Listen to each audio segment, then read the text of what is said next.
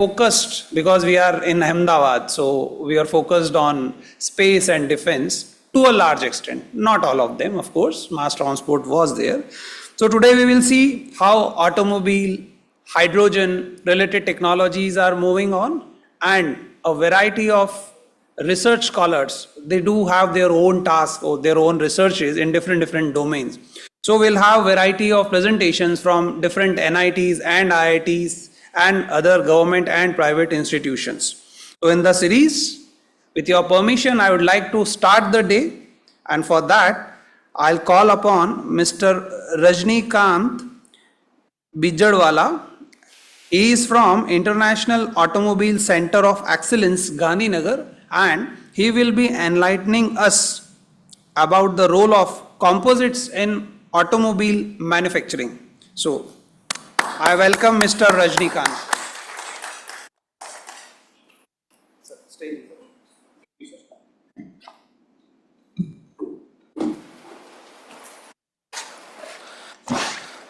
Good morning.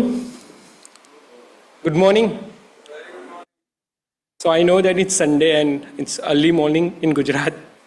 So I can feel the same. So my name is Rajnikant. I am the lead trainer in manufacture at IACE. IACE stands for International Automobile Center of Excellence, Gujarat. Sir, let me clear it to you as well as to all the audience present here. For last 2 days, we are being broadcasted online on YouTube live, and all these presentations are and will be there, I hope, on YouTube. And I think YouTube once there. So it's not about the presence of the physical beings here. Yes, it is a Sunday. No big deal. Okay. I came from, or my background belongs to the fraternity. Yes, sir. They have got no Sunday, Monday, bullet comes, bullet hits. Bullet hits. And you are dead. So a task is a task, and I'll do it to the best. So please consider that this, your presentation will impact the society in future as well. So good morning. Hello. Good morning, everyone. So my name is Rajnikant Chandrakant Bidajwala. I am the lead trainer at IAC. IAC is International Automobile Center of Excellence. It's basically a joint venture between Maruti Suzuki and Gujarat government. So right now I want to tell you about one of the already existing material. Its name's composites. So the composite image in our automobile is very critical, because generally when we go to buy a vehicle, generally buying a vehicle is a family choice. So just like our younger people go for the looks, and our mummy papa so they go for the mileage. But when our dadaji come, our grandparents come, they do a tuk taste. If there is a sound like a metal, they will feel a good, that having a good properties, good strength, they feel like that. But any other dull sound, they feel that it's not having enough strength and the property. So that means it's a fiber. As a layman, we know components as a fiber. So here, there is how the composite image in an automobile. Even to the, which means insurance provider are also providing 50% less value in the composite parts. And there is how the image of composite in automobile have. So my presentation.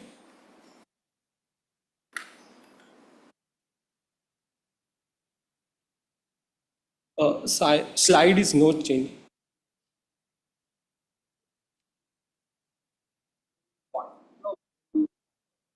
Yes, sir.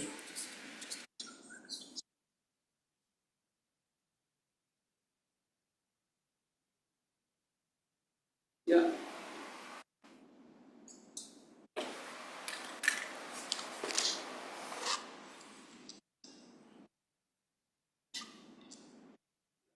Now it's. Thank you, sir. So the summary of my presentation is automotive industry, a case, then recent material trends, composite in automobile, and design of electrical vehicle. That which are the criteria we should consider while designing an electric vehicle. So as we know that 7.1% share in Indian GDP, automotive have. There are directly or indirectly 37 million employment generated by the automobile sectors. Even you feel also amazed that there are the 40% share in the R&D over the globe, the automotive have.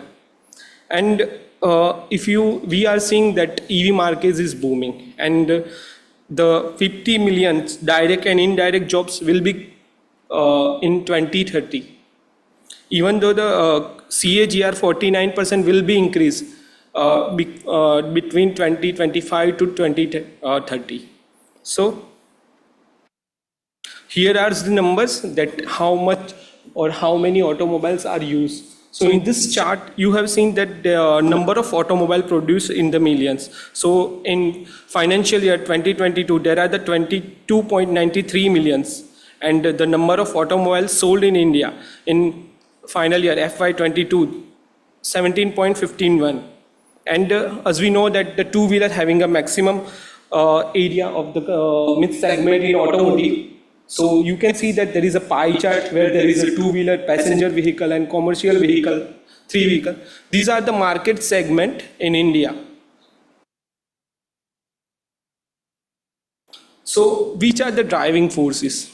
So when we design a vehicle or how we can attract to the peoples. So these are right now the demands are very critical from the motorists because they want the safety, they want comfort. Even with the comfort, they want a soft touch. They want a fuel efficiency, unique styling, competitive price, and again they have a mind that they want to destruct more less environment impact. So the user demand are very critical, and that's need to be fulfilled. So even right now, if you see that in the vehicle become very smart. There are the ADAS and many other features which I talk about in my next slide. So the next change which are that we have feel in the automobile industry, to explain in the smaller glimpse, I put one words that is known as a case. So case, C for connected, A for autonomous, S for shared and service, and E for electric. So when I call a connected, that means that you don't need to sit in your vehicle to start your AC. You can start your AC by using your phone, and this type of technology already existing in some of the vehicle. Autonomous, we have means you don't need to drive a car while you are sitting because there is autonomous, and Tesla and some of the other company are the example of that. And again, shared and the service, to understand or the explaining the shared and the service, I will give you one example that you don't need to buy a vehicle to drive a vehicle. Ola and Uber are one of the best example for that. And last, electrical. But I put electrical word, but not actually electric. There are many alternative fuels are there. Initially, there was a time that majorly people are using a petrol and diesel engines. But right now in this 10 or 15 years segment, आप देख सकते हैं कि कितनी चीजें बदली हैं. We are on electric and things are talking about the hydrogen and other powers. That how can we make efficient automotive? So how can it be possible? So without the traditional material or with the traditional material, maybe it's difficult to say. Because so to make a vehicle that it can be fulfill the advanced requirement, majorly the criteria should be considered while we selecting the material.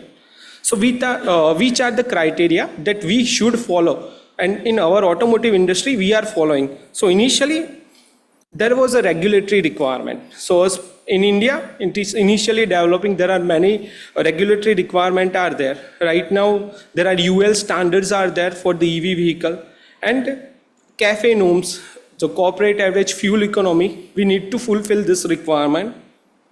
Then there is again an engineering requirement where we talk about the strength, reliability. Then packaging, I think majorly the packaging word create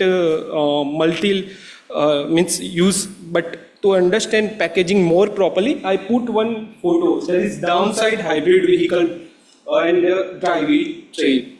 So to understand this thing, that vehicle in the previous era, they want that my vehicle should start with the use of petrol. But right now, people want a vehicle that they have an alternative. If there is no petrol, they want their vehicle with the drive of the electric.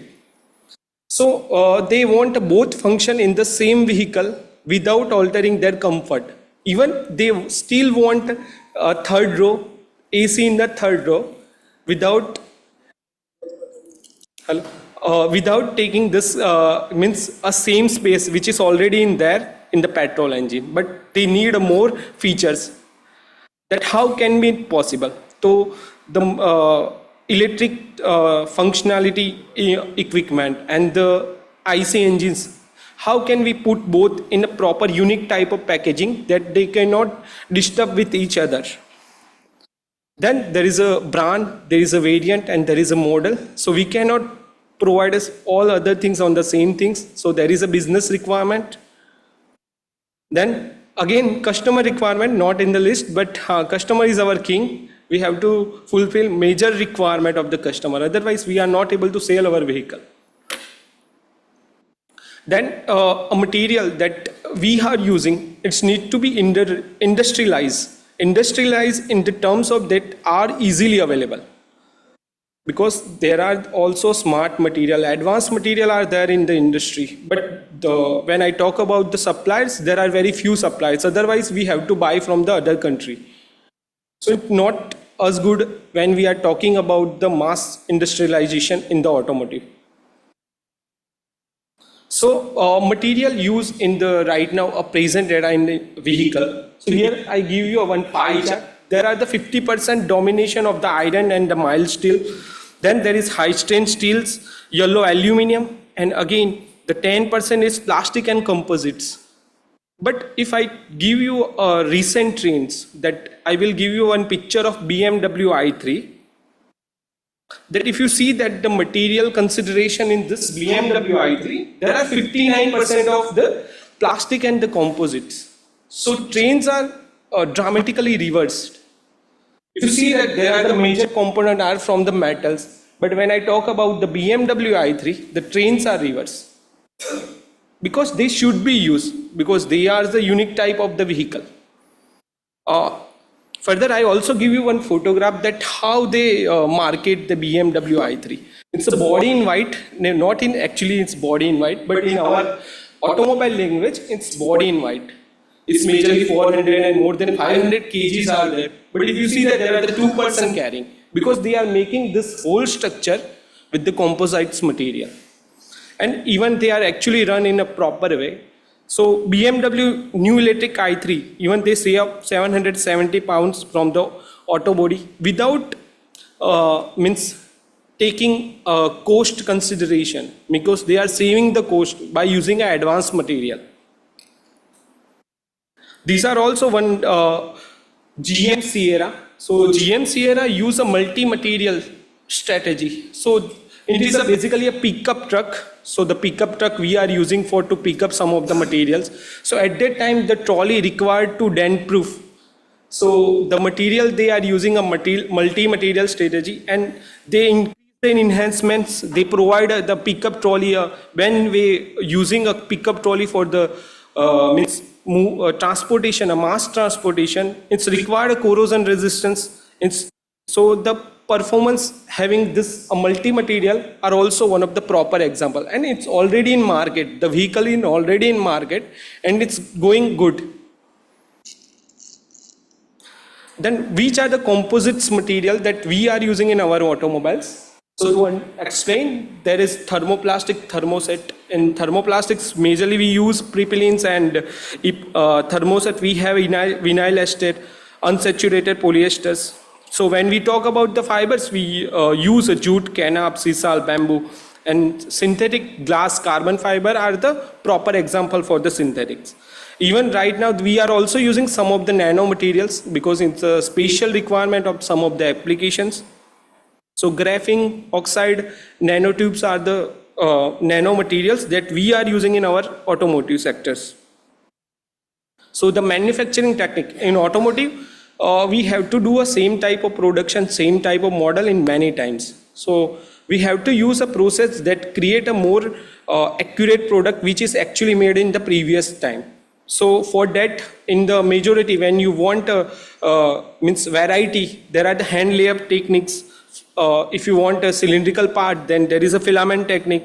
In the thermoplastics, composite material, there are the injection molding, and right now there is a direct long fiber when you want a proper material or proper long fiber and the fiber orientation. While we make a product from the composite, one of the key factors that affect the product quality of fiber orientation. So for that, a direct long fiber injection molding machine, one of the major used in the automotive industries.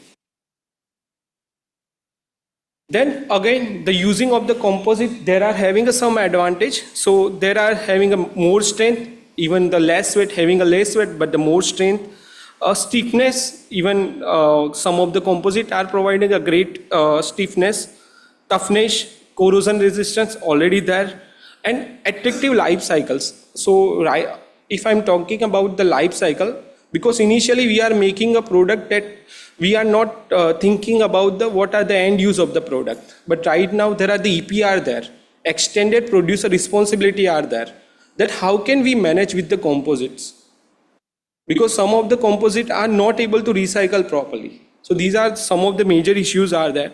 Then again there is a electric, we can tune composite as a electricity conductive, then we can also make as a thermal conductivity. And again, we also make some of the composite sustainable. Then right now, some of the initially successes. So if I'm talking about the fender, so fender is basically a designer choice. So whenever a vehicle designer, they want to put their design skill on the vehicle, they majorly focus on the fenders.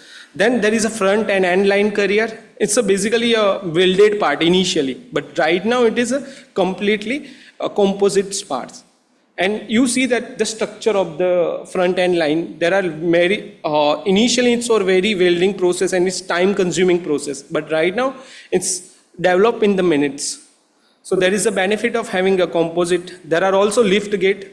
So lift gate are also providing a proper aerodynamic drag. So you can provide a proper designing in the composite. So it is a process that we are using the same thing, a lift gate. Then some are also challenges as are initially talk about that, what about the recycling? What about the end of life of vehicle? How can we handle that? Then there is also how we can able to find a local partners. Because there are also advanced polymers are there, advanced composites are there, but there are few very locals are available for the materials.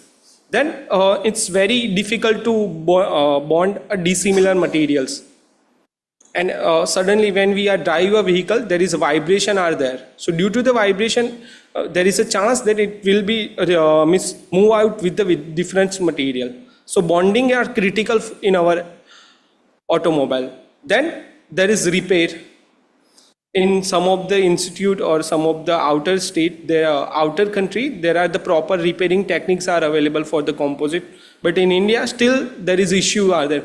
Majorly a composite are replaceable. Then a cost management. Again, the costing is major issue while we talk about the composite in our automobile. Now I'm talking about the advanced trade, a electric vehicle. So what are the things that need to be considered while we are designing an electrical vehicle? So when we design an electrical vehicle, the primary things that need to consider is range and battery efficiency. Then how we place a battery, because a battery placing, again we know that the battery having a larger size. So how we put this battery on a proper way without affecting the passenger area or the user area. Then a lightweight design, aerodynamics, crash safety, special care has been taken in this. Why? Because batteries again are very important things, again in terms of safety are also. Then manufacturing consideration, sustainability and the ergonomics point of view, that these are the things that we have considered while designing an electrical vehicle. Even you are also feel amazed that initially I will provide you one chart that initially there is 1 million, a battery price is 1 million, but within the few years you will see that there are the battery cost are 5,000 dollars are available in market. So gradually it's decreasing. And again, there is a mass requirement are there of electrical vehicle, so it will be fine in very less. So this dramatic reduction in battery cost is a crucial factor in the making electric more affordable and more widespread. But again, when I talk about the EV, there are some of the challenges there because EV की जब बात आती है लोग जलने की बात ज़्यादा करते हैं. So as per the Rajiv ISR, the primary reason for the EV scooter catching fire is a thermal runaway. It's a major issue that we have seen that some of the vehicle are catching fire while they are parked. So melting of the electrolyte, operational temperature, battery issue, prolonged fast charging create a major issue. And these are the right now a problem. So while we selecting any composite, these are the normal terms. There are many standard, but I put a major standard while selecting.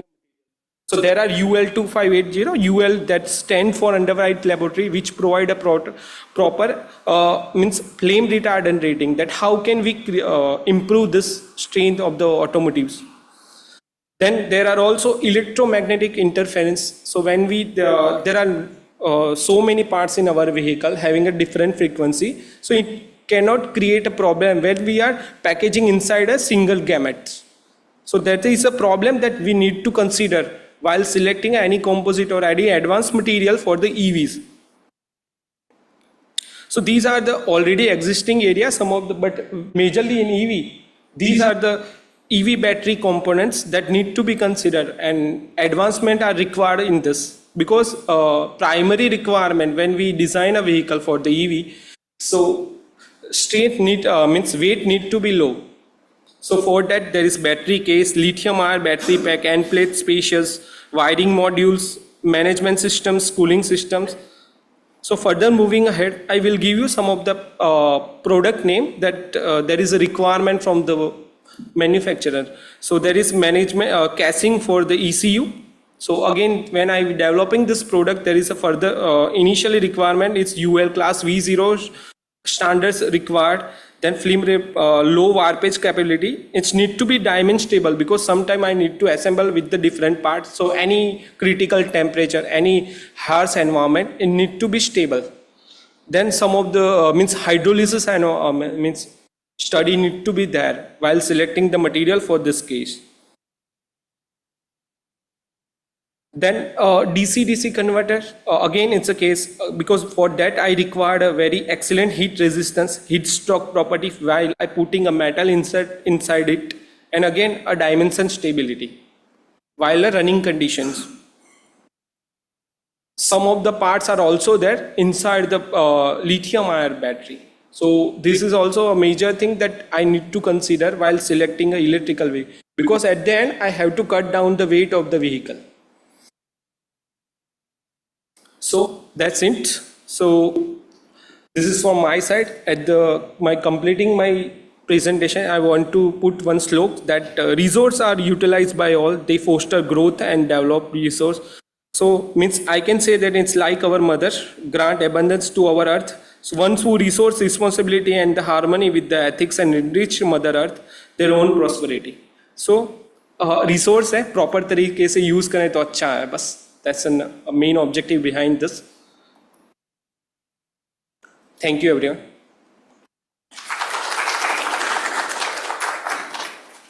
So, is there any questions, student? Yes.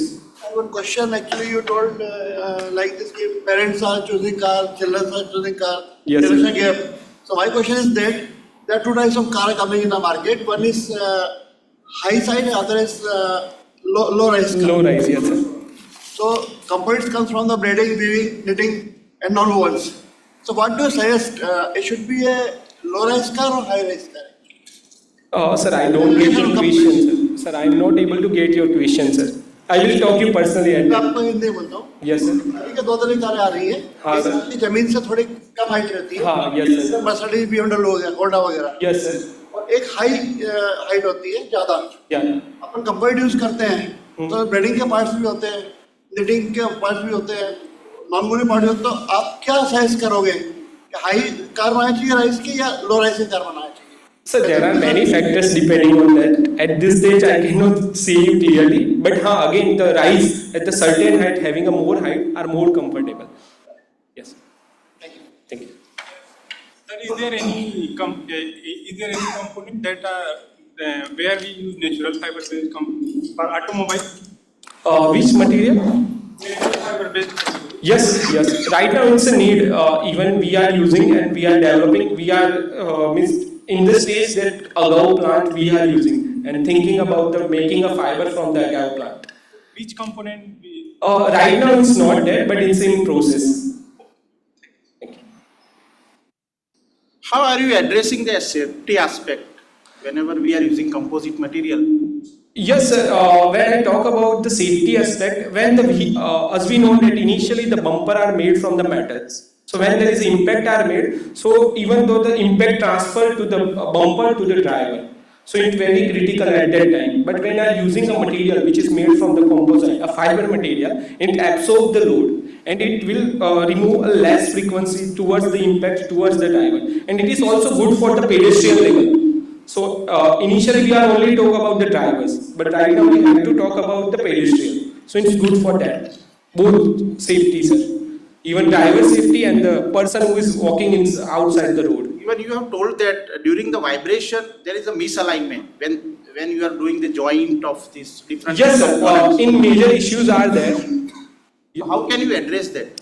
Sir, it's in process, sir. I don't have for that a proper wording for that. So thank you everyone. Thank you, Mr. Rajnikant. Now may I request Professor Badeka to felicitate Mr. Rajnikant for the wonderful presentation and showing us what lies in future. And I hope and expect that this International Automobile Center for Excellence at Gandhinagar make sure that our Marutis are as good as the BMW he has shown. So, sir, that is kind of promise we expect from you, that we all can feel and touch and experience the joy of vehicle like BMW as you showed with 50+% of composite in very near future. Okay, thank you. So now that we have entered the domain of automobile, power is the key and we wish to avoid petrol. So in that series, hydrogen is the future. So for that we have a next discussion, a presentation on composites in hydrogen economy by Mr. Muthu Ramalingam Krishnan, and he is representing Gruntech Polymer Consultants from Chennai.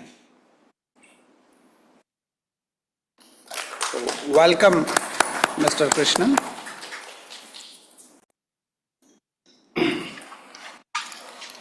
Morning, everyone.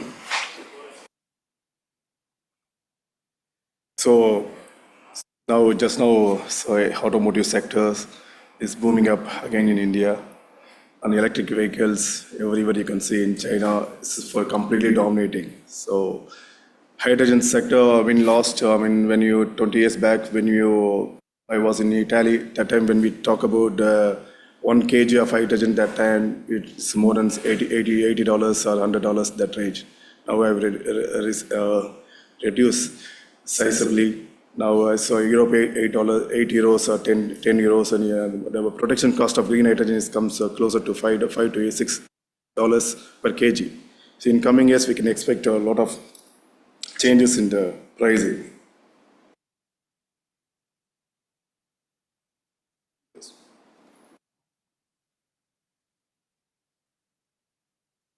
So today, these are the slides I would like to just brief about. So what are we today now? So these kind of invention, those kind of in the past centuries. So a lot of innovative ideas. So it became products, and then they used. So we have a long history in using metals and composites cylinders. So these are metals. So you can see how we at the moment, at present, and when we compare those days, so we are in much better day. So these are there are 5 types of hydrogen storage, like LPG, you can say, or even for CNG and hydrogen. So type 1, type 2, you all aware of it. Type 1 and type 2, so metal liner.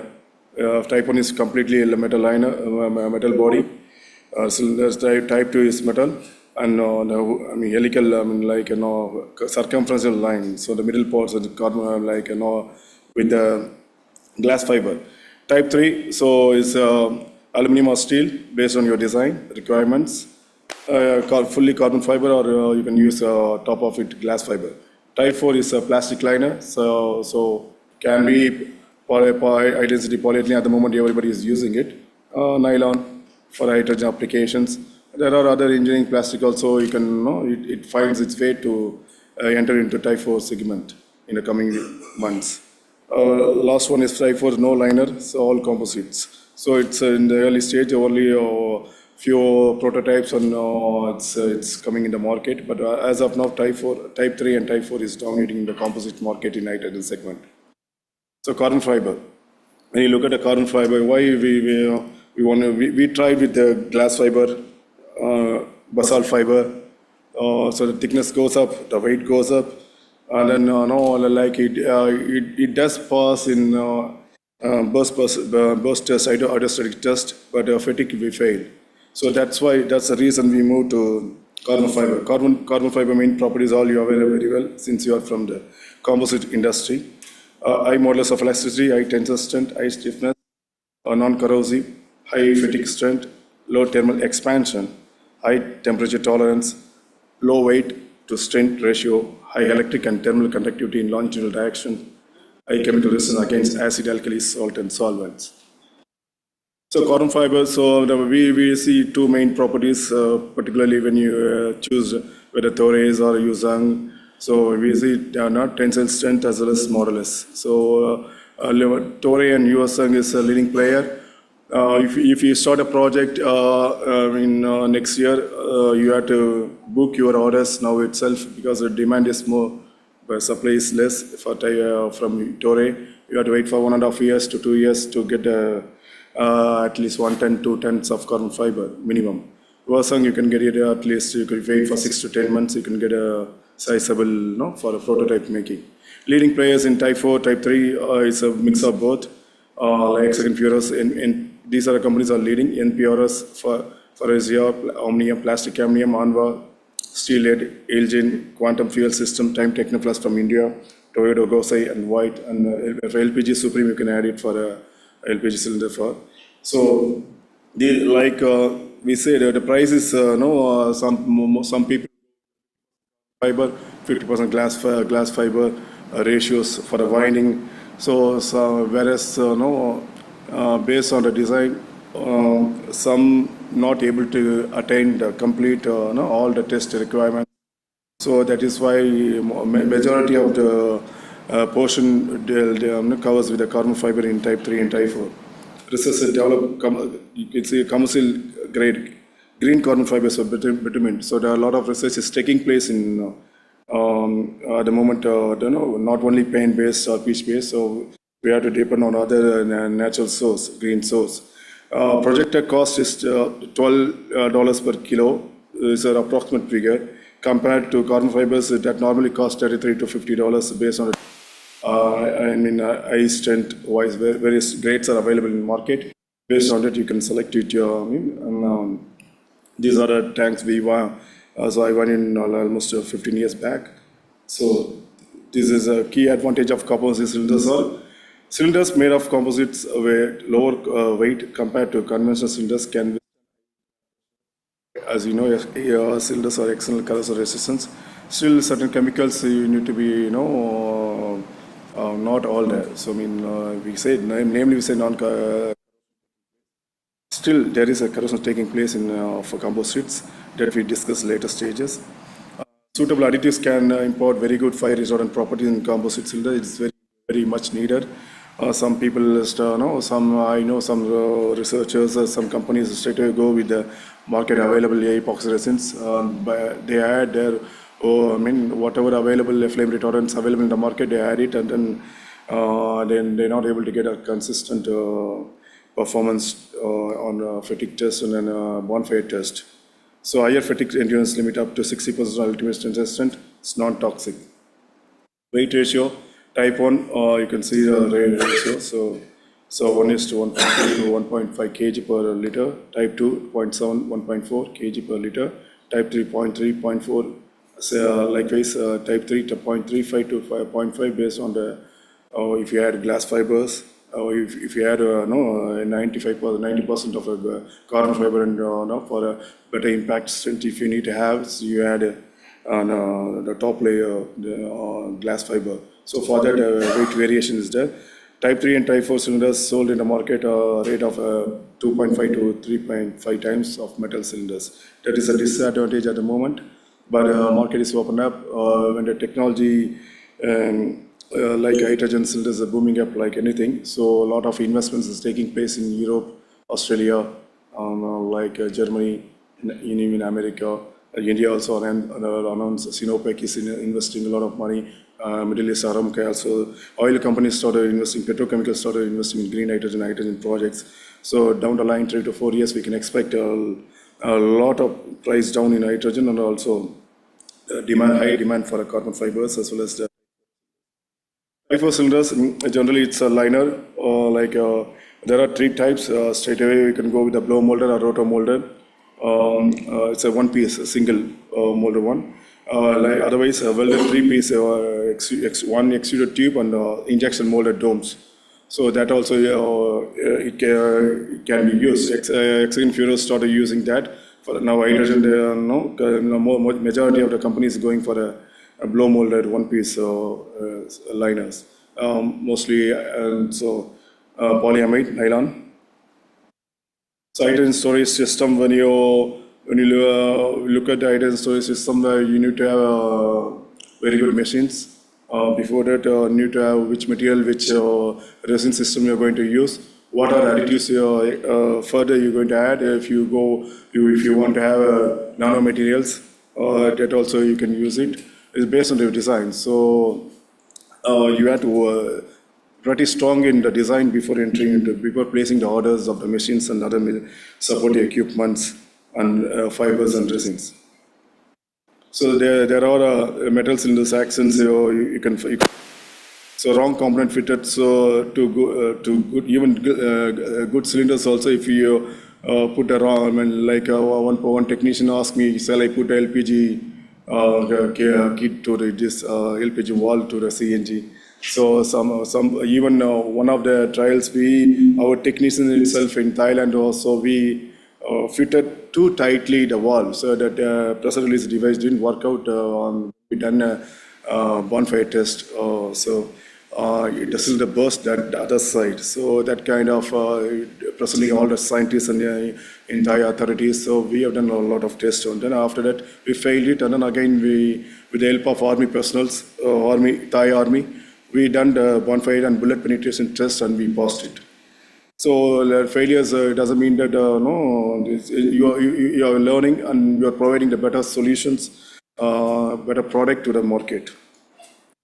So some people, I said, removed a wrong fire. Even type 2, they removed a middle portion. Some portions are peeled off, so they removed it and then use it. So it will not come for long run. So cylinders mainly, whether metal or composites, first couple of years you will not have any issues at all because the design will be here, the consistency will be there. But after a couple of years, it shows the true color. So your design has to pause or keep in mind 20 years your composite cylinder is going to work. So it's on the market. So based on that, you have to work. You have to add all the UV. So what will happen UV? So what you have to add UV additives. So what's the flame retardants? So all the other parameters, in additives, while selecting the additives, you have to consider.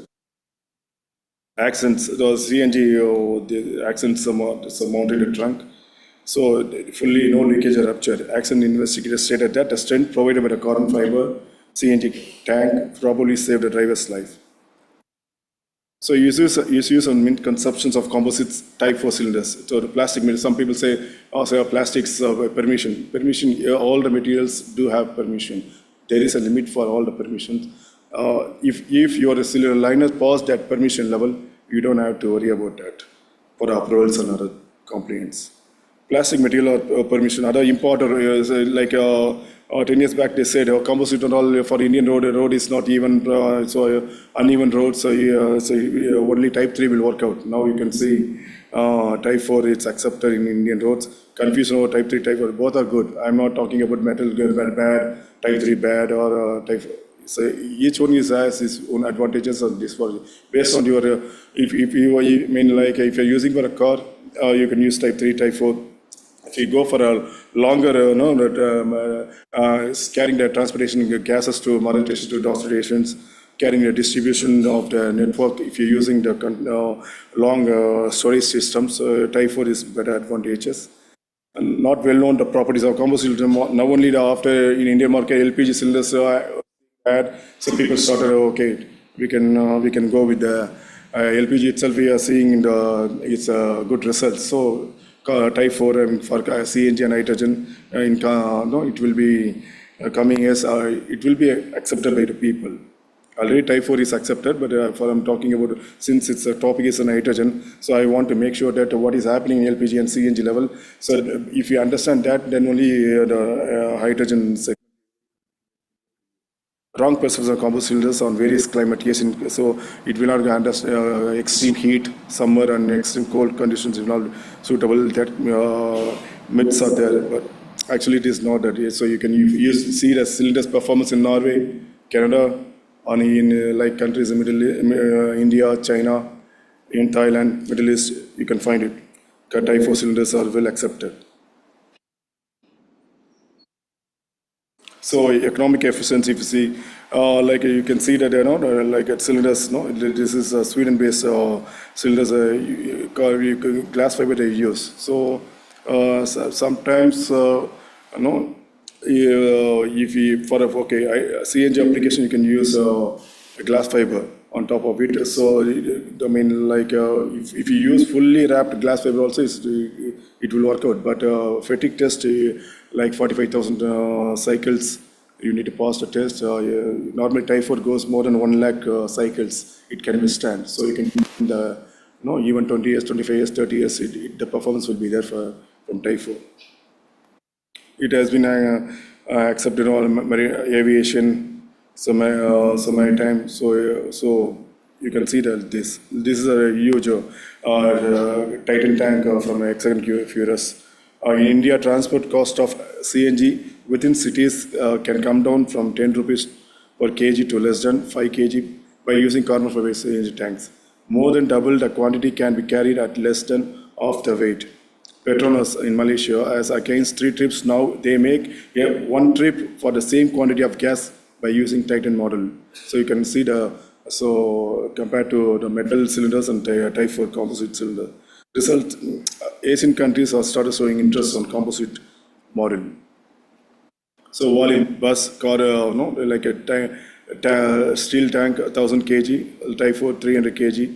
You can see the difference in things. Actually, 70% with carbon fiber type 4 cylinders. If you use, some people use helical winding with carbon fiber, circumferential winding for glass fiber. Then the weight goes up, and then that data you should not compare with this data, and then tell me there is a difference in the based on your. I'm talking about carbon fiber tank here. So not glass fiber tank. We just want to make sure that to deliver a customer 1 kg of CNG, the steel trailer must also deliver 6.6 kg of steel, whereas in composite it comes to 1.47 kg only.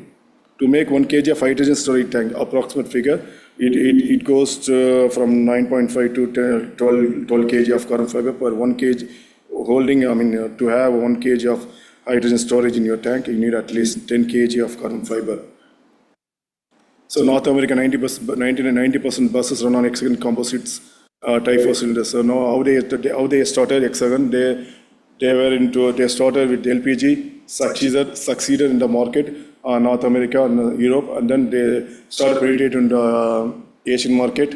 Like 20 years back itself, they approached Ashok Leyland. So during that time, when we had a meeting with the Indian players, so I met the team over there. So this kind of market penetration, you need a very good marketing team.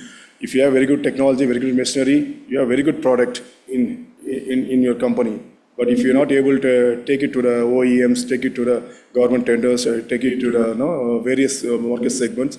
So I know still to a couple of companies they have very good tank, world-class tank, but they are not able to penetrate into the market. You need to spend a lot of money for the marketing. So by having a regular follow-up with the meeting with the government officials, OEMs, and then taking part in the expo. So you need to spread that. No, you are not only the passenger car, so even distribution cylinders, trailers, you need to have build up one by one, so continuously. Then only you can stand in the market by investing a couple of crores and then start making one tank, and then you feed it.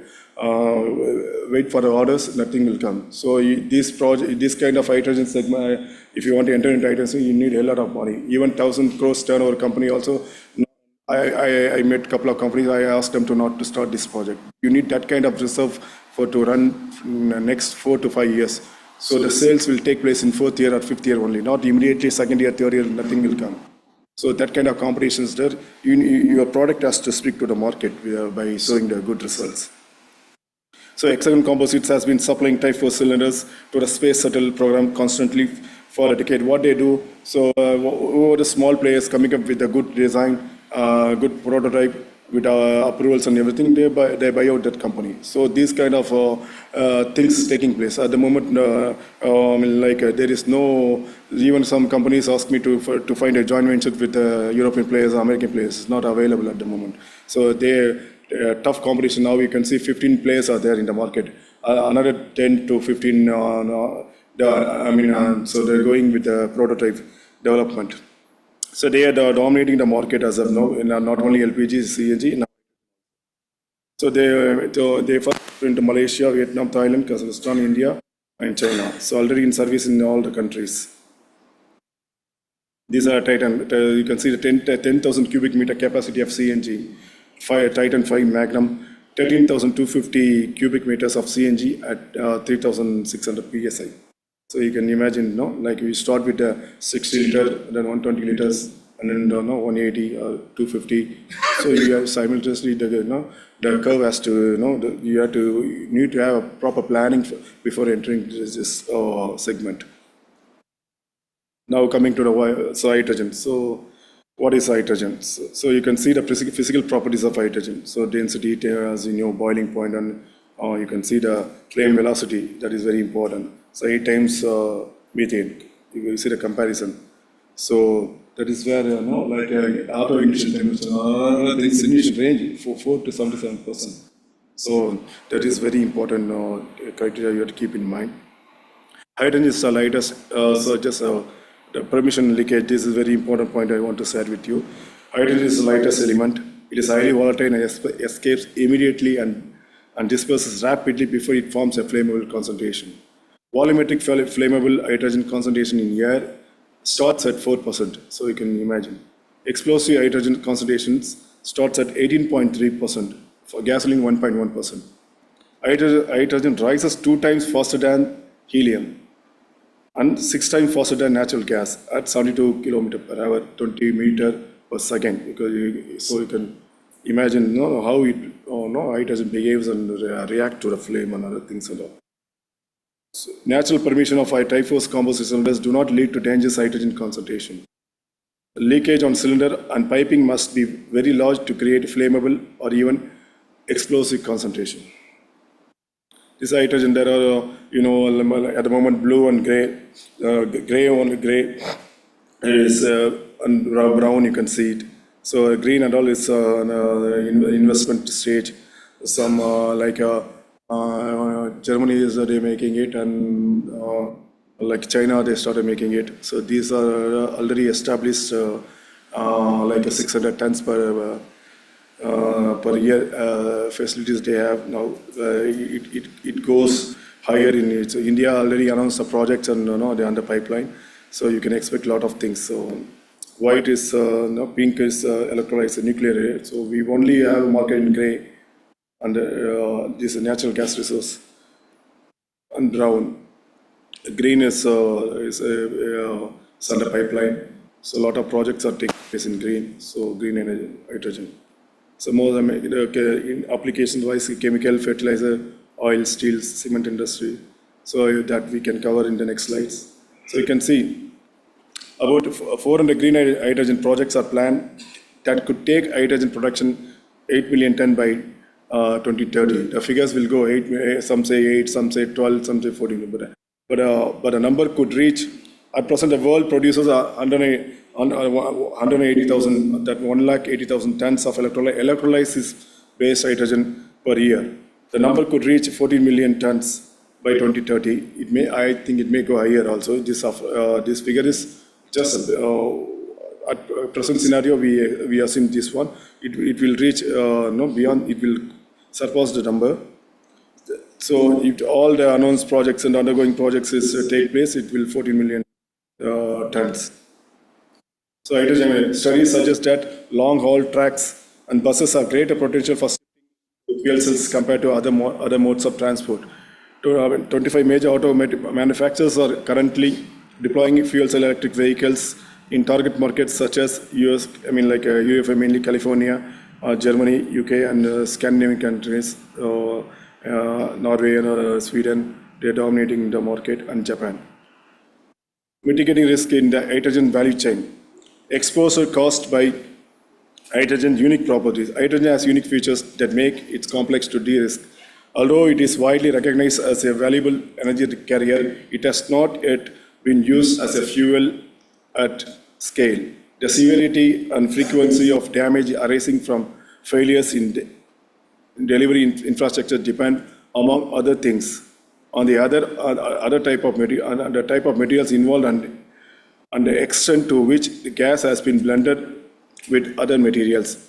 Significant exposure mode include these are the things: formation, leakage rates through pipes, joints may be greater than other fuels for hydrogen molecules are smaller. Embrittlement reactions between, this is very important, reactions between hydrogen and steel can make metal brittle. So this point you have to keep in mind when you prepare pipelines or type 3 cylinders. So even NBOS will be using it in type 4 cylinders also, resulting in cracked pipelines. This can affect steel components across the entire hydrogen value chain. And hydrogen assisted fatigue, frequent fluctuation in pressure in transmission or distribution pipes can reduce the threshold cyclic stress interior factor and expose pipes to accelerated fatigue cracking, especially in carbon and low alloy steel application. And enhance crack growth from existing defects. Already defects is that the crack growth can be exacerbated by introducing hydrogen due to reduced ductility of steel. Blistering and damage of carbon fiber. This is another very important point. So, some valves used to release pressure in the event of high temperature use carbon fibers. Some of these fibers develop blisters that can damage when exposed to hydrogen. So this point you have to keep in mind. So when you deal with the carbon fibers, hydrogen has the power to drive that decarbonization. A new source of demand. Using information from different sources, we anticipate that demand for hydrogen from various sectors will come in phases in the short term, 20,000, like 2025 to 2030. Demand will mainly come from industries that use hydrogen as feedstock, such as chemicals, fertilizers, and oil refining and steel. The medium long term, like say 2030 to 2040, increased interest in hydrogen as an energy carrier will broaden into use cases such as hydrogen power stations and transport. As the switch to sustainability gains traction, development of hydrogen-based fuels such as green ammonia and other synthetic fuels is likely to gather places. So hydrogen is a feedstock for if you produce methanol, green methanol, green ammonia. So hydrogen is going to play a key role.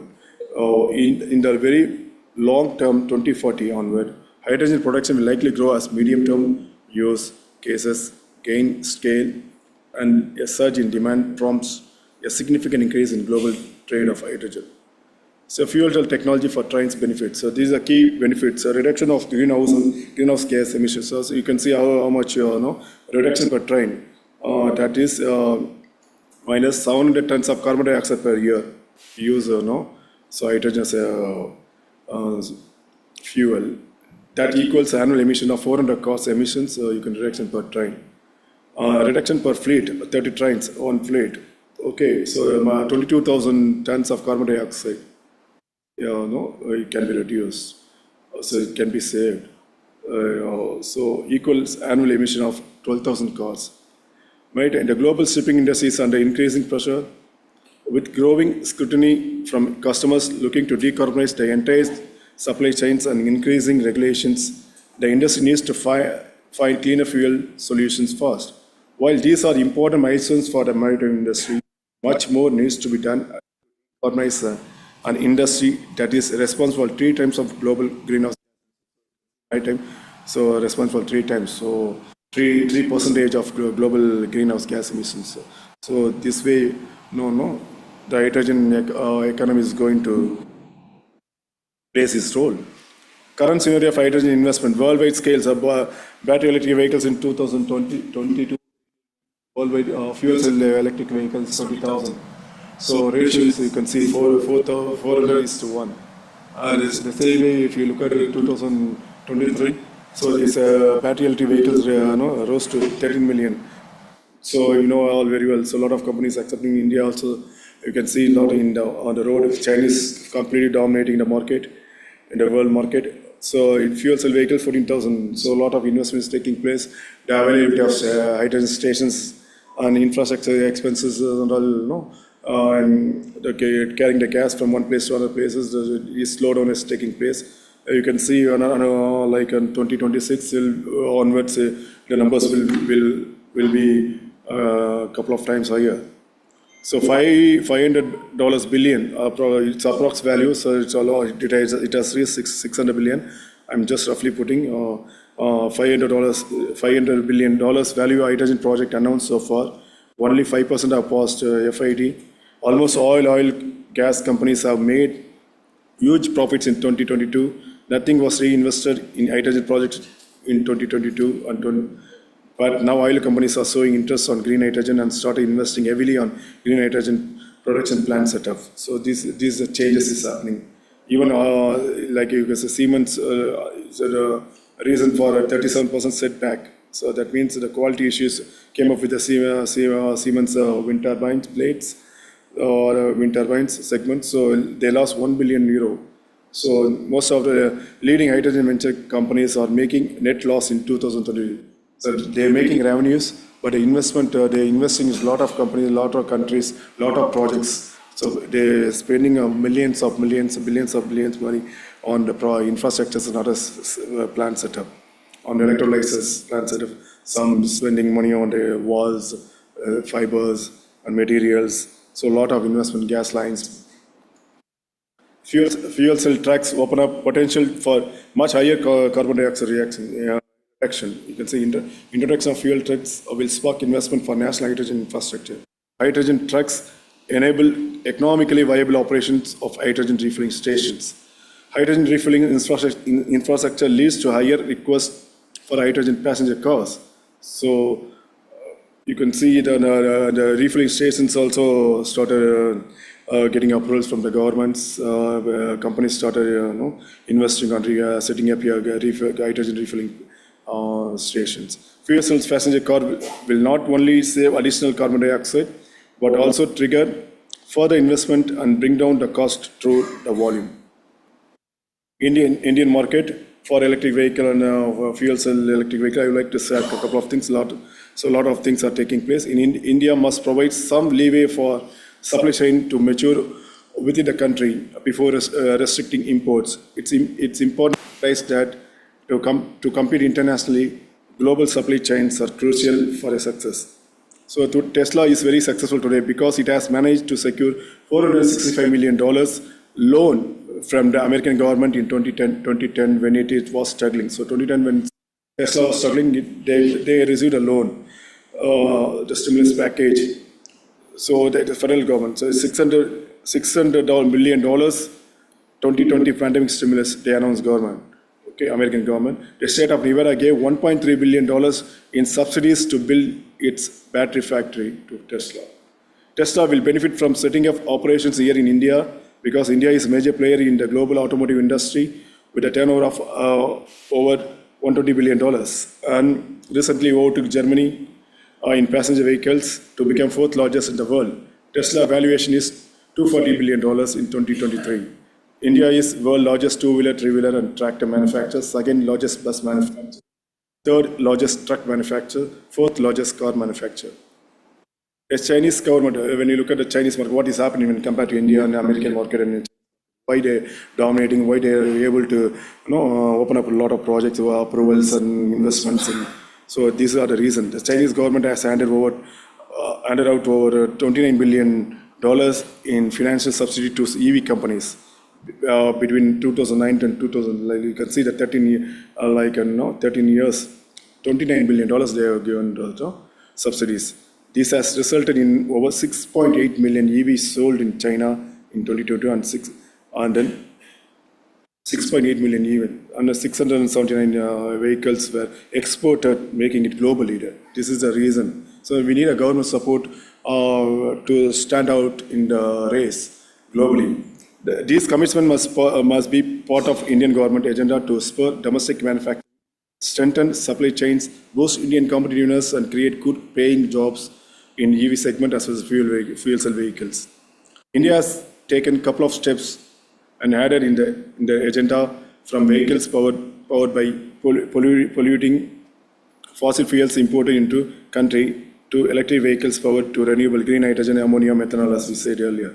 Energy produced locally. India can save over $100 billion in forex annually, and instead of making oil exporting company rich, India can become rich. India is also preferred destination as R&D center for global automakers because it is acclaimed IT and engineering prowess for its innovation based on frugal engineering. India already hosts R&D centers of companies BMW, Ford, GM, Honda, Maruti, Suzuki, Mercedes, Renault, and Volvo.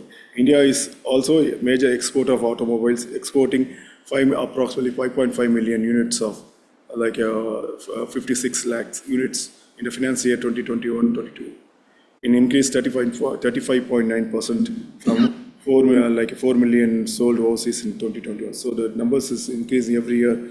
Numbers is increasing. This is my observation from the market. Oil marketing companies' role on composite cylinders. As of June 2024, there are, I'm talking about LPG Type 4, 32.6 crore active domestic LPG consumers served by public sector oil marketing companies in India.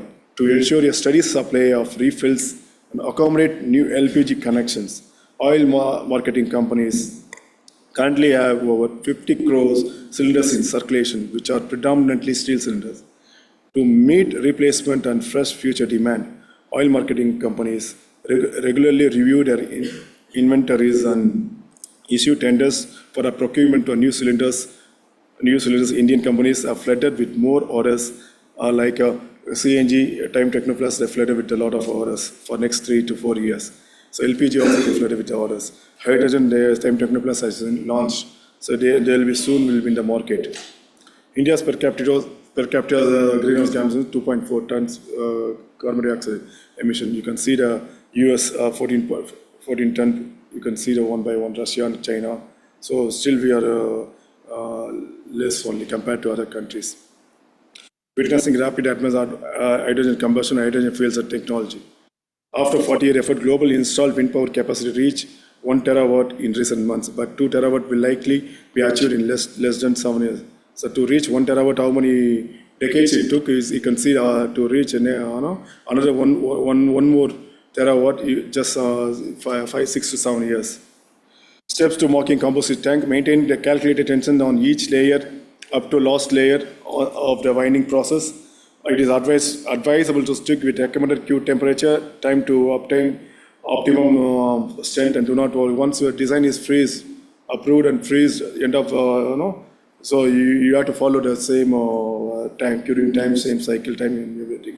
Maintain the required resin content throughout all layers. Avoid fiber breakage and overlapping. Avoid white content. This will make easy to the cylinder to have a fast stress corrosion cracking when exposed to chemicals and spill. So these are the notified bodies for the Type 4 cylinders. So you can approach them before you prepare the design and everything. You can approach to have it for the test and approvals. So batch test, these are one out of 200 produced cylinders, one burst test, from that batch, one cylinders will be tested for burst test. A cyclic test, fatigue test, you can say. One out of 1,000 produced cylinders, one cylinder will be taken away and then they'll produce. So homologation, these are the procedure homologation testing, drop test, bonfire, burst test, burst, torque test, permission, bullet penetration. No compromise. Machinery, don't compromise. Some machineries are cheaper, 1/3 of the price. One also don't go for that one. Go with the already players in the leading players use which machinery is using. You go with the beginning initial way. You should not take the risk introducing new product, new line, new thermoplastic or band. So that and all you go with the approved design. Approved materials in the market, and after that you can do, your R&D team can introduce other things in later. So the emboss design and then main top plug. If you go with the top plug, the cost go is 15 to 20% a year of your total cost of cylinders. But the uniformity will be there, and resin content will be there. So the performance will be there for a long time. So if you start the development for 8 to 10 months, and in homologation 9 to 10. Production, end of life testing, batch testing, periodic inspection, decommissioning, everything. So these are the things you should not compromise. You have to allot certain time for that. I want a time for 2 months or 3 months. That is not a way to deal this project. The approach should be the proper way to pass all the tests. Follow batch tests on cylinders, and as per ISO, failure happens. Scrap the whole batch of cylinders and thorough investigate before proceeding the next.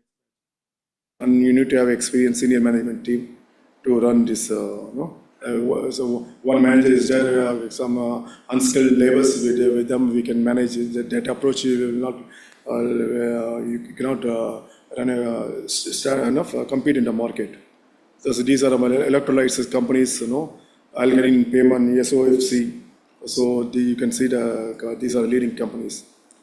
Climate actions, LED, solar, electric vehicles. Okay, like future trends, bio-based polyethylene already is in place, bio-based nylon already in place, and polyhydroxyalkylate is furanic chemistry, PEF. So these are a lot of engineering materials are there. You have to explore. Once your cylinders are approved and you are big in the market, your name is so at least Southeast Asian country, you are able to sell the cylinders, not Europe, at least Southeast Asian countries, you are able to get orders and sell the cylinders, and then you can attend.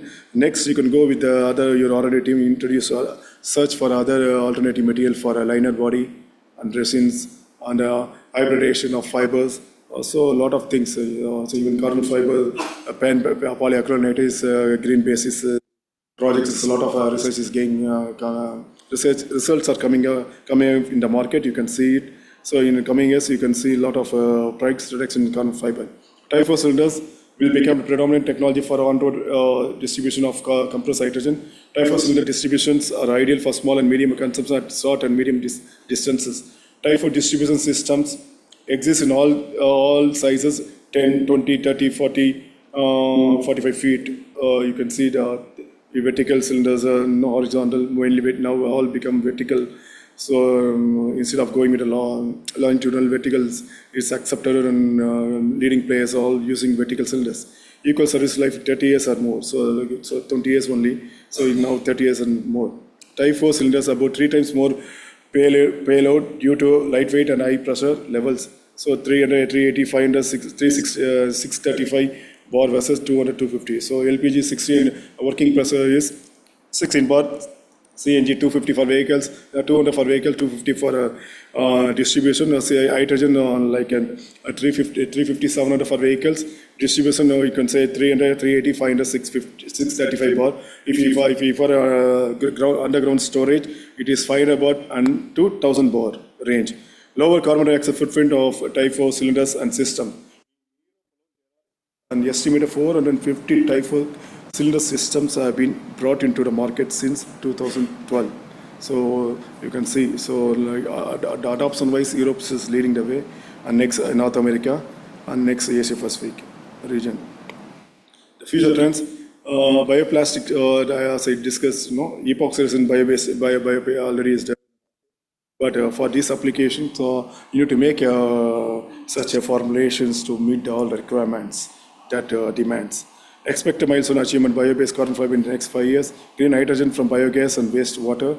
Thermoplastic tape winding, this is another important segment. Hybridization fiber, this is going to play a big role in the type fossil industry in the coming year. Additives, enhance lifespan and better performance. It can be of nanomaterials like flame retardants. In that segment, you can find a lot of to give good performance to the cylinders. Type 5 cylinders under development stage. Some are in the market, but not for this application yet. Solid hydrogen is a lot of research is taking place.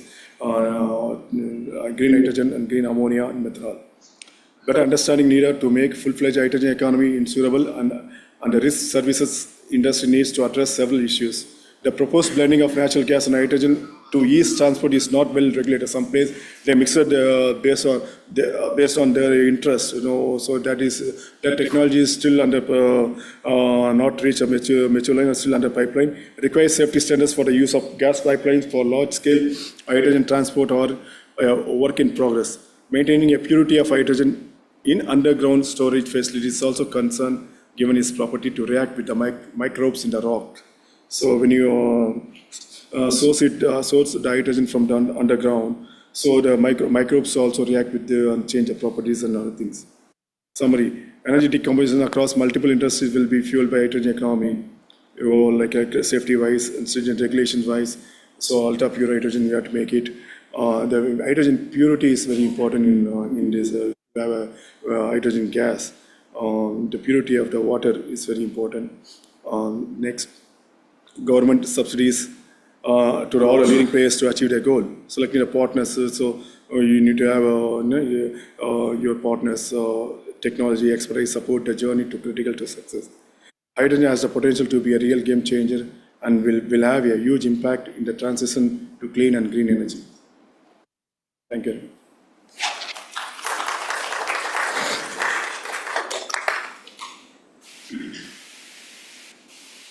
So somewhat I covered. So because I don't want to talk about tank alone, and since I put hydrogen economy, so I want to cover. So I hope I covered some. Any questions from audience, please? What is the design protocol for this hydrogen cylinder made from a carbon fiber? Against the bursting. The bursting will happen. No, last one. Bursting. No, that if you have a very good design team, straight away you can go hydrogen. I'm not nothing wrong in that. First, you have to pass one by one. So when you use hydrogen, if the tension is good, the winding and design, everything is good. Like you almost 80 to 90% test will pass. You know what I mean? Like bonfire and bullet penetration and fatigue test and all this basically NBOS torque test, that is different. But this test is so the result. These tests pass, your design will be approved. Thank you. Thank you for such a nice complete presentation, Mr. Krishna. Now may I request Professor Manish Leela to kindly felicitate Mr. Krishna. And that would be the point of junction of high strength fiber, that is carbon, with the natural fiber. He is the man who is working in natural fiber. We had a keynote inaugural related to his work by a professor from IIT Roorkee. Thank you. Thank you, Mr. Krishnan. Thank you, Dr. Leela. Okay, since we are talking of future, the automobile, lightweight, BMW stuff, hydrogen is the future. So is the future generation. So let's have some discussion. What are the views of the young generations on composite industries, or the role of young generations in the composite industry? So we'll have next 30 minutes of a panel discussion wherein I request Mr. Prem Pal from SAC ISRO to kindly grace the stage by being a moderator for this session. Please, Mr. Prem. And from the team of young generation, May I request from NIT Rourkela, Mr. Dhaneshwar Prasad Sahu. Sir, please. From IIT Mumbai, Mr. Praveen Kumar. From PDEU, Mr. Jainish. And of course, we should have some young ones from the industry as well, or the research organization. So we have from Atira, Mr. Shri Om. So we have next session of panel discussion by these young composite professionals to be, or they already are, and the title would be Composite Industries, the Role of Young Generations. So the stage is all yours, Mr. Prem. Thanks for reminding. You have already cut the time from 1 hour to 1 minute. I am sorry for the panelists that your time has been reduced. Good morning, everyone, and thanks to the organizer for giving this opportunity. Next session of panel discussion by next session of next session of next session of next session of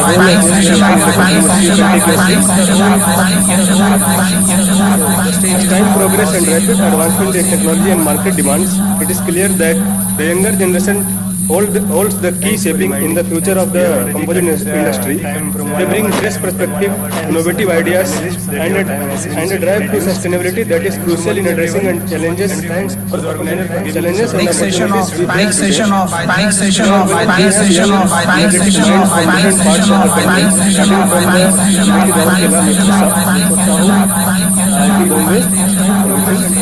and from material. So we have very short period of time, which is 30 minutes only. So without further delay, let me ask first question for the today's panel discussion. And I would like to know the panelist view on this. What are the unique contributions our young professionals making in this composite industry? next session of next session of You can share your personal view also since you are working in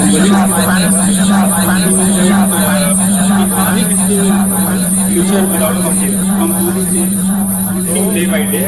So as a researcher, young researcher, I would say something about composite that when they come with the idea, they have advanced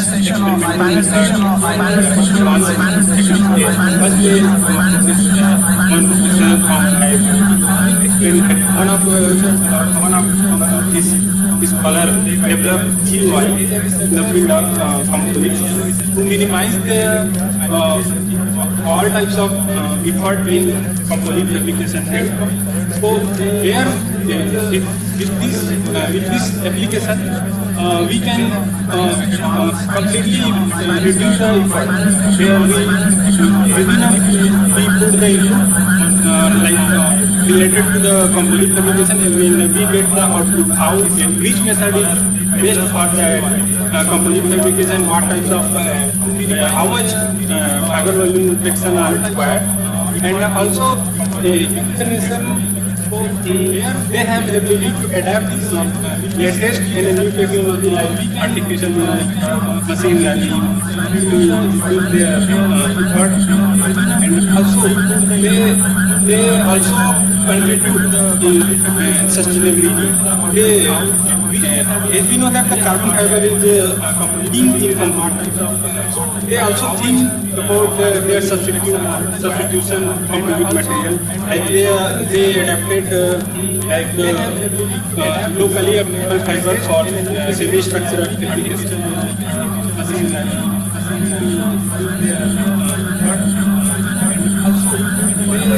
Researchers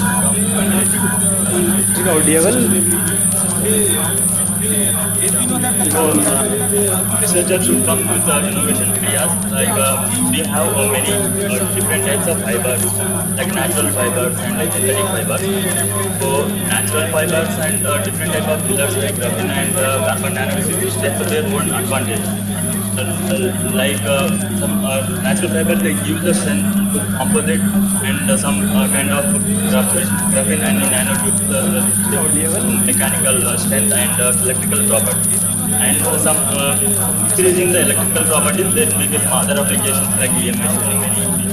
So researchers choose accordingly as the point of the industrial skill what they want on the production of the component so that so some innovative product the mechanical strength and So our field comes to composites, as we've been discussing the past few days, that the metallurgy field has already been mature stage, more saturated stage, and thus much research is not as such required to enhance the properties of the product, but like as many experts have told in the past few days, that it's a young material as such, and we have much technical know how exactly it reacts. So, being a student as a mechanical engineer, it comprises of multiple of work which put in has already.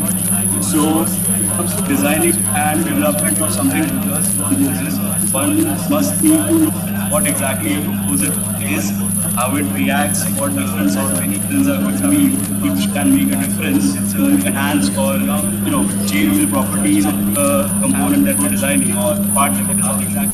So, as a young researcher, one should always go and focus more on developing an existing design rather than trying to develop something which exists like completely new, because composites as such is already something really new to you. I mean, not new, but still a topic which is not being focused upon as much as metals, because obviously it's more economic metals when it comes to industries. They obviously focus on cost. So research as such is still at how would I say a stagnant, if I'm being honest, but there is still constant more scope for it. Hello everyone, I am Shriyam Godewan from Attila. As we know that composite developed from two and more different chemical constants combined at a macroscopic level to form a unique properties. So as a young professionals, how we develop new innovations in composite, young professionals are fresh perspective, technological powers, and encourage them to bring a new dimension in composite industries. As you know that composite industries dynamic and rapidly growing sectors and offering an exciting opportunity for the young professionals. In a composite, as a research and innovations, we develop a new product for advanced materials having various properties for strength, stiffness, and weight, and so many things.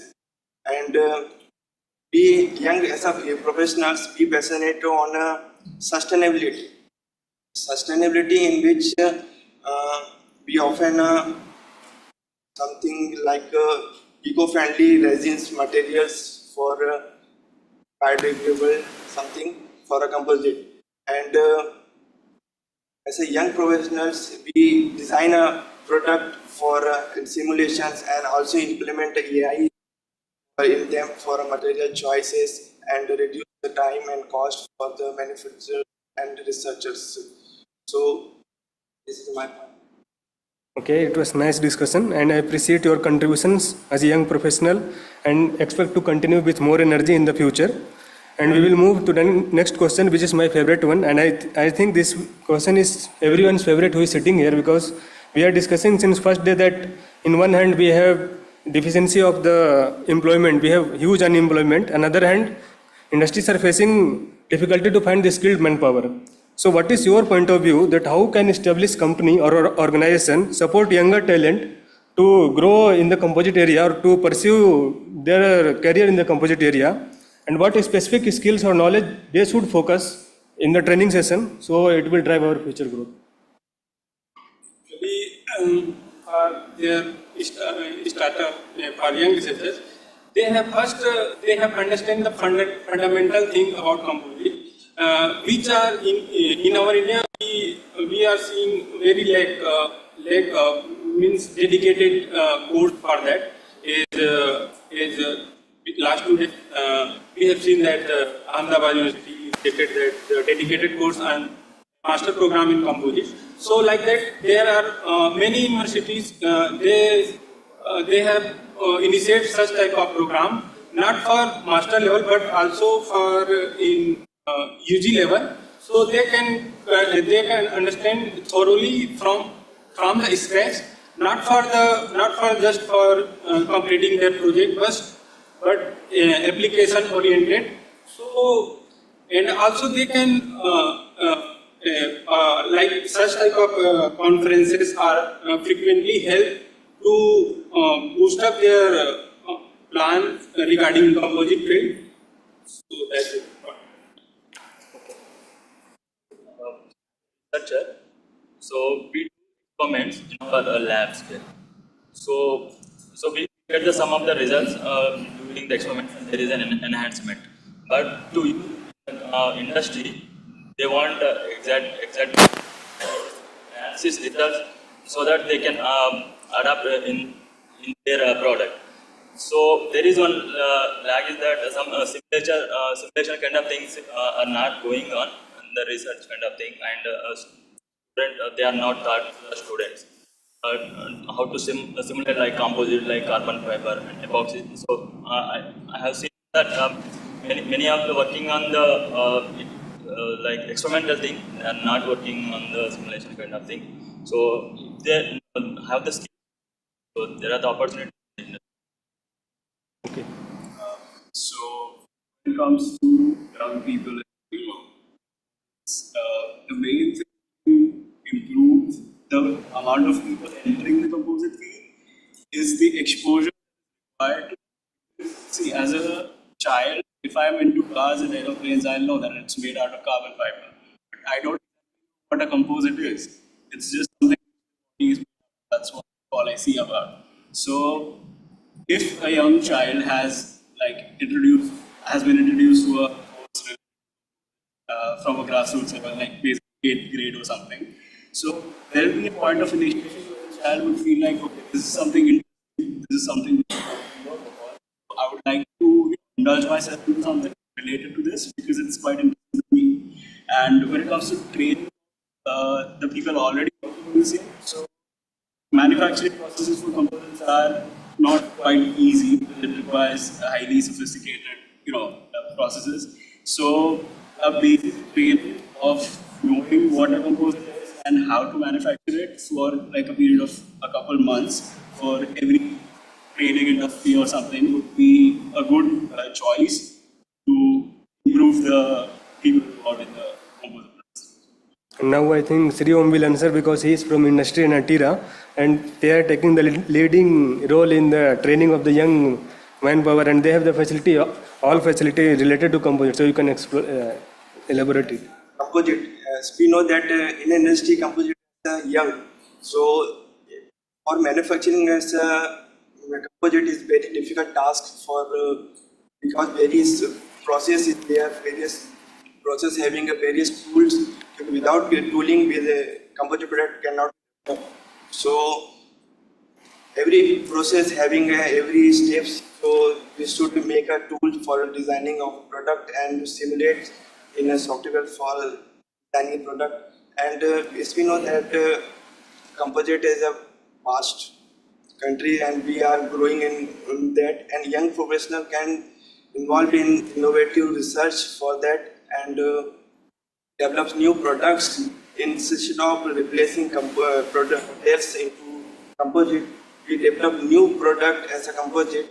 So in which I am growing as a young professional in Atira. I'm working as a design and simulation in that composite product and research at new products and development of composite products.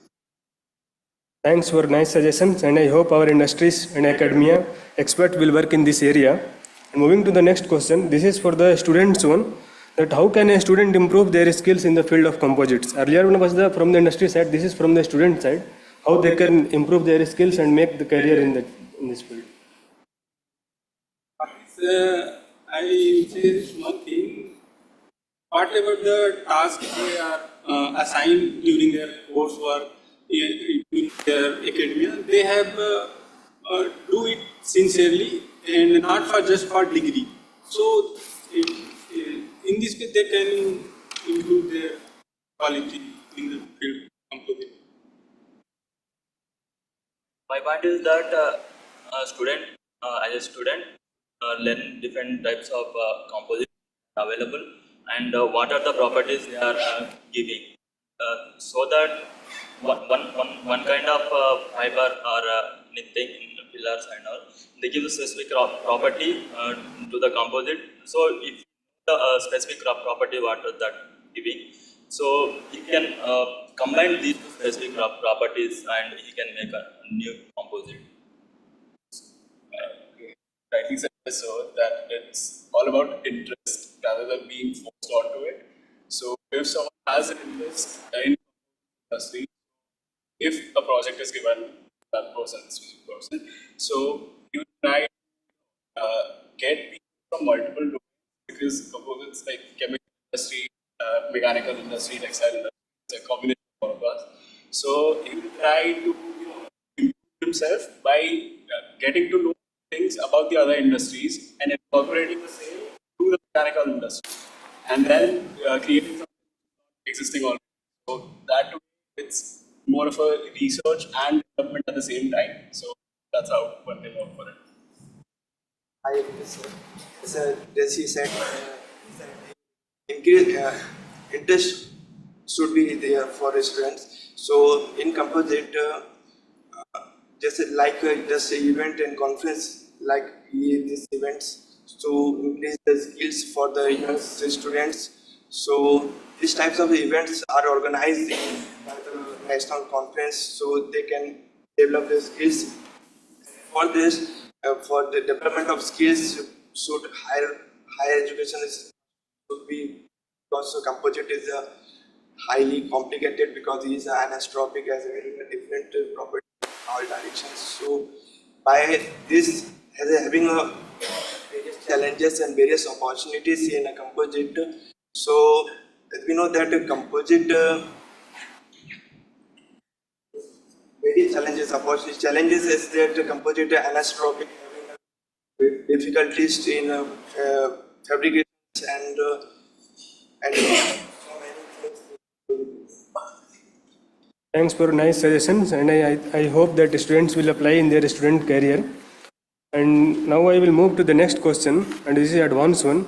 What are the emerging trends and technologies in the field of composite? Latest one you can share, whatever you know. As an example, I can share that in first day presentation, Professor Indradeep sir shown that you have mentioned in the first answer also, that he showed that you don't need to be an expert to select the process. Their student has made one GUI, simple GUI, by giving data for your geometry. You can get the best processes, best composite processes, and like that.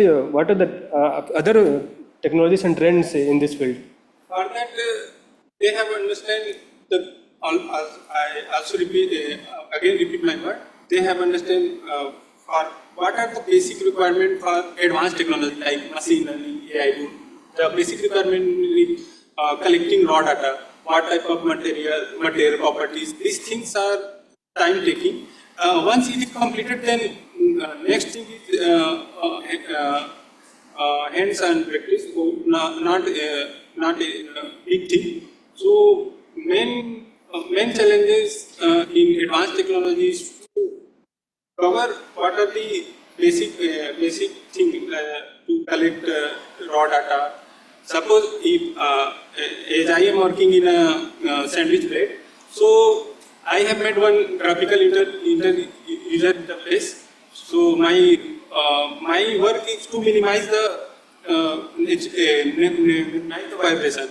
So I made one composite plate where I have proposed different types of cutout for aerospace application. So first I have collected many datas for I made a GUI using neural network. So I have collected different data. What are the position of that cutout, like circular cutout, triangular cutout, rectangular cutout. What are the size?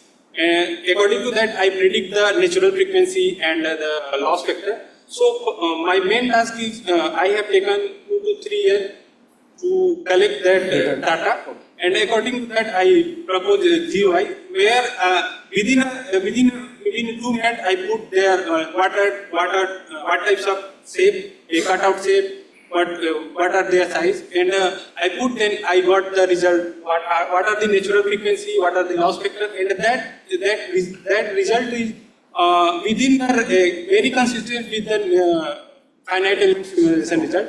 And when we do the numerical simulation in finite element method, it is time taking, very costly. So these things are substituted by the artificial neural network. So this is essential in data. So I'm from experimental background. So what happening here is many components are fabricated using skin fibers and fillers. So those fillers and fibers, they cannot bond easily with the matrix. So with increasing the bonding strength between the fillers and matrix, we can enhance the mechanical properties or other properties. So recent days, many treatments are going on the surface properties of the fiber, so that we can increase the bonding strength or interfacial strength. So in my work, like we add graphene particles to the carbon fiber to increase the interfacial strength. So this kind of Recent trends and Being a mechanical engineer, so I focus more on the designing part. So, as advanced components are being used, there have been possibilities. Like we worked upon a project design of a drone. So there have been constant, like advancements when it comes to China has developed a drone which can be completely solar power. That has even a good payload capacity. So Composite when it comes to being used in different segments of engineering or other industry. So like there's no end point. As you said, the drone industries are coming forward for making of composite products. As with it, in spacecrafts, we using a set memory alloy, in which we reform the shape, and in space we go and form the structures. This is a deforming shape, and we use the origami structures. So yesterday's maybe that Varun Sharma has said that in biomedical he used origami structures. 4D 3D printing. Yes. So this is a new trends, and AI also help in them for designing and material choices and for reduce cost and timing. So this is the new trend and new technologies involving in this composite industries for growth development. Thanks for your invaluable information. And now I would like to move the last section of this discussion and expect your closing remarks within 1 or 2 lines, because time is too short and 5-minute presentation is there after that. So you can provide your closing remarks. So, as a young researcher, I would say one thing, that composite. I repeat again saying that composite is for that. Researchers are continuously connected the industry person, and also they are visited such type of conferences, and they are also trying what are the possible activity to connect such type of things, and also they have also they have upgrade themselves in this field day by day.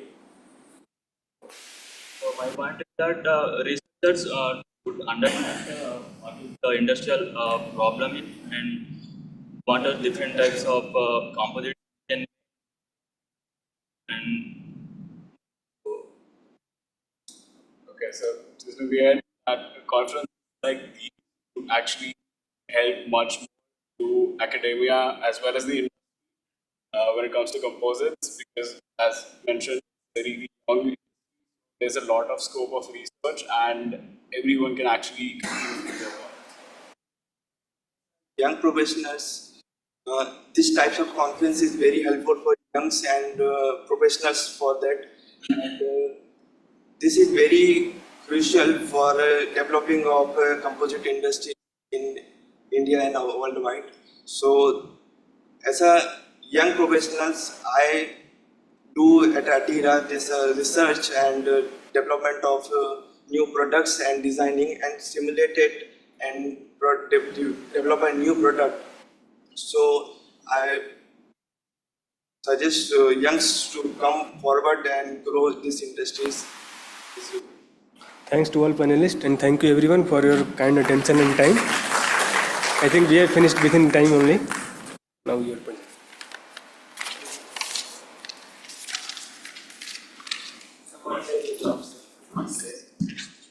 Any comments or questions from audience? Please. I would like to request young generation to work in one direction.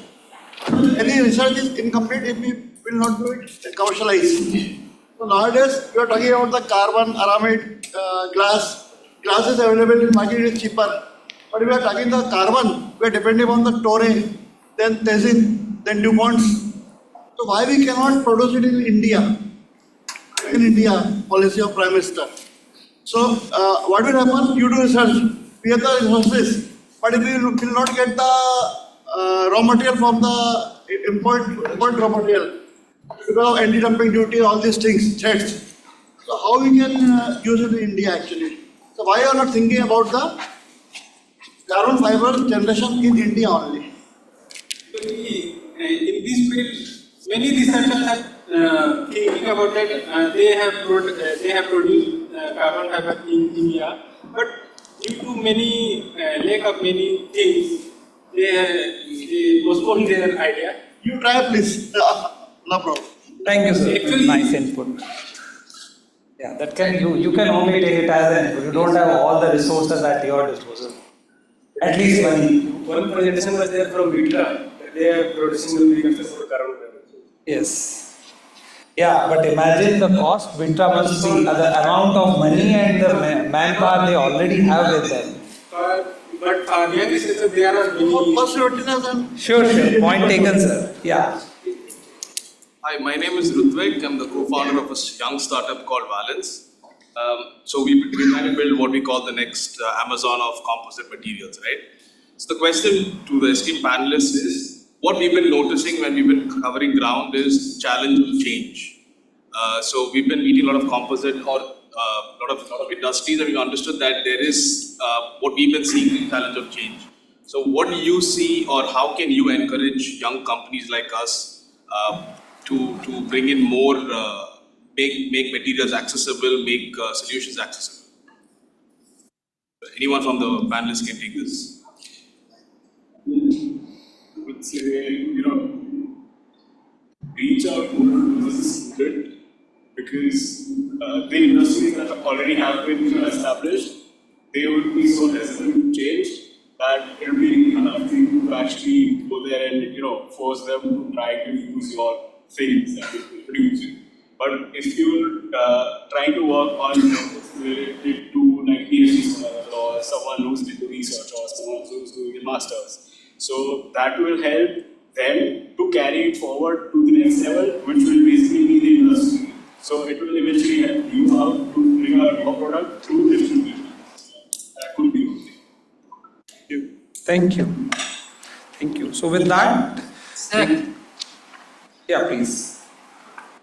Good morning, everyone presented here. I am from Atira. I am Dr. Bhavatosh Biswas. It was a very nice panel discussion. I've enjoyed very much. And it is also very challenging for Ahmedabad University to which introduce the course or MTech in composite materials. So I am very much thankful to this university to initiate or to come with that scouts that he can do go forward with this this course that all other university like IIT, NIT is make it importance and is propagate to the young generation and if we you see that in every area that there is a huge opportunity to introduce these composite materials from structurals, biomedicals, whatever that. And as a young researchers, it is also important that after doing this course or participating such conference or all of that, that main focus should be on the job creations. And many companies are come forwards with these sections, and but that is not enough. The young generation also will be come forwards with the startups. In the present situation, we observe that is in drone industries is growth very fast. For it, the is development of this such type of device or machines, the weight and cost is very important. So not only the industry, the institute, along with that, the government should make some facilities or initiation in this matter that the present generation, the new generations are very much attractive to this course and industries. Right. Thank you. Good morning, everybody present over here. Myself, Manoj from Academy of Scientific and Innovative Research. In this panel discussion, it is much more fruitful for everyone. Apart from that, some points I am interested to add it here, because whenever any students going for composite area, he is maybe from multidisciplinary area and the application is multi-application areas also. In this condition, some policy maker has to be taken initiative so that the NSQF level courses may be adopted by NCBT or like that. And there are the workforce required for the industry as well as researchers for the further advancement of the composite. In these areas, the organizer, I will request the organizer to start off some finishing school in composite area so that the student may be from chemistry, he may be from chemical engineering, he may be from the mechanical engineering, but he needs some finishing touch before going to the industry so that he will be industry ready. At the same time, the advancement by the researchers should be flow towards the juniors, those who are working in the field. So it will be fruitful for everyone. So I will request the organizer to go with some of the courses, maybe advanced diploma or NSQF level courses, because right now there is no such courses for composite application or working professionals. It may be considered for the further stage of action. Thank you. Right, sir. Point taken, and though I'm not from marketing, yet I would mention that in collaboration with Atira Ahmedabad University is moving in that direction. Atira, in fact, is already having many such schemes, courses, wherein, if I am wrong, please correct me, Dr. Ankush, that he mentioned sometime that, okay, we have internships wherein all branches, all students are most welcome. And they receive some scholarship as well by NTTM, Ministry of Textile basically, and they actually gives a hands-on experience irrespective of their background branch. Am I right, sir? Yeah. Even though now with the support of the Ministry of Textile, the TRA is also promoting some of the skill development courses that will be targeting with the different groups. So that may be comprised of the TG1, TG2, TG3, TG4. That will be from the student level to the management level. So these kind of the courses maybe by the end of this year that will be in the public domain. And this kind of the course are based upon the level also that the time duration has been defined and their work proficiency and the content has been designed in such a manner so that they can get the advantage, like rightly you said, that at the different level the finishing touch is required. So this kind of things is already in the plan. And in continuation to that only, sir, in collaboration with Atira and Dr. Ankush, we have started masters, and on the request of few participants, because they cannot pursue like that in full-time mode 2 years, So we've also given an option of diploma in composites. And needless to say, as you only mentioned, it is basically you can say a branchless engineering. So you have to have domain experts from possibly all the fields. I mean, when I say I mean it, because AI/ML might not today seem relevant, but when few small numbers of successful experiments as well as damage, as we have seen in the case of hydrogen cylinders, when the experiments are, or fortunate or unfortunate, studies are over, there will be sufficient data that AI/ML engineers will also be required to analyze and how to make a better design for that. So, thank you panelists. With that, we come to the Please. So the culmination of this particular panel discussion, and now may I request Professor Patel from LD Engineering College to kindly felicitate our moderator, sir, Mr. Prempal and Mr. Dhaneshwar Prasad Sahu. And may I also request Professor Suja Ahmed from Ahmedabad University. Yeah, that is Professor Patel and Mr. Prempal.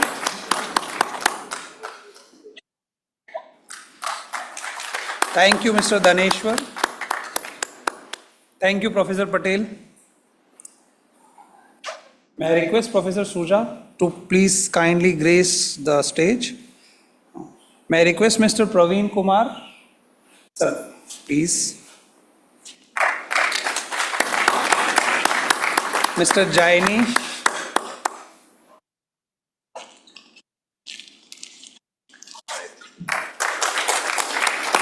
And Mr. Sri Om from Atira, please.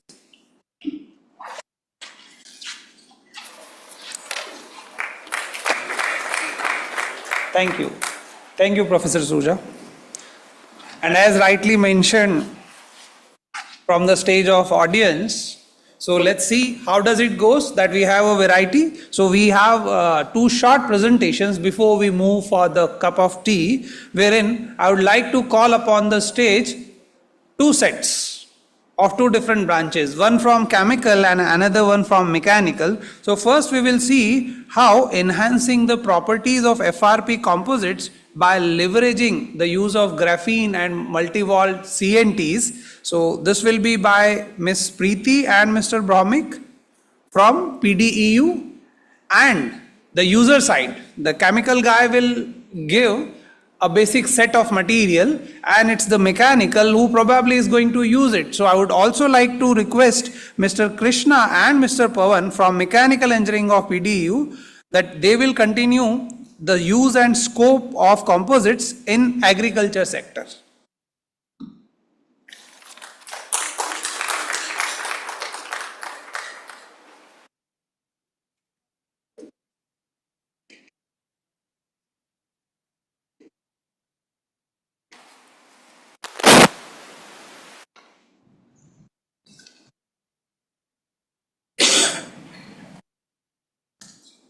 Not working.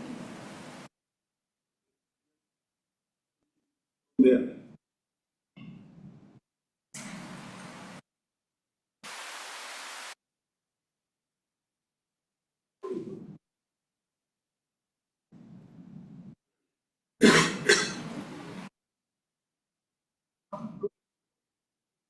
So good morning everyone. I Preeti Parmar along with Bhumik Rathod stand before you to share about enhancing the properties of in FRP using graphene and MWCNT under the guidance of Dr. Partha Berry, Atira and Professor Vishwesh Badeka, PDEU.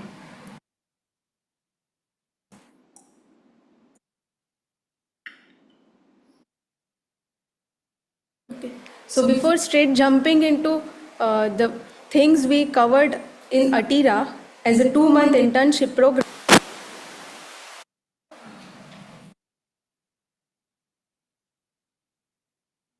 Sorry for this.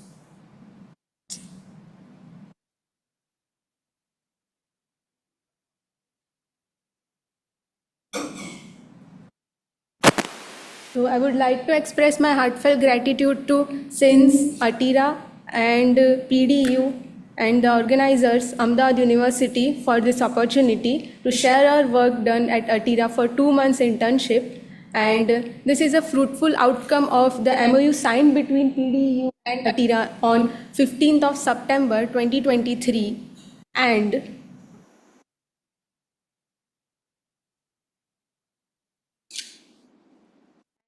an MOU signed between PDU and CECA on 23rd May 2024.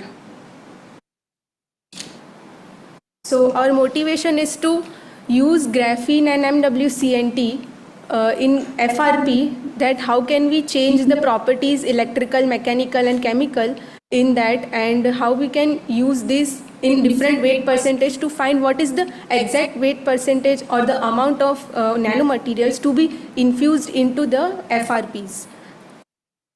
And this is the outline that will know what is ATIRA and what is FRP, its application, challenges, and how nanomaterials can be used in it, and why we use graphene and MWCNT, types of manufacturing processes, and why we use vacuum infusion only, and the future application challenges, and finally we'll conclude. So established as a non-profit research association to address challenges faced in the textile industries, established by Mr.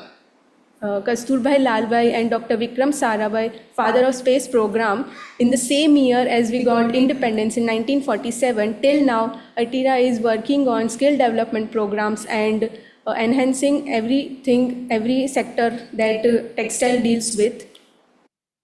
So as we are from the chemical background, it's like we can't cook a meal without knowing the recipe, and this was our recipe, that what is FRP. We first should know that what are FRP and a little bit about the textile domain. So for FRP, it is the fiber reinforced composite, where fiber provides the strength and stiffness, and polymer matrix acts as binder and stress distributor, and due to its lightweight strength, design versatility and corrosion resistance, FRP is used in various sectors. That is, first is the aerospace, electronics, constructions, marine, wind energy and automotive. Yet it is very useful. It has some of the drawbacks, that is heat buildup. So if we are using in the electronics, then we can't use it, because if the heat is building up, then there may be chances of fire, it may catch fire. So it is an insulator, so we have to make it conductive in the case of electronics, and its durability concerns thermal recycling and fire resistance.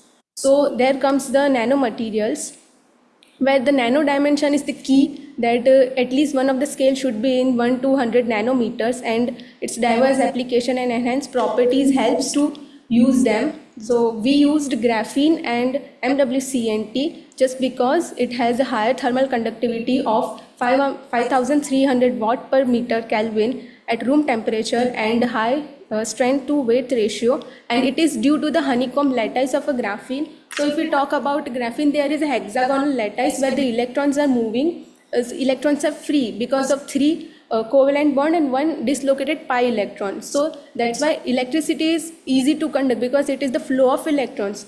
And in MWCNT, it has a high aspect ratio, that is the length to diameter ratio, and also the excellent thermal conductivity of 2000 to 6000 watt per meter Kelvin.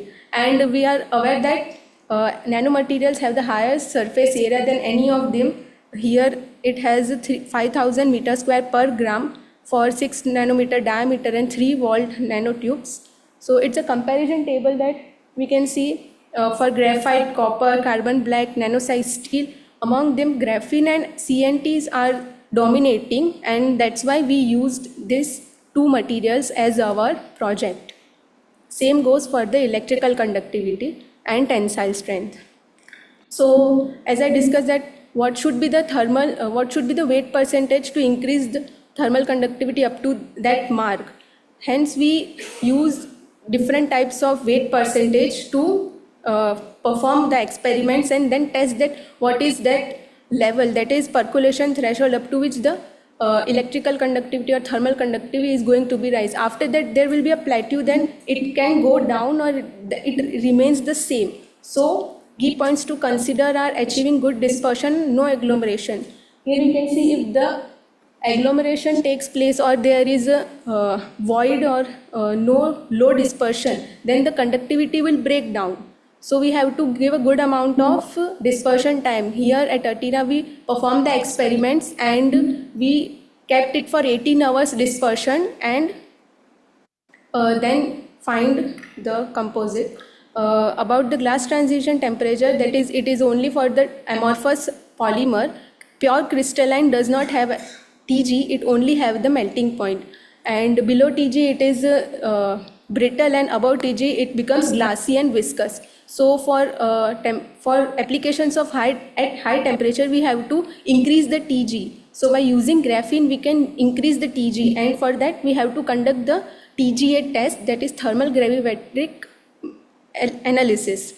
And application of graphene and MWCNT based nanocomposite, that is the first is heat dissipation that I talked in electronics, and thermal management in buildings, insulation, just like PCM, phase change material. We use it for if sun rays fall onto the wall and we don't want to heat up the room, we use the PCM at the walls, at the radiation. And on thermal energy harvesting, that is if it is a pyroelectric component, then we can make it as harvesting for it. And then the types of FRP processes, I'm sure that everyone is aware about this, because for us as a chemical engineer, we have to know that what are the processes and out of which we can use this. And we use the vacuum infusion processes, which because of the high fiber content, consistent quality and improved properties, cleaner processes and less resin usage. But it has a disadvantage also, that is its initial cost is high, requires skill experience, because if there are no skill experienced people, then the composite material and the manufactured sample will be wasted, and it has a limited resin viscosity range, and due to that our sample failed and will be discussed further, and limited certain parts and size and shape. So this is the overview of a vacuum infusion process, where we have to prepare a mold and then put the glass fiber, then peel ply and stage, and then we'll insert the resin. And this is the data set of our sample that we used ARL 135 and AH 422 and graphene and MWCNT in different weight percentage, and further Bhumik will continue.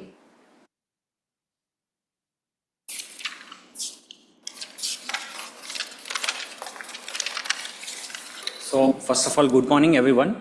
As Preeti discussed, so I will start on from vacuum infusion process. So basically vacuum infusion process is mold preparation. So first of all, there will be a glass plate. On that glass plate you will apply a silicone spray, so that at the end of the process, when you are removing the particular sample, it won't stick to that particular glass plate. After implementing the glass plate, there will be 12 layers of the glass fiber which we will be using in the particular sample development. Then there will be a peel ply. Why we are using the peel ply? So at the end of the removal of the particular sample, it won't stick to that and it won't break. That is the big advantage of using a peel ply. And then we are also using a release film to prevent the composite material to being sticky, sticking it to the particular glass. And then we are also using a mesh size. So when during the infusion process, when the resin is being implemented from a input, so the particular, due to the mesh size, the resin will spread on to a particular area which we have decided according to the calculations. And next, these are the samples which we have carried out. ARL 135, it is epoxy resin. So there is also one of the disadvantage. Before you jump into epoxy resin, there are many kind of epoxy resin. I will mention that. First of all, epoxy resin we have used over here is bisphenol A. So why we are using bisphenol A?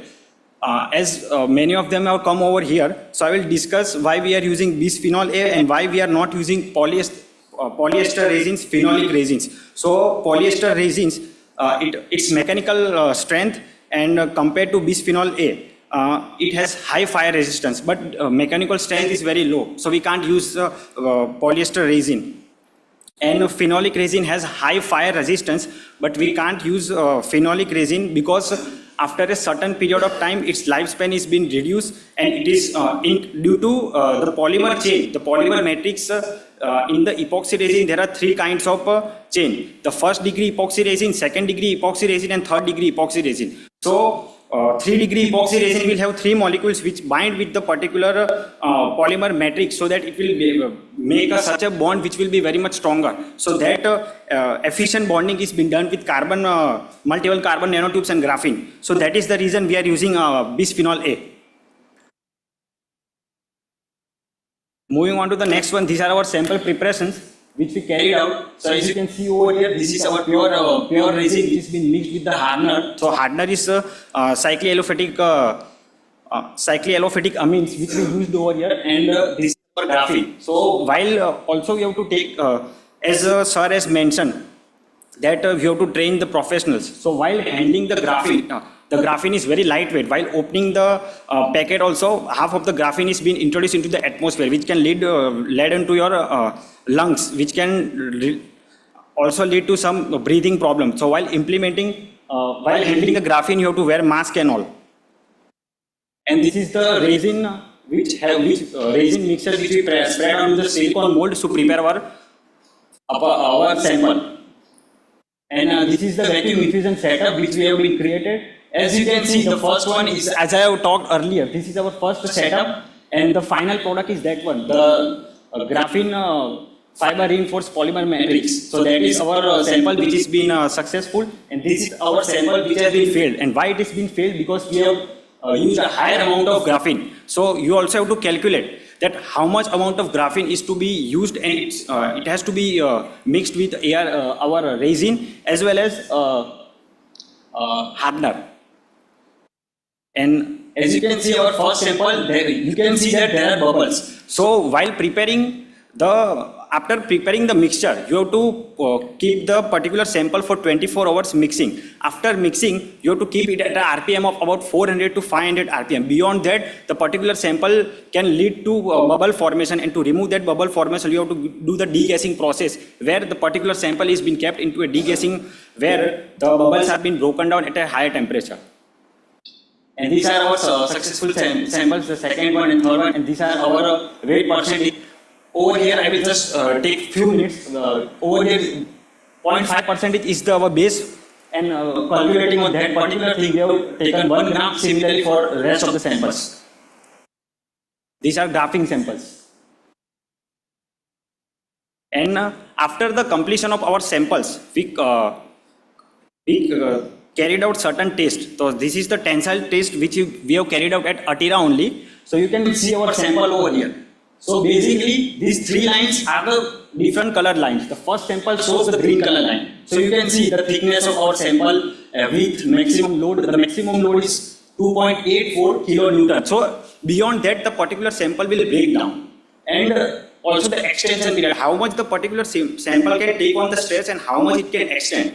So that is basically, and Young's modulus also you'll be knowing that that in aerospace engineering, the particular designing is being made up of aluminum. You all be knowing that, and also alloys of aluminum. So that particular aluminum has a GPA of around 0.8 to 0.9, and you can see over here that the GPA, the Young's modulus value is higher than that. So that is the one of the major benefits. So that is the reason we can use this in the aerospace industries also.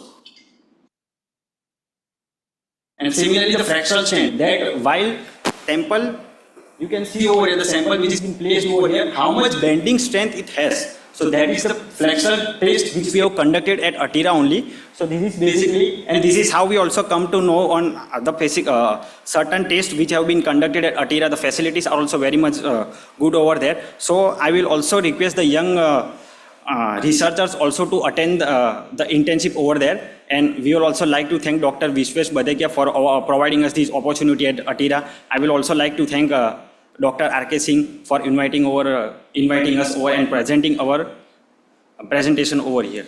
So thank you.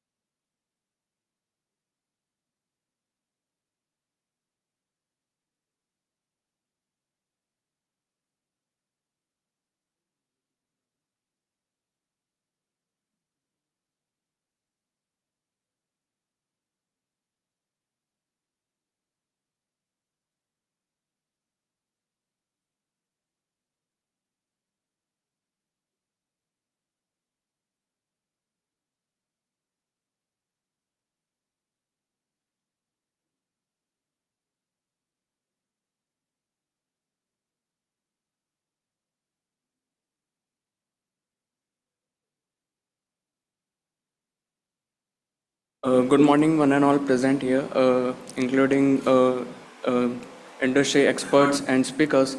I would like to thank Dr. R.K. Singh for being in this conference, and also Dr. Vadeka sir for encouraging us to present our internship proposal here. So this present is a brief overview of what we have been through at Atira, where Dr. Ankush guided us throughout the project of agriculture drone, which was carried out by myself, Krishna Vishnu, and my colleague Pawan, with one more colleague, Jainesh Singh Sonar.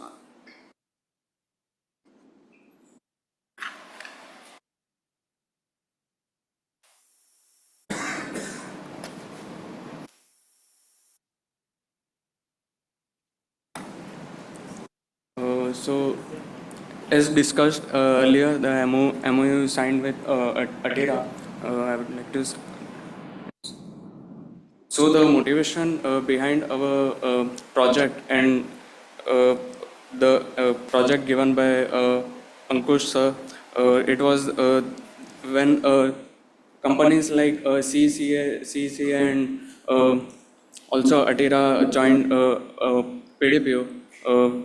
It helped us in encouraging and boost our confidence in the field of mechanical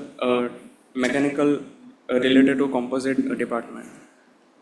Our main aim was just to elaborate what the companies or the research centers related to composite does with the materials in the agriculture sectors. So this is the outline as discussed earlier about the Atira by Priti and Bhomik. The theory of practical composite manufacturing processes, project, executive, summary, components, and methodology we applied during a project of agriculture drone. And the design and analysis of drone and difference of the quadcopters and other designs which we consider, such as octocopters and coaxial hexacopters. The future scope of our design, which we have created, and the conclusion. So already Atira has been introduced a lot of times in this conference. Theory of practical in our internship we learned many processes like hand layup, vacuum infusion, bagging, and other processes. So the processes are already discussed. So moving further to the project, my colleague Paul will continue. The project was given at Atira to make develop and designing our project that drone design, agriculture drone design that have a 25 kg payload capacity, and the project is used for the pesticide spraying or the liquid spraying for the crop growth and safety for crop.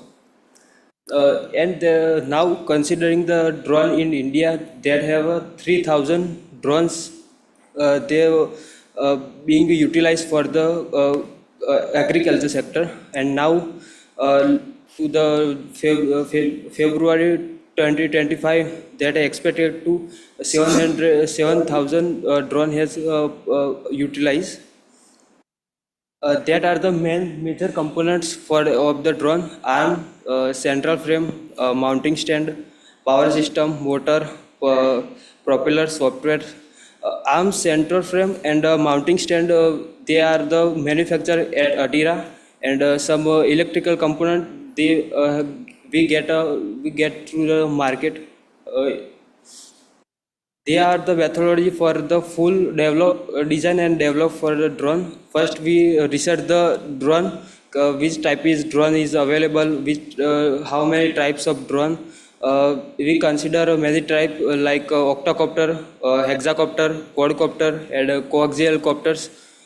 Then we choose the coaxial quadcopter, and now we start to develop a design and the dimension, and that after we calculating some mathematical calculation for the drone flying, how much time is taken, how much weight, then we analyze the drone body, that how much load is sustained, and then some after result we update the design, and then we make a final design. A technical gap. Now the major problem in this agriculture drone is the flight time. Flight time normal has is 12 to 15 minutes in agriculture drone. After this flight time, we need to change the battery or the recharge by battery. Battery recharging is also major problem, that battery has to take a lot of time to recharge, and we make this drone for the farmers, so need to make as per as possible to make easy to flying that drone.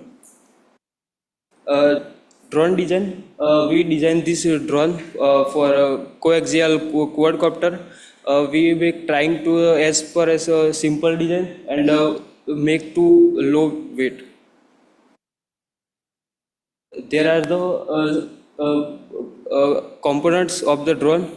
These are the base, arms, landing gears, and motor fixture. Now the analysis part of go to the Krishna. Okay, so moving to the analysis part, the analysis was carried out in the software named ANSYS 2023 R1. In the analysis, the only aim was not just to calculate the static analysis, but we also aim to calculate the dynamic analysis, which also gives us some important parameters like how our drone acts under stress distributions, and also the thermal deformations with the change in time.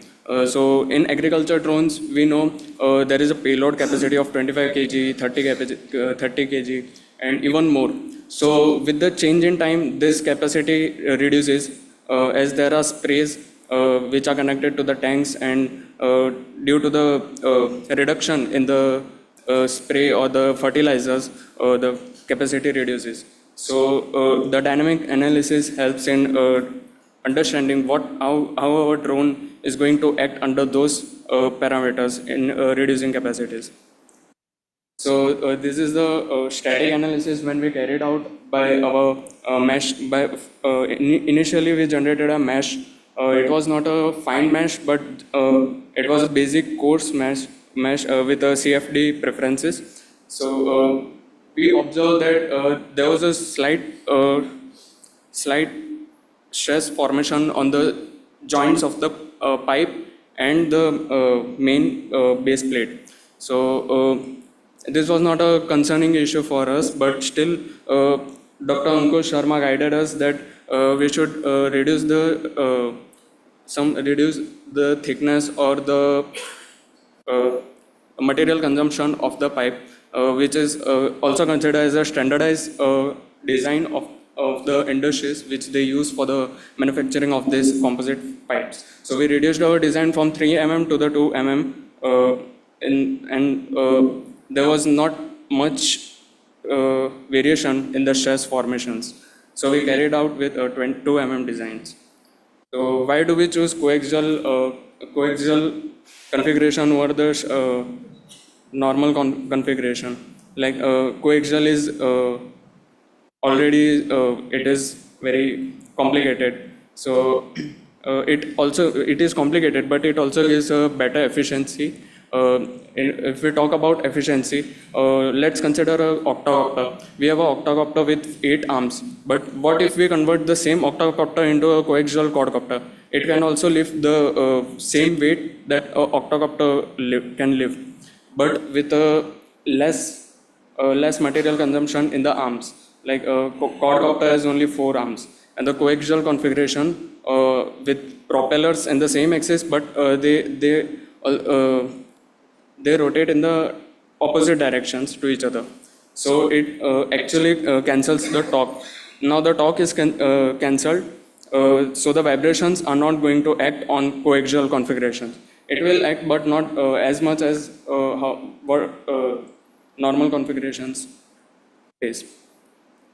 So in coaxial, we get better efficiency. The design is compact as compared to the normal or conventional drones. The weight is, we can say the weight is increased in coaxial configuration due to the same axis configurations. So the future scope in our agriculture drone, we try to make a design as such it can be applied to all the sectors. Like there are surveillance drones, there are security drones, and there are agriculture drones. So if we look at the market drones which are available in market, agriculture drones they cannot be converted into surveillance drone or service drone. So we made a design that we can just uh, change the payload capacity. Like in agriculture, we have a tank, so we can change it. We can replace it with the for security purpose. As we have cameras, we can replace it with cameras or GPS systems. So concluding with the we our one of the best configurations we find out was the coaxial quadcopter, as it was more efficient as compared to other designs that are available in market. Thank you. Any questions?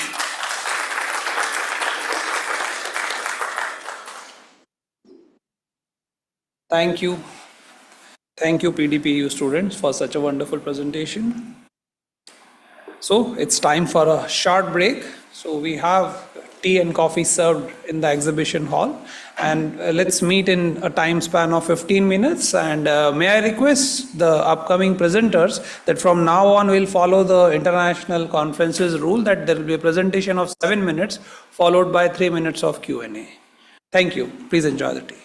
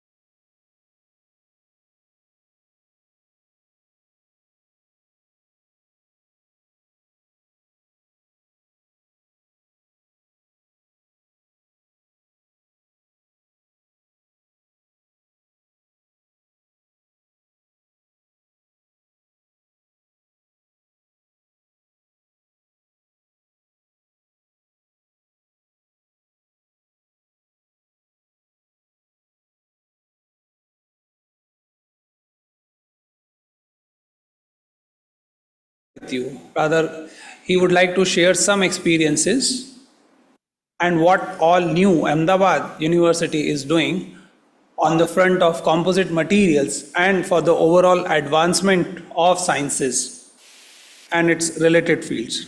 So I request Professor Kale to please.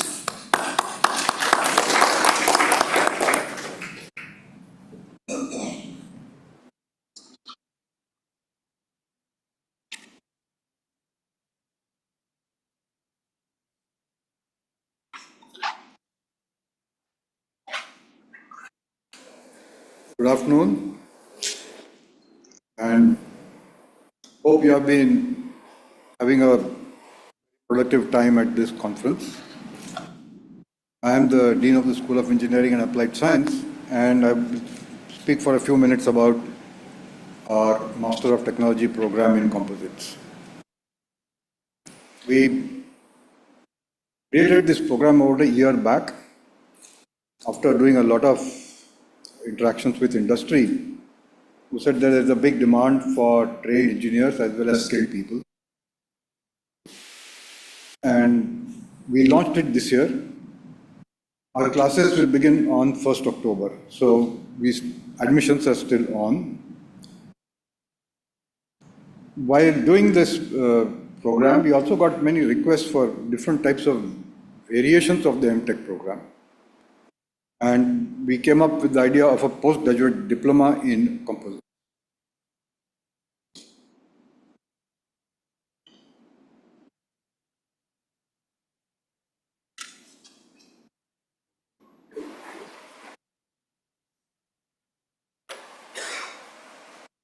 We have designed this program as a full-time program.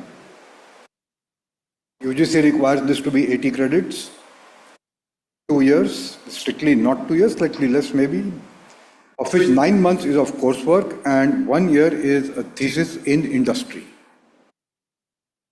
We have deliberately kept the thesis as a very practice-oriented work on the live problem.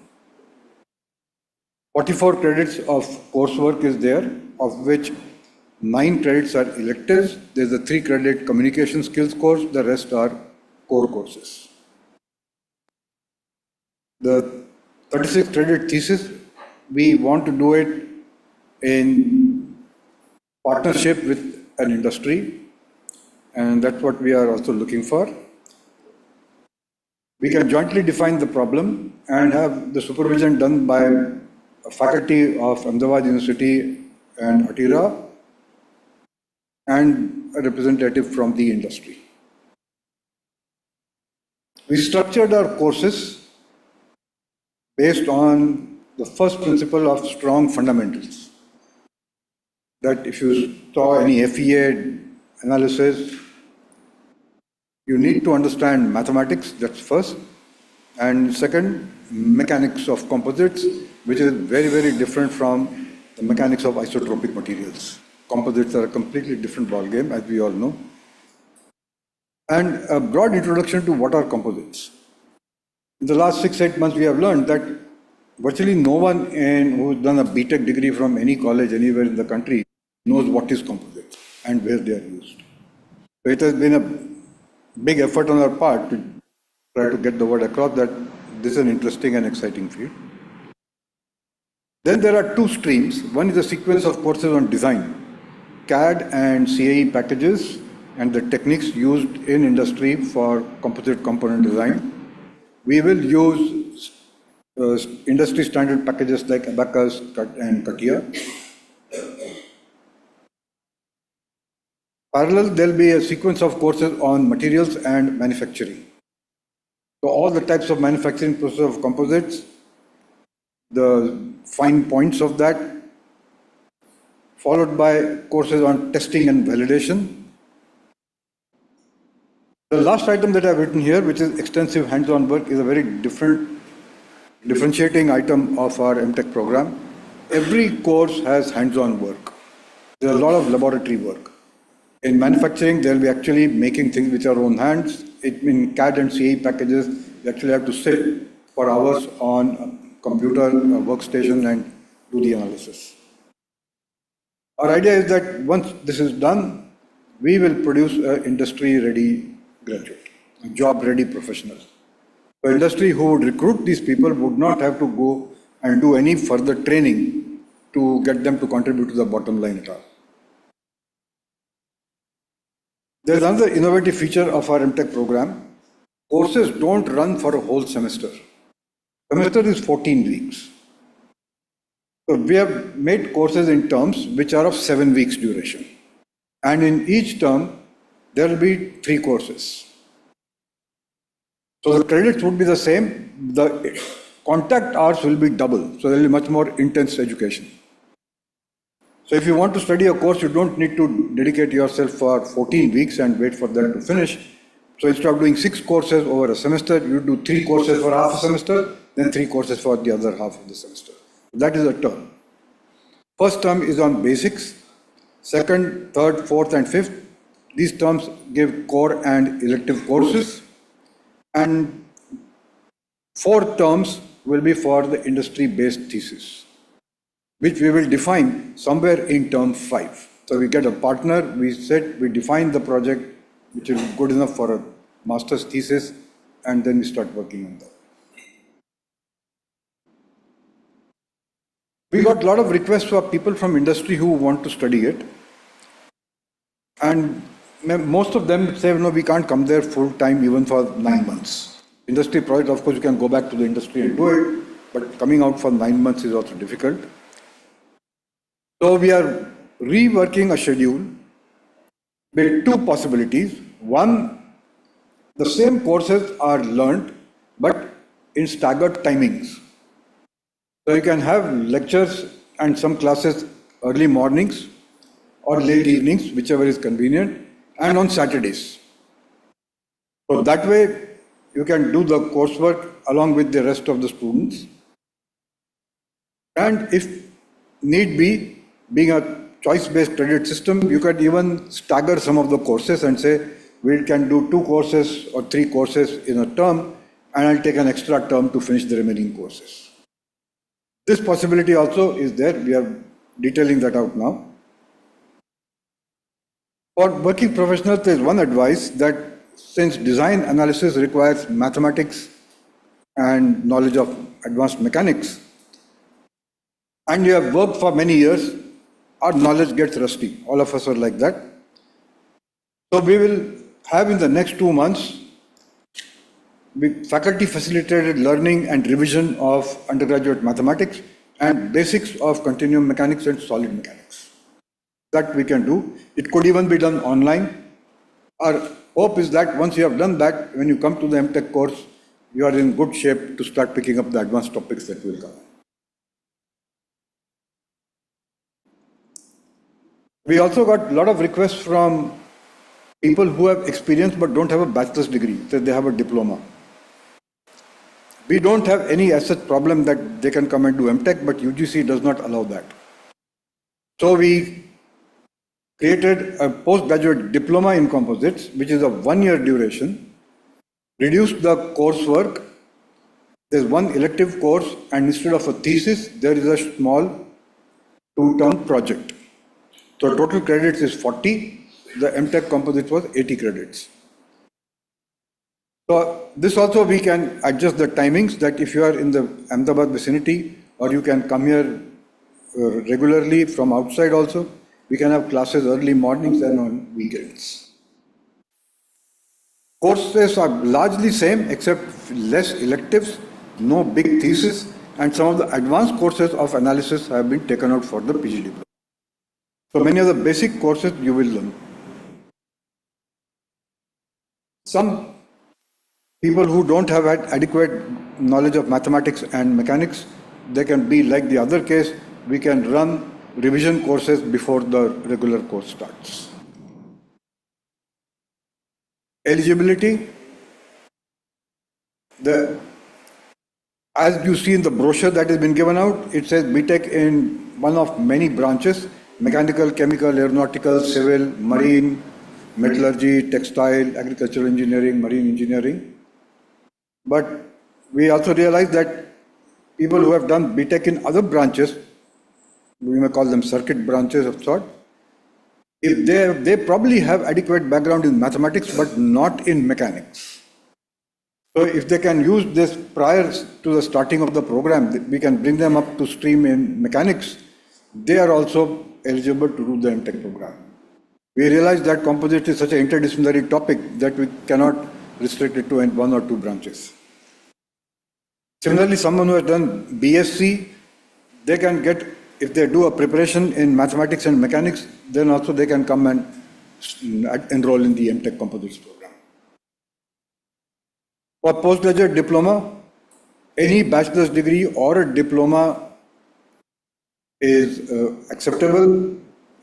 We prefer that this person has some relevant experience. So someone who has with a diploma worked in industry for a long time wants to pick up some knowledge, we can offer the courses. Not if they want to stagger the courses instead of doing it in 1 year or do it in 1.5 years or 2 years, we are open to that. And the point of presenting it here, we are very keen to involve industry into this program. We are looking for industry partners. You saw on the first day we signed an MOU with one company.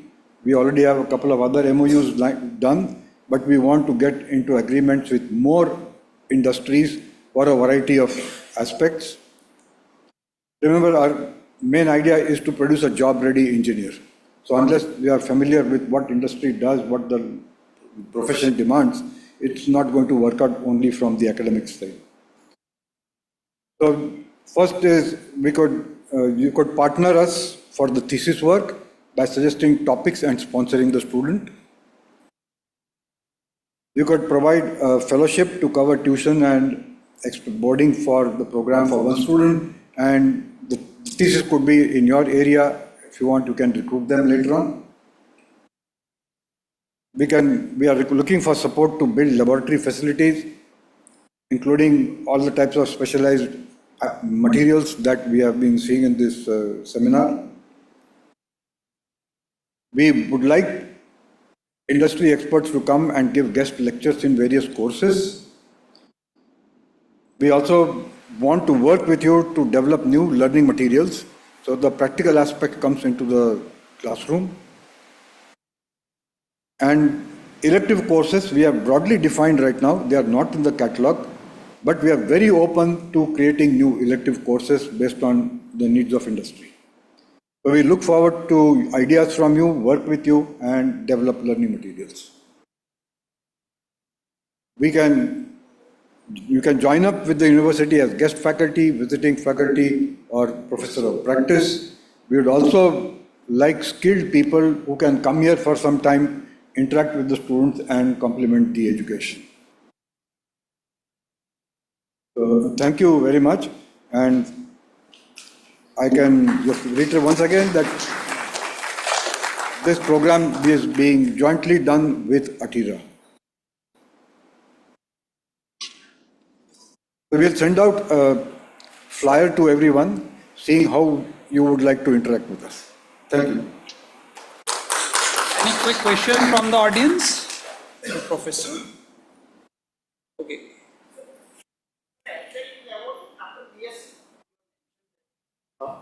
Those people who have done the science, yes, will get the admission in master. Yes, they can come. Thank you, Professor. This requires a bachelor's degree. But since they don't have preparation in maths or mechanics, if they can do that prior preparation before coming, then they can take on the course. So that courses will be offered in the university for that.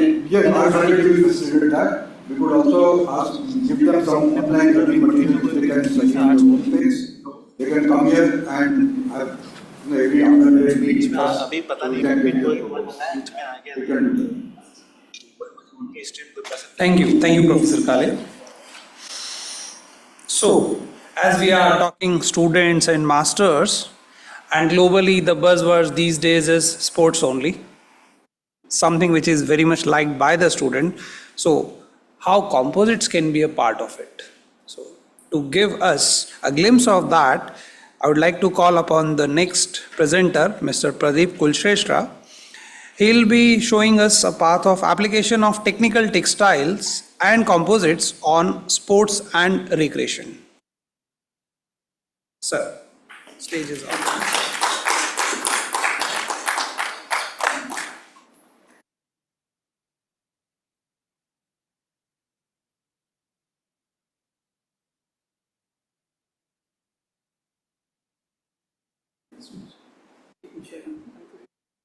Ian?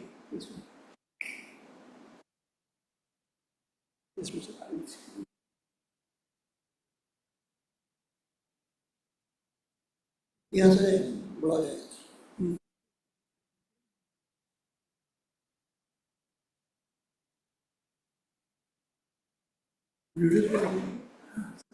Videos आ गए? फिर बैठ के बुला लो।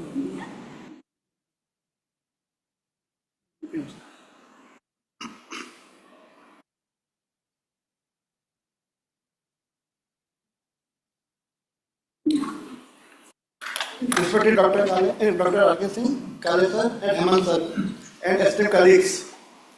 If we are talking about composites, normally we are thinking about the products like lightweight technology from and this automotive, the satellites, then infrared antenna. But I have chosen a very different evergreen topic, sports, which is totally different. But there is a lot of scope from the composites. So I would like to express you about recreation. Why I use the recreation word? Suppose one person is coming in a crowded bus or Mumbai local train, then he takes the bath. He is feeling just relaxed, okay. But if somebody is coming with pump and show from the sports like football or any of the game, and he takes bath or she takes bath, they are feeling an enjoyment. So this is a psychological impact, but I am coming on the subject actually. My subject is this application of technical textiles and composites upon sports and recreation. Now, about this, naturally fibers like glass, dynama, carbon, then aramid, Kevlar, all are being used in everywhere, even in sports also, which I show you in the next slides. Then you see the process. So weaving, knitting, non-wovens, even braiding is also we can see actually used in the sports and everywhere. Even I will show you some videos also which I took at my tailor with Atira when I was building an incubation center and erected those machines. So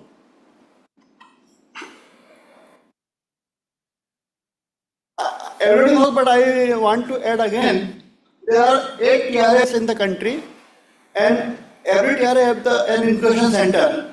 So any student or professional, they want training, or any entrepreneur, if wants to do research and commercialization of the new products, are going to incubation centers, they are putting their demands, sharing of the technology and running it practically. Unless they are not satisfied as a part of research development, then they are doing the commercialization. So these incubation centers are supporting very well in the country. For Citra is for medical health, and Sasmira is for agrotech, Bitra is for geotech, then Netra is for production, then Digate is for non-woven, PSC College Coimbatore is for industry, Atira is for composites, installation, and WRF for sports. So mostly this presentation, I was in WRF for some time in a conference, something like this, so I accumulated the material from there, and with the inspiration, I took the subject of WRF. Now, if you see this parachute is using for the satellite, also using for to coming down from the accident on from the aircraft, as well as for sports. A person takes a lift from a vehicle, tying himself or herself, and attempt the flight on a very high, 30,000 meter, 25,000 meter like this actually, the pressurized. So what was happening? I was starting from the composite ropes and belts. So rope was only braided earlier, conventional ropes, but now woven ropes also coming. So when a trainee takes a lift with a jeep from woven rope, they can take 30 degree angle initially, while from braided rope of some hybrids from aramid or glass, they take a 45-degree lift, which is a very big achievement in this area. Then you see the sport shoes. Mostly polyester is the main contribution for this sport shoes. And you see most of the sports, net is there.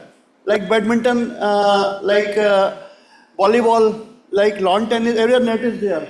So these nets are made from the glass with epoxy or maybe made with the polyester with some treatment of resin like this.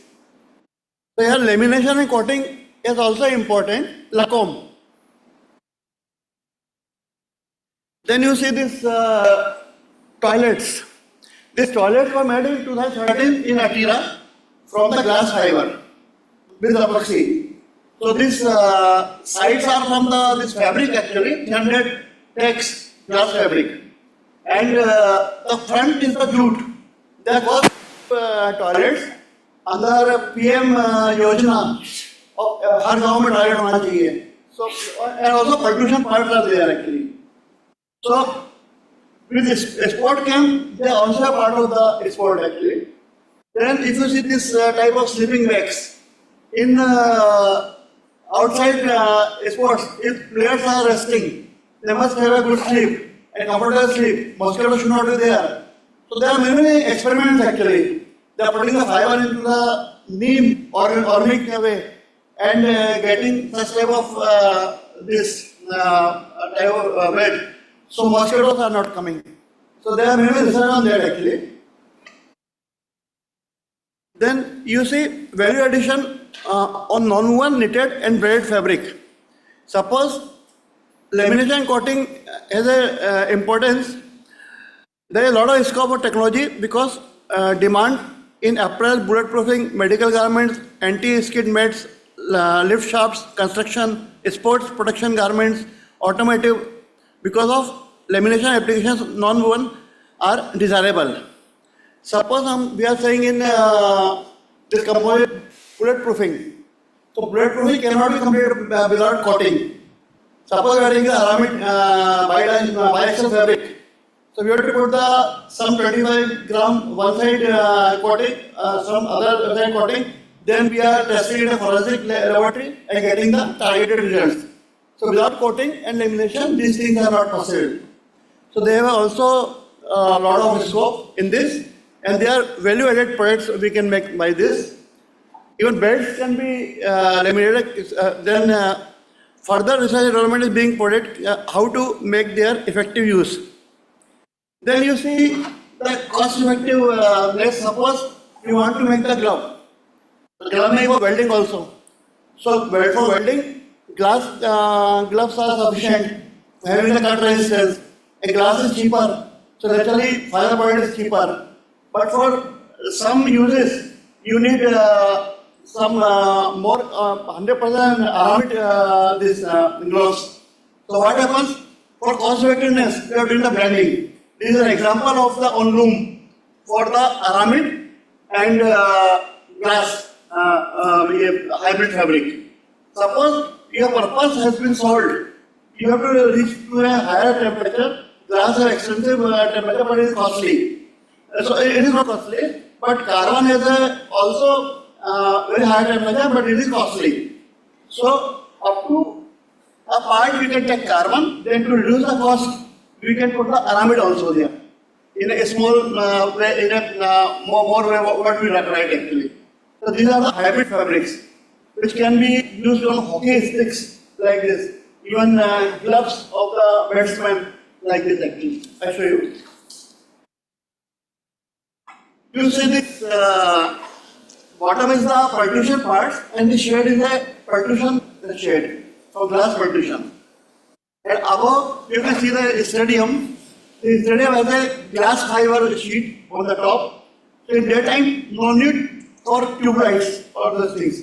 Only for sunlight you can get the good air. Then this field is made of craft actually, artificial glasses. So development of pollution control, I already told you this thing. Then these are some accessories which can be made by composites. Then this blade table, pull table, they have also polyester wool or aramid wool hybrids. So they have no pilling tendency. They should have the, you know, where this when it's sweater in cold season, so pills are coming. So the pill should not come on this. So this wool as well as polyester mix up. It's pill free actually. So we can make this fabric in it. Then you see effect of, suppose you are doing the weaving of the rope. Rope normally we are talking of braiding. Two or three things or more things assembled among each other and making the braid rope. But now woven ropes are also available in which contribution of core and sheath is there. Suppose there is a glass rope, so inside will be glass. So it will be a core. Property will come because of the core. Strength, tenacity, anything. But from top side, you can't hold it as glass. So we are putting polyester or cotton. So this sheath. So by taking some certain number of core from Dynama is the nowadays world highest strength fiber. One company in Sandrakas DCM and Dynama has a lot of things you can see in the websites. So Dynama braid rope, aramid braid rope and polyester braid rope. If we see that naturally Dynama comes on top, aramid comes on bottom and polyester comes on in braiding. But in case of weaving, it will again become more effective and cost effective by even aramid can come on up and Dynama can go down. So cost will be reduced but effect will come more. That way we can do the projects and commercialization. Then if you see this is a Dynama weaving on Dornier rapier loom weaving machine. Now we are talking about carbon very much. I am showing you how carbon fabric is made in Attira. I have some slides of 2013. That time first time it started. So let me show you the video.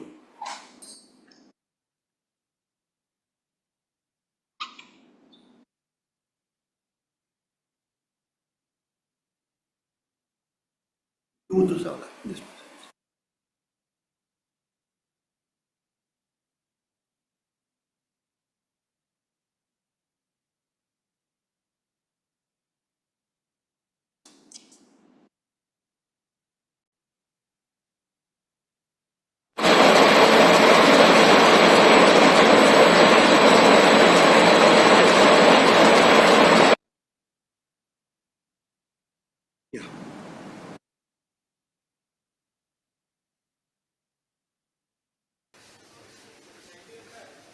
This is the manufacture of the carbon fabric. Small spools are coming from a grill and they are making the fabric.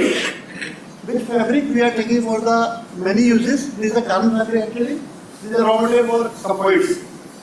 And we are putting resins there, epoxy there, making one piece, then epoxy, the other piece, then epoxy, then third piece, epoxy, 50 pieces.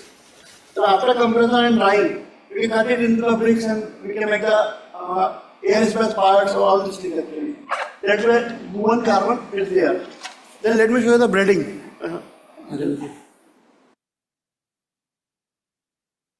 This is a braiding machine. Braiding is a specialty. For any product we can make a single piece. Or aluminum or other things. Kinds will come. It will be done. But in braiding, we can make one symmetrical or asymmetrical shape. Most examples you can analyze all these area ID, but also for automobiles. Braiding has the application. In sports, whatever the looking the surfaces are made from the braiding. There are several machines. This is from Germany, a big machine, plus the Atira. They are working there actually.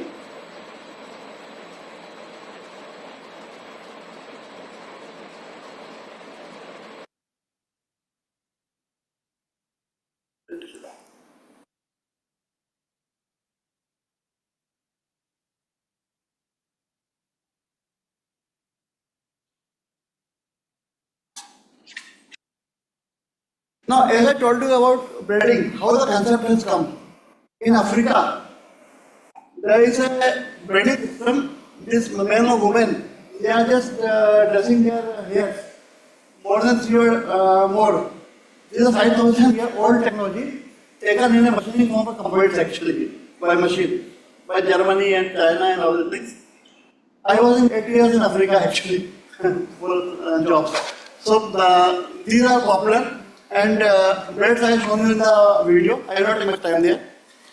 So if we see, braiding is popular for manufacturing of industrial ropes, fabrics and structures for composite application. The braiding process is classified into 2-dimensional and 3-dimensional braiding. A special advantage of 3-dimensional braiding is their ability to develop a variety of symmetrical and non-symmetrical complex shapes. In this way, complex structures shape does not need cutting, joints or splices. As I told you, they are one piece. Then braids are textile constructions which yarn cross each other in diagonal direction. The material used and the size of the yarn can be very versatile depending upon the end application. Now these are the braids. If you see this, if you see this is a robot actually. Suppose this is a project, final project for braid from glass. Some bobbins are revolving in a clockwise direction, some are mounted in an anti-clockwise direction. So consequently, combination makes the braid. Or we can build with the arrangement. Suppose 6 will make able design in clockwise, others 6 will revolve in anti-clockwise. Like this. So the braid will come. This braid cannot be offloaded by the men. They are so heavy for aeronautics and automobiles. So there is a robotic technology. This KUKA robot offloaded the braid by programming. It is available actually. I directed the machine. Then these are the things from aramid. It again depends upon the specification of aramid. What cost we want to do. So therefore sports. Then by braiding, can make bicycle, carbon bicycle, can make formula cards, even such type of for hockey, aramid structures. Then Composite can be used to upgrade sports equivalent used to protect athletes or to upgrade the venues that host the games themselves. One of the main reasons for the use of composite is sporting goods, they are low weight. For instance, carbon fiber is at least 4 times lighter than steel. It's more lighter than aluminium. Since composite like carbon fiber are so light, they help improve athletic performance. Glass and carbon reinforced composites also or in hybrid with other fiber continue to replace wood and metal in finishing rods. Earlier what was happening accidentally, this cricket bat was breaking and somebody was losing the eye or like this. So now with this type of fibers, it never happens. It cannot happen. And they have the quality standards actually. After passing these quality standards, they are passing this goods for sports or anywhere. So tennis rackets, finishing rods, then shafts, all these things can be made by these composite fibers. The lightweight technology for sport vehicle riders. See what happens, you just imagine a Formula car driver having a conventional helmet, very heavy. He is driving, how he will feel? Or if he has the very lightweight aramid helmet, how comfortable will he feel after 45 minutes of drive? So such type of facilities for athletes with the contribution of composites we are creating. It is happening even on commercial levels. Then motorcycles are there, the helmet same story is there. Then you see the hockey sticks and other balls, made of balls are there. Then you see aramid gloves, aramid glass face guards, because you have to hybrid fiber, aramid Kevlar leg guards, bladed aramid sleeves. All the accessories can be made by the composites.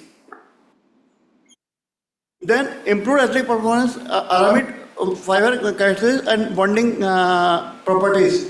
Everybody knows, actually I am just skip this slide. Then I wrote a book in 1922, the basis of my work is with Atira and 3.5 years Head Center. So we are just attracting the industry partners, doing the work from them, and everything from right from the raw material to how to make it cost effective, how to prove it in forensic labs, everything we are doing actually. Then we are writing the article also in fiber fabric fashion and everywhere. So it can be used for everyone in this composite or technical textile industry. Then it gave me inspiration to write a book. So I corrected my memory, and based upon that experience, I wrote a book which is available in Amazon and Flipkart. Even the same topic, AMA, I gave a webinar, they are same thing actually. If you put in YouTube, you will get my lecture. So that gives the whole story in details, even more uses in other fields of composite in this book and in this webinar. So please, if you are interested, you can listen it.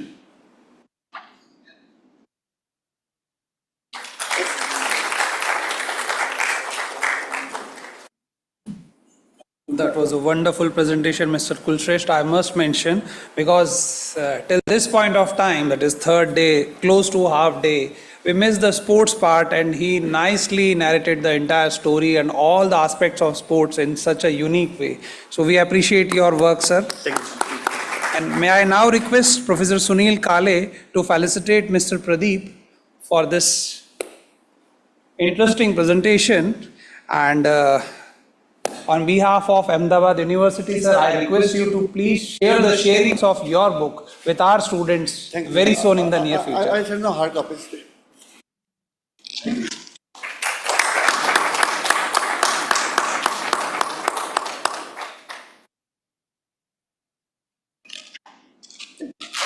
We expect our students to be benefited by your experience, sir. Okay, next in the line we have Mr. Dhaneshwar Sahu from NIT Roorkee. He will be presenting his works on prediction of natural frequency. He'll be presenting his works on prediction of natural frequency of multi-walled carbon nanotube filled woven glass fiber and metal laminated structures using artificial neural network. Over to you, Mr. Sahu.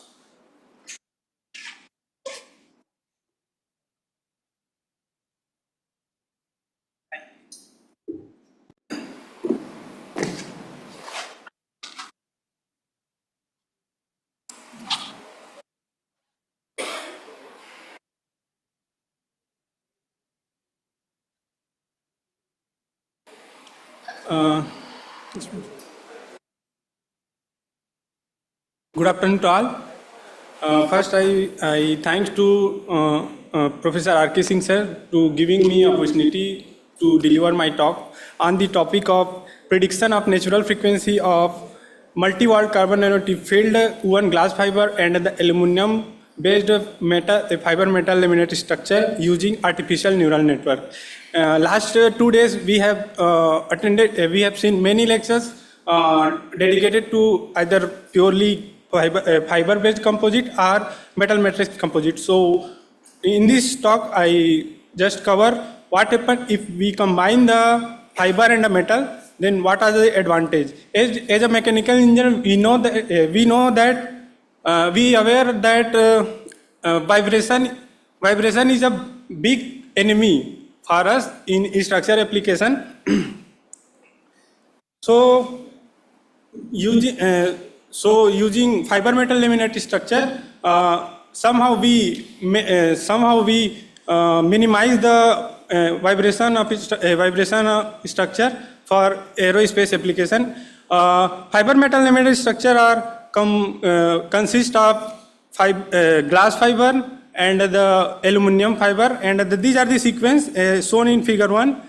That first aluminum layer, then glass fiber, then again aluminum, then aluminum layer, then glass fiber, then again aluminum. So combining these fiber reinforced composite and aluminum, we can take advantage of robust structure and a lightweight structure. These are the some applications which are used for fiber metal laminate structure, such as that high strength to weight ratio. These properties are generally used in aerospace, automotive industry, defense and military, construction industry, renewable energy, and rail and transport. Then second property like improved fatigue resistance, these are used as mentioned, and excellent impact resistance, superior corrosion resistance, as it combined with glass fiber, so we can minimize the corrosion. The objective of present work is to first we prepare the multi-walled carbon nanotube filled glass fiber through hand layup technique. Then we prepare fiber metal laminate structure. Then performing the free vibration analysis using impact modal hammer test to capture their natural frequencies. Then subsequently we perform the effect of various parameters like aspect ratio, side to thickness ratio, and fiber angle in laminate sequence of one glass fiber, how these parameters affect the natural frequency. Then finally I propose the prediction model to predict the natural frequency using artificial neural network. These are the fabrication process as shown in figure 2. Left side shows the block diagram, and this is right side shows the actual fabrication process. And the engineering constant of both aluminum sheet and the glass fiber are calculated through uniaxial tensile test, and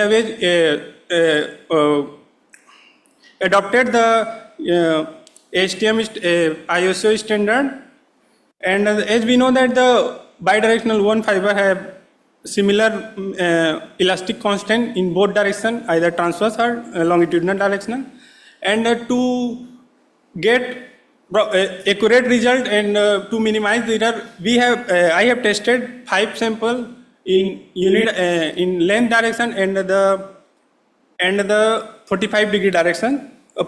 Just 45-degree fiber direction is required, elastic property is required to calculate the shear modulus, which are calculated through Jones formula, already mentioned in Robert M. Jones Mechanics of Composite Material book. And after performing tensile test, elastic properties are shown in table 1. These properties are further used to perform numerical simulation in finite element software. And experimental model setup are shown in figure 4, and their frequency response function and coherent plans are shown in figure 5. Generally we use roving impact hammer test, where accelerometer is fixed in particular location, and we impacted the specimen in different direction, different points, and we captured the natural. Actually, through experimental model analysis, the natural frequency are obtained in time domain. Then we apply in DAC system in built FFT, which is used to convert time domain frequency into the frequency domain. And also we simulate the natural frequency in Abacus software. First we create a geometry, then dimensioning the geometry, then we lay up the geometry and assemble. Then we assign the mesh size, and this mesh size is finalized through convergence study and validation study, and then we assign the boundary condition, different boundary condition. For present analysis, I have adopted 4 types of boundary condition: cantilever boundary condition, opposite side fixed and opposite side free boundary condition, and the 3 side clamped and 1 side free and all side clamped boundary condition. Then we assign the task for natural frequency, and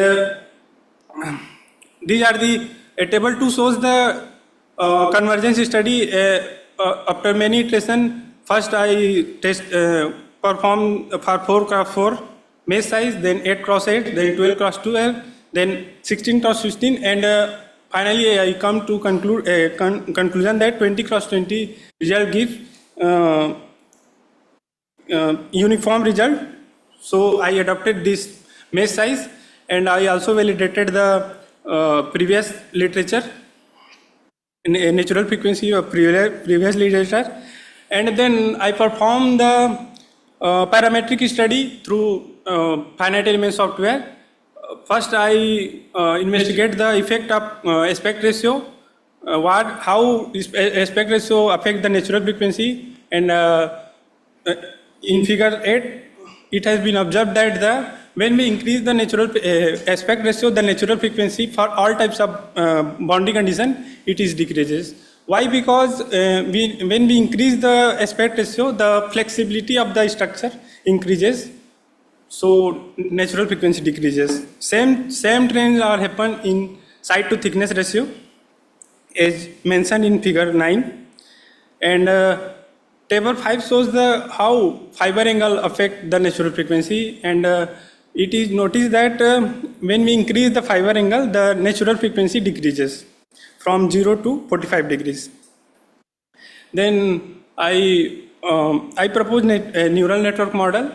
For that I have taken 3 input: aspect ratio, fly orientation, and a side to thickness ratio, and my output is first 2 mode of natural frequency, where aspect ratio I taken from 1 to 5 in the interval of 1, and the fly orientation first 0 degree, 15 degree, 30 degree, then 45 degree, and 60 degree, and side to thickness ratio is taken from 20, 40, 80, 160, and 320. These are the flow chart. Figure 11 shows the flow chart. First, we start the process, then we assign, enter the input and output, then we assign the learning algorithm, then we define the activation function, then assign the neurons in the hidden layer, then we train the network, and we check that if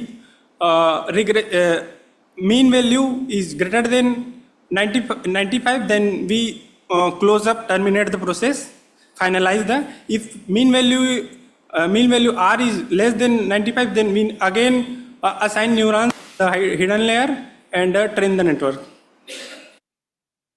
These are the error table where Levenberg-Marquardt learning algorithm is finalized for further artificial neural network training. It's seen that R square value regression coefficient of relation is highest in this case, and mean square error and root mean square value are lower for both training and testing. These are the regression plot and the performance plot for artificial neural network. Then after that, I have tested the 4 boundary condition for unexamined data. I am not using that data which I have early used in training. These aspect ratio, ply orientation, and the side to thickness ratio, that are completely new data, and perform prediction analysis, and also subsequently I perform same thing, same parameter I using feeding into the finite element software, and I am getting very close result. These all results are within 5%. Table 12 shows the 3 side clamped boundary condition and all side boundary condition. So finally, I conclude that for any structure, when we perform modal analysis, then all side claimed boundary condition has highest natural frequency as compared to the other. Because when we increase the constraint, the stiffness will increase, which leads to higher natural frequency. Then when we increase the aspect ratio, it decrease the natural frequency. Same trend is follow for side to thickness ratio and the ply orientation angle. Additionally, ANN based prediction model is proposed to predict the first three mode of natural frequency, which are then compared with the FEN based software, and the obtained natural frequency from both technique like finite element method and data driven artificial neural network have less than 5% error. Thank you. Any question? Yes.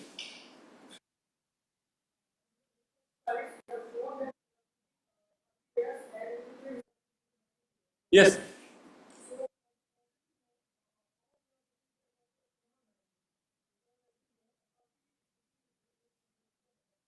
Yes. Thermal management. Actually, so at some extent, I assume that there is a perfect bonding between first I prepare the glass fiber, multi-wall carbon filled glass fiber.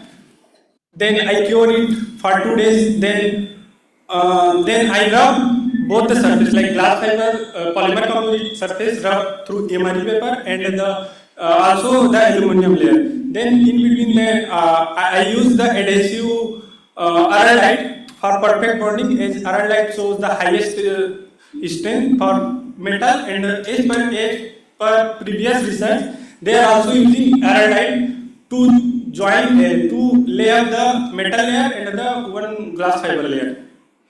Have you done any study for higher temperature exposing? No, actually, my study is basically on dynamic analysis. So yes. You have mentioned that you have used that carbon nanotubes and yes, for your work. But I feel whenever you are going for the nano level instead of micro level, yes, sir. So dynamics will change. It is not applicable, whatever applicable at micro level, and if you are going for the nano level. Yes, sir. Have you compared that thing or no, sir? Same boundary condition? I just follow what are the previous researchers they have done. So my main focus is how to improve the natural frequency. That's fine. But whenever you are doing the work at a micro level and you are going shifting towards the nano level, so the dynamics and boundary conditions, everything will change. So have you tried for that? No, or sir. Just whatever a previous researcher have done, so you are accepting the same thing, same conditions? That work is based on some assumption. So that part that level you have to go. Yes. In the nano level you have to go. That part I didn't study. Thank you. Thank you very much.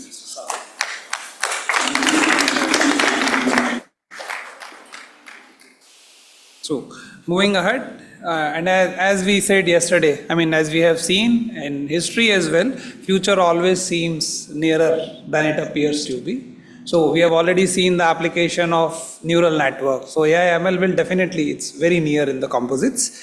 Moving ahead, I would like to call upon stage Mr. Subramaniam Pujari from Atira. He will be giving a short presentation on effect of mineral fillers on mechanical and dielectric properties of glass fiber reinforced polymer composites. Mr. Subramaniam, please.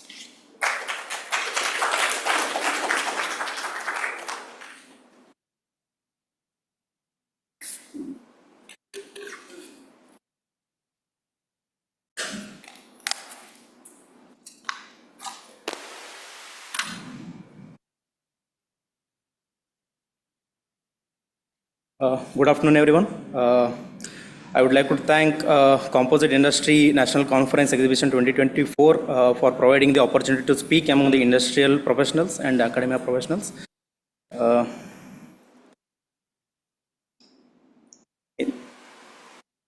topic which I am going to deliver now will be the impact of mineral fillers on mechanical and dielectric properties of the glass fiber reinforced polymer composites.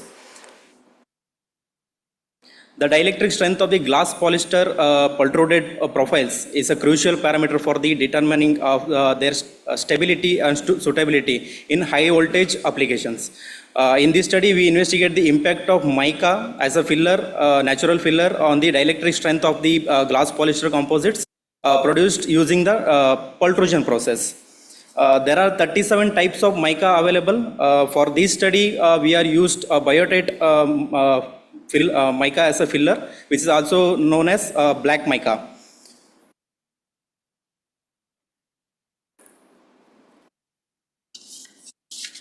The dielectric properties of the GFRP composites, particularly dielectric strength, we are studying, are the critical in electrical and electronic applications. A higher dielectric strength means a material can withstand more higher voltages without breaking down, making it ideal for the insulating components in high voltage environments such as transformers, circuit breakers, and insulator in power systems. Mica is known for its excellent electrical dielectric properties, including high dielectric strength. When added into the GFRPs, mica significantly increases the dielectric strength, making it more effective for as electrical insulator in high voltage environments. Mica enhances the dielectric property. However, the increase of the mica concentration will decrease the tensile strength of the GFRPs. So it is essential to ensure that the composite maintains adequate mechanical strength while achieving the dielectric properties. For this experimental setup, we have used 4800 tex glass rovings with the unsaturated polyester resin with concentration of mica without mica 0%, 2, 4, 6, 8, and up to 20% we have used.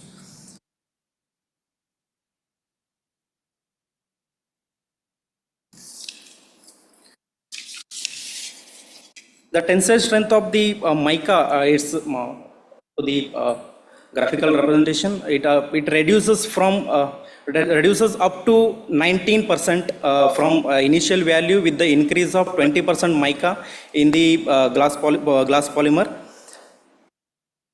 Because of the interfacial addition between the glass fiber and the matrix, due to the increase of the mica, the tensile strength reduces up to 19%.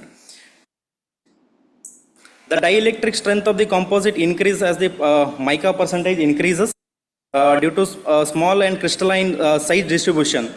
We have used 200 mesh size mica, which is around 74 microns size. For this dielectric strength testing, we have used 100 kV high voltage instrument with the 1 centimeter diameter copper electrodes. The samples have been kept in between the copper electrodes, and we are tested. The case study will be identifying the optimal mica concentration. As you increase the mica concentration, the tensile strength will be decreases as and on the mica concentration increases. So balancing the mechanical and dielectric property as required by the customer or your requirement, you have to tailor the properties based on the mica concentration or the requirement of the property. Somehow you have to compromise on the tensile strength by increasing the dielectric property. In this study, we have gone up to 20% of the mica concentration. Without mica, we have got around 362 MPa of the tensile strength, where the dielectric strength was 2.8 kV per mm. Upon increasing up to 20% of the mica, we have got 294 MPa of the tensile strength, and dielectric strength have been improved up to 15.8 kV per mm. Mica filler significantly enhances the dielectric property, providing beneficial diverse applications, and the tensile, as I told earlier, tensile will be decreases. You have to tailor your properties based upon your applications, where the tensile strength, like in transformer covers and all these things, tensile strength would not be play a major role, where your high voltage resistance will be a more requirement. There you can add a mica as a filler and you can use it. In Atira, we will be having a jute symposium in the next upcoming September 18th. I request all of you to join with us for this symposium, and also in October we will be having Intexcom 2024. Thank you.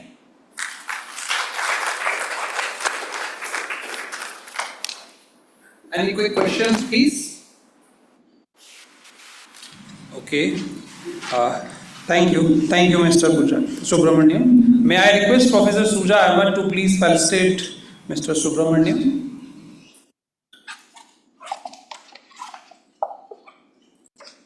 Please.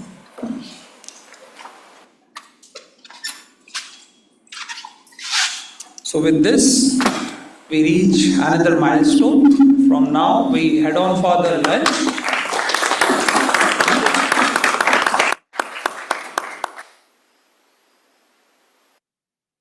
Thank you.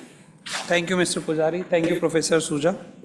So now we approach for a lunch, and I request you all to be back here in next 45 minutes, and then we will start the last session of the day. Thank you.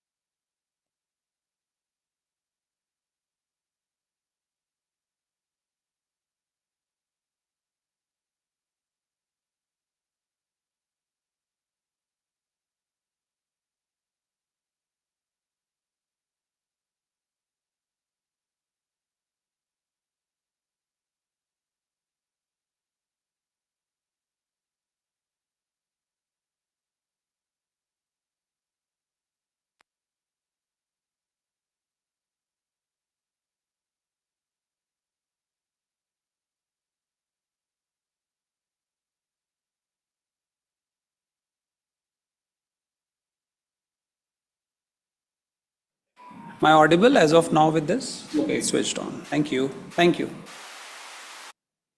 Okay, so heartiest welcome to the last and one of the most important sessions, which includes the validatory session as well. And that will be the culmination of this 3-day event, which has given or thrown a lot of light on the various aspects of composites. And that reminds me that the very first session, the keynote, was by Professor Inder from IIT Roorkee, wherein he stated the importance, or established rather, the significance of sustainability, and the importance of composite definitely is a must. So at that point of time we had some words, and I called one of his students and an industry person as well, who happens to be academician as well. So we'll continue with that legacy. We can say that ultimately in future we need to take care of Mother Earth. So on those lines, there will be a presentation on natural fiber reinforced composites by Dr. Manish Leela. Dr. Manish, please.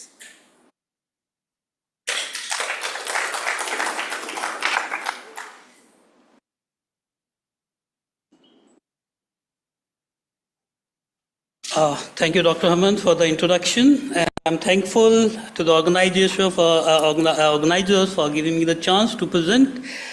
So, from last 3 days, I'm here and listening to different presentations.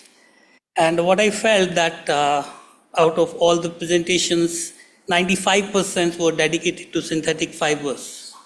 And only 3 presentations were related to natural fibers. And let me tell you, the work on natural fiber composite is started in 1980s. And in 1990, Mercedes used natural fiber basically in manufacturing their car doors.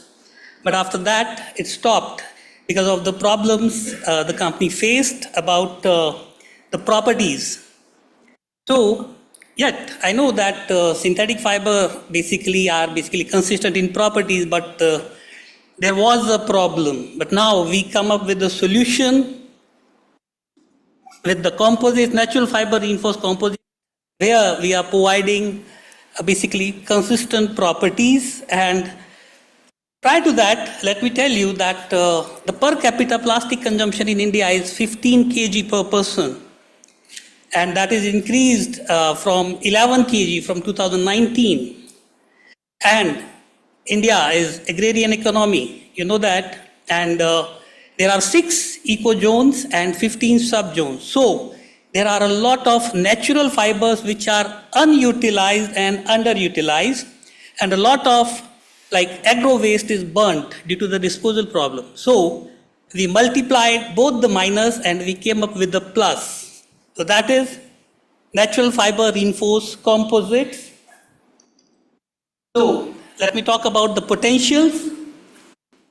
So as you can see in the image, we have converted the pure thermoplastic to natural fiber reinforced thermoplastic granules. Now these are a green solution as well as sustainable one. So these are non-abrasive in nature, these are partially biodegradable, but by changing the matrix, we can make it fully biodegradable, but we need to compromise on the cost. So we are providing a cost-effective solution, like the cost of the developed granule is equals to the virgin granule, and that is a result of extensive research of 7 years. So mechanical properties are comparable with the virgin material, and as the perspective of a manufacturer, the manufacturing waste is 7 times recyclable without any significant change in properties. And you need not to change anything to use the granules. You just put the granules in the hopper of your injection molding machine and make whatever you want to make. We can customize the properties because I know that each and every plastic product need some different property, like some products need tensile strength, some products need compressive, like this. So we can customize the properties also. And it can be used for all the non or semi-structural components. So let me show you what type of components. So you can see a furniture part that we have replaced that pure polypropylene with this 30% natural fiber reinforced composite. The furniture industry, you can see the electrical panel knob, the pipe closers, we can change the background of the wall clock also, we can make the god idols, we can make the automobile component, we can make stationary items, we can make like low power transmission gears, we can make the automobile components, and we can use it for electrical housing also. Now, before going to next slide, as Dr. Hemant told that I have been a researcher in IIT Roorkee. Right now, I am in Graphic Era Hill University as an academician, and I have my own startup. So I am an entrepreneur also. So sometimes it felt like I am suffering through multiple personality disorder, but at the same time, I feel it is beneficial for me where I am searching for the question and as well as I am searching for the answers also. So prior to that, okay, let me tell you that application area is quite good and the composite market is increasing with a CAGR of 11%. Now, if I tell you the market, like the global natural fiber composite market is 9.82 billions in 2023. And if we talk about India, the total available market, that is 2400 kiloton per annum. Because the total thermoplastic market is 12,000 kiloton per annum. So that is a huge, and it worth 2.82 billions per annum. And you can imagine that what is the growth at 11%. Now, back to the point that what I felt, it is my perception, so please don't feel offended that what I am going to tell, because it is based on my experience that. Now, what is the problem we are facing in academia, that the most of the research is article based, because I have interacted a lot of faculties, I have interacted with a lot of researchers. But again, the main thing, okay, that we are going to publish the article, we'll publish 2-3 articles and the degree will be awarded. After that, we'll get a good job. That's all. So the major problem is the research is article based, not application based. And in that research, we are searching basically one solution for one problem. Like on the very first day, someone was presenting that they got a solution to get to reduce the waste. But again, the same time, the waste, by the process by which the waste is reduced, it creates another waste. So what is the solution to that? So researcher must think in perspective of the manufacturer also, that what has to be done with that waste. So they have to provide that solution also. Then the third is feasibility. Like you can find almost 10,000s of articles based on natural fiber composites, using different fibers, different techniques to enhance the mechanical properties. But if we go with the feasibility, you won't find even 0.01% articles. So that is the major issue. And the research that is done on basically on the lab scale only, and it is related to the third point, which is related to feasibility. And the fifth, which is a perspective of both the industrialist as well as the researcher, the time and money. The researcher needs time as well as the money to develop any application. Now, from my second personality, that is as an industrialist, so when I'll understand what is the worth of the product, when I am aware of the journey, like as Dr. Hemant developed that bulletproof jacket, so it took him 12 years to reach up to a certain point or a certain level. But again, as yesterday he told that whenever he was solving the question, again the question paper was changed. So that is the main issue. So the industrialist must understand the journey of that research also to get the value or the worth of that product. And like as I told that I'm running a startup, and this is the problem which I face practically, the resistance to change.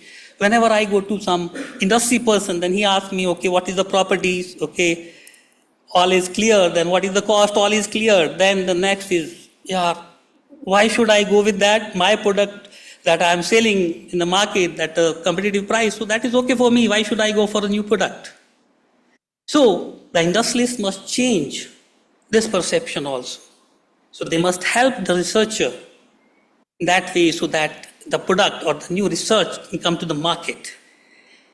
Again, the multiple personality disorder, then I thought as an industrialist that what is this, why this is happening? So industrialists basically, the giants are basically dependent on the vendors. So when I met some industrialists, they asked me to go to the vendors, and then when I went to the vendors, then they asked me to go to industrialists. Okay sir, jab tak wo nahi kahenge, how we can manufacture? So they are also dependent. And again, common issue, time and money, they don't have time. They can provide you the money, but they don't have time. Abhi chahiye within 1 month. You need to provide the solution. So that is the main issue. So what is the solution? That both industrialist and researcher must interact to get a win-win condition. And this is possible by organizing these type of an event, and I am thankful to Dr. R.K. Singh and Dr. Kale for organizing such type of event when the researcher and industrialist can meet and interact in person directly. And as well as I am thankful to the organizer from Ahmedabad University for coordinating with the organizations like CESA and to provide such an stage. So, thank you. I welcome the questions from your side.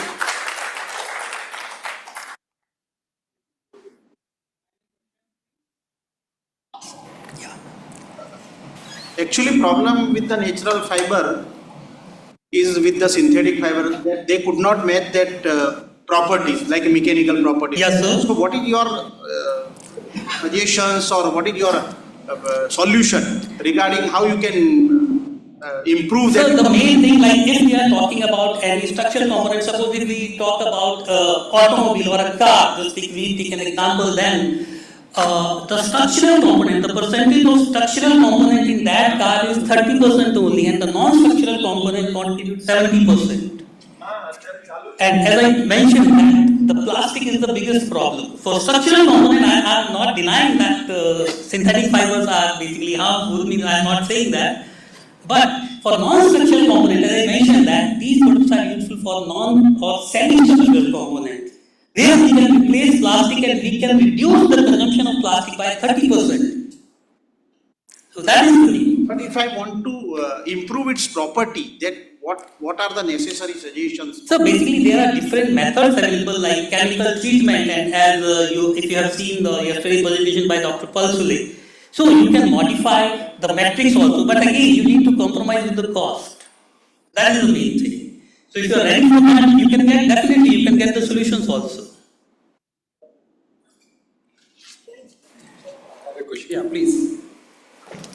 Yeah, I am Vishnath Hari from Valence. I think we interacted the both. Yes, sir. So what I understood from your product is you are basically manufacturing 8 fibers with polypropylene, right? Yeah. That's the main. Basically, yeah, we are making granules. So, but then in automotive industry per se, the main polymers which are used for major of the applications are ABS, foam, or nylon filled glass. That glass filled nylon, right? Right, sir. 30% glass which is used. Right. These are the 3 main polymers which can basically use, say, 70% of what you have told. Right. Now, when you are going to introduce, say, a fiber which can replace the glass in the nylon, right? Is that possible? Is that in the nearest term according to your research what you have done? Yeah, we can use that natural fiber in ABS also. But again, we need to check that what is the difference in the properties and what is the requirement of the customer. Like if ABS, we are going to recycle it, so it will release different gases which are carcinogenic. Maybe it can be used for the dashboards. Yeah, right now we are in works with Volvo Eicher also. So they are going to replace 20 of their product, which is now made up of polypropylene. Yeah. Thank you. Thank you. Thank you, Dr. Manish, for such a short, crisp, yet highly impactful presentation. We appreciate your efforts as well. On behalf of CISA and Ahmedabad University, we congratulate you as well. And now may I request Professor Sunil Kale to felicitate Dr. Manish.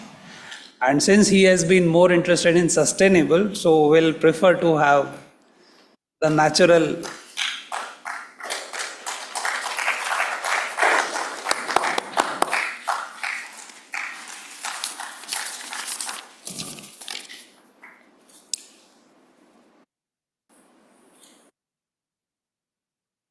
Thank you, Dr. Manish. Thank you, sir.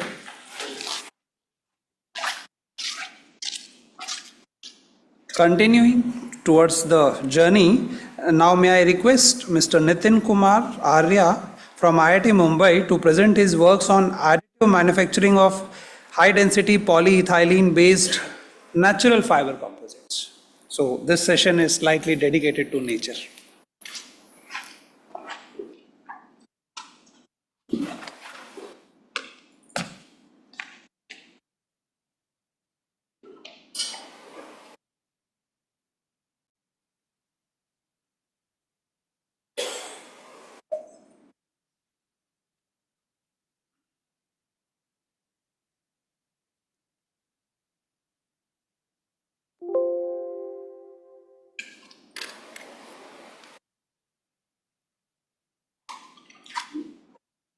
Okay. So first of all, good afternoon, everyone, and thanks to RK sir who give me the opportunity to present here. And here I am going to present my topic that is, sir is talking about the natural fibers. So here we are presenting some one method of that, making the composite of the natural fiber, that is the additive manufacturing. And talking about myself, so my name is Nitin Kumar Arya and I am a student of Indian Institute of Technology, Bombay. And I am doing PhD in the Material Science and Metallurgical Engineering under the guidance of Professor Aparna.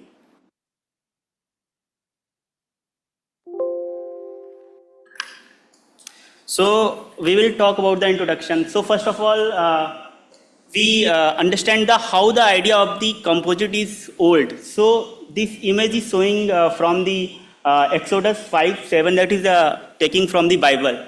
So where this image contains a story. Here we can see that some workers are making the bricks using the fibers with the clay, and this one is the, as we have seen in the villages, that make the walls with the help of the bamboo. And now this one is the glued laminated wood that is used around 1500 BC, and this is the laminated metal in forging swords that is used AD 1800.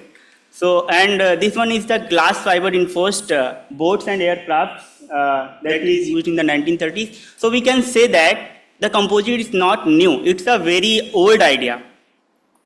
So moving further, we can see that what is a composite. So basically everyone introduced this in the last 3 days, what is composite. So basically it is a combination of 2 or more constituents that is mixed at the macroscopic level.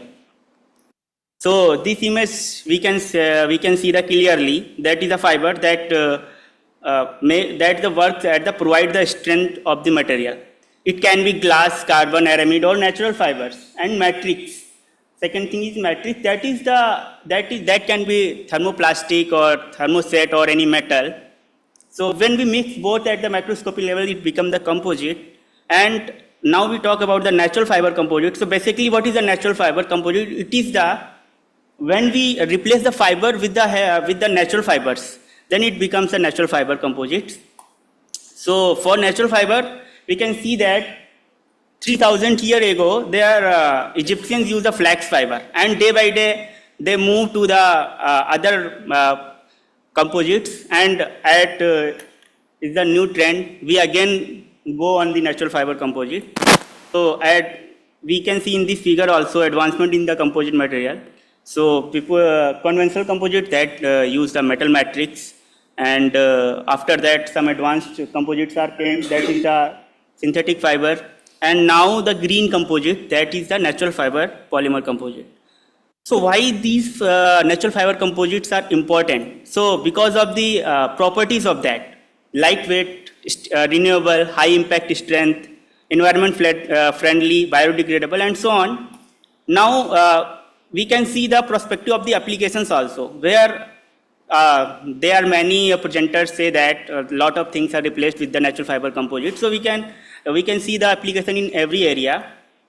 So these are the door panel of a car that is made by the flex fiber composite, and these are the helmet of bicycle and racing cars, and these are the some guitar and area column speaker, and this is the flex chair that is made with the polypropylene in the flex fiber.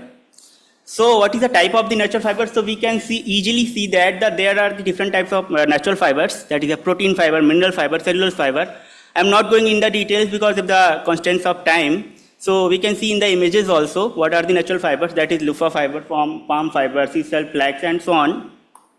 So what is the structure of the natural fiber? So we can see that a single natural fiber wall cell, there are the lumen and some walls, and outer cell there present the crystal cellulose. These are some chemical composition of the most widely used plant fibers. And now we can see that what are the green composite matrices for the green composites. That can be the two types, that are the fully degradable and partially degradable. So here are some properties of thermoplastic polymers. And in my work, I have used the HDP, that is a high density polyethylene. So these are some techniques. Many researchers, many presenters talk about all of the techniques, as you know. So first one is the extrusion molding, injection molding, and fused filament processing, that is additive manufacturing, and compression molding. So I will talk about the fused filament processing, that is the additive manufacturing technique. So one of sir is asking about the enhancing the properties of the. So for that we can modify the natural fiber composite. That can be done with the help of fiber modification as well as matrix modification. So for fiber modification, we can do the physical treatment or chemical treatment. So you can see that. And for matrix modification, we are doing the coating, blending, and cross-linking. So this is the mechanism for making the modify the natural fiber composite. So how the matrix and fiber are bonded. So these are the four mechanisms where we can see the molecular entanglement, chemical bonding, and mechanical interlocking, and electrostatic adhesion. These are the some literatures that shows the different natural fiber composites, and these are the some modification of the natural fiber composite, where we can see that the increment in the mechanical properties as well. So what our objective is the investigate and enhance the mechanical properties of the thermoplastic natural fiber composite and will evaluate the surface treatment of the effect of surface treatment of the natural fiber composite, and develop the different manufacturing methods like 3D printing and solvent casting also. So what I have used the saccharum munch fiber that is easily available in the village area, and HDP pellets that is purchased from the Mumbai, and sodium hydroxide for the treatment of the fiber. So what experiment for fiber treatment? I have done the 5% NaOH solution with distilled water, at which I have treated my saccharum munch fiber, and this is a full process. And for composite fabrication, I have used the 3D printing is carried out using the fused filament technique, and with the optimized parameters like nozzle diameter of 0.4 mm and temperature is to 40 degrees centigrade, and while built plate temperature is 130 to 140, and infill density is 95 to 100%. And there are three conditions, that is a pristine, untreated fiber composite, and treated fiber. So this is the graphical graph of the process of printing my composite. So this one is for the pristine one. So here we can see that first we make the filaments with the help of twin screw extruder. And after that, we use that filament with the help of single nozzle 3D printer. I have printed the samples. Basically, these are the dog bone tensile samples. And for making the composite, we take the munch fiber and cut in the smallest size with the help of chopper machine. And when then after mixing both of them in the twin extruder, I made the filament and again print the samples. These are some more samples. So this one is the untreated natural fiber composite filament, and this one is the treated one. So you can easily see the difference of the colors also. After the treatment, there are lot many things are removed from the natural fiber. These are the samples that I have printed. This one is the pristine one, this one is the treated composite, and this one is the untreated composite. These samples are used for the 3-point bend test, that is the flexural testing. So this is the result for the FTIR of the fibers. So easily we can see that after the treatment, what happened, that is the peaks are reduced. That peaks are the hemicellulose, lignin, that is the impurities on the fiber. This is a graph of TGA and DTG, where we can see that thermal degradation temperature is increased after the treatment. This is the XRD graphs of the natural fibers, that is the sacrum munch. So where we can see that our crystallinity is increased after the treatment. These are some ACM graphs of the natural fiber of mine. So here we can see that there are different impurities are removed after the treatment. We can easily see that. These are the tensile results, where we can see that the black one is a pristine one. In the tensile result, as we added our fiber, the ductility is increased. And in one case, there are approx equally ultimate tensile strength is coming, and that figure is showing the flexural results, where we can see that after adding a natural fiber in the pristine, the flexural results are increased. And this technique is used for the checking the voids in the sample. So this technique is known as the 4-dimensional X-ray microscopy. So here we can see that the black one are the holes, and the blue one are the RSDP sample that is made using the 3D printing. And this graph is, second one is showing only the voids in the sample.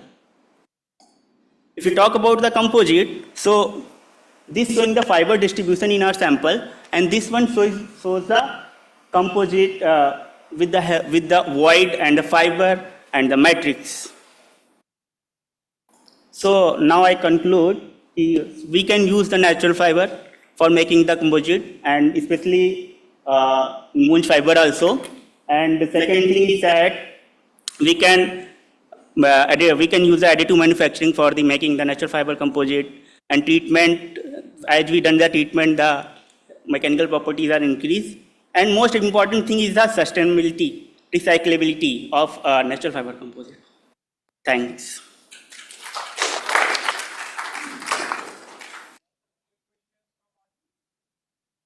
Yes.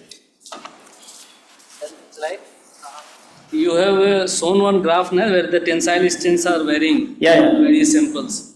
So what are the parameters being changed? The fiber per se or any treatment? Actually mentioned in the graph, there are the 5 weight% of the fiber and 10 weight% of the fiber with the both conditions. One is untreated and second is the treated one. And I have tested that all the tensile samples on the UTM machine, that is the capacity of load cell is 5 kilonewton with the speed of the 2 mm per minute, that is the cross-head velocity. My question was there that you have made that small flexes for the fibers. Yeah. So that is contributing for the change in the property, or your treatment is only the contributing for both are. With the help of pristine, if you compare with the pristine, only adding the fiber is also increase the ductility of the composite, and after the treatment it will increase compare with the pristine and the untreated, both it will increase the ductility. I just want to know, when you say 5% addition of fiber or 10%, how much it turns out to be volume fraction? Because that our aesthetic depends on that. Weight percent. Weight, volume, how much it covers? Sorry, sir? If uncompressed volume portion, how much it covers in that fibers in resin? It look with that 10% also, 10% weight also gives aesthetic finish like it's fully covered by that. Yes, sir.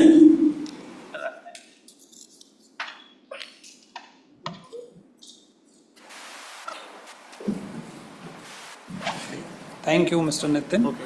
We wish you luck for your PhD works.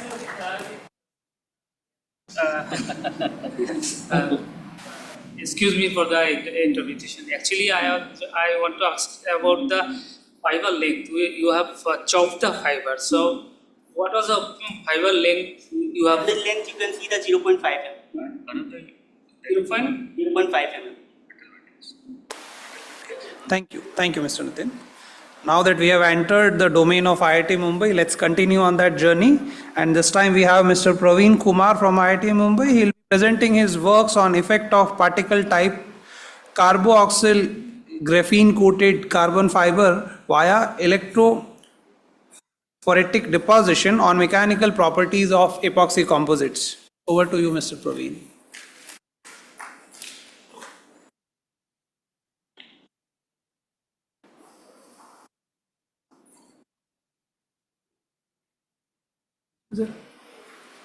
Yes.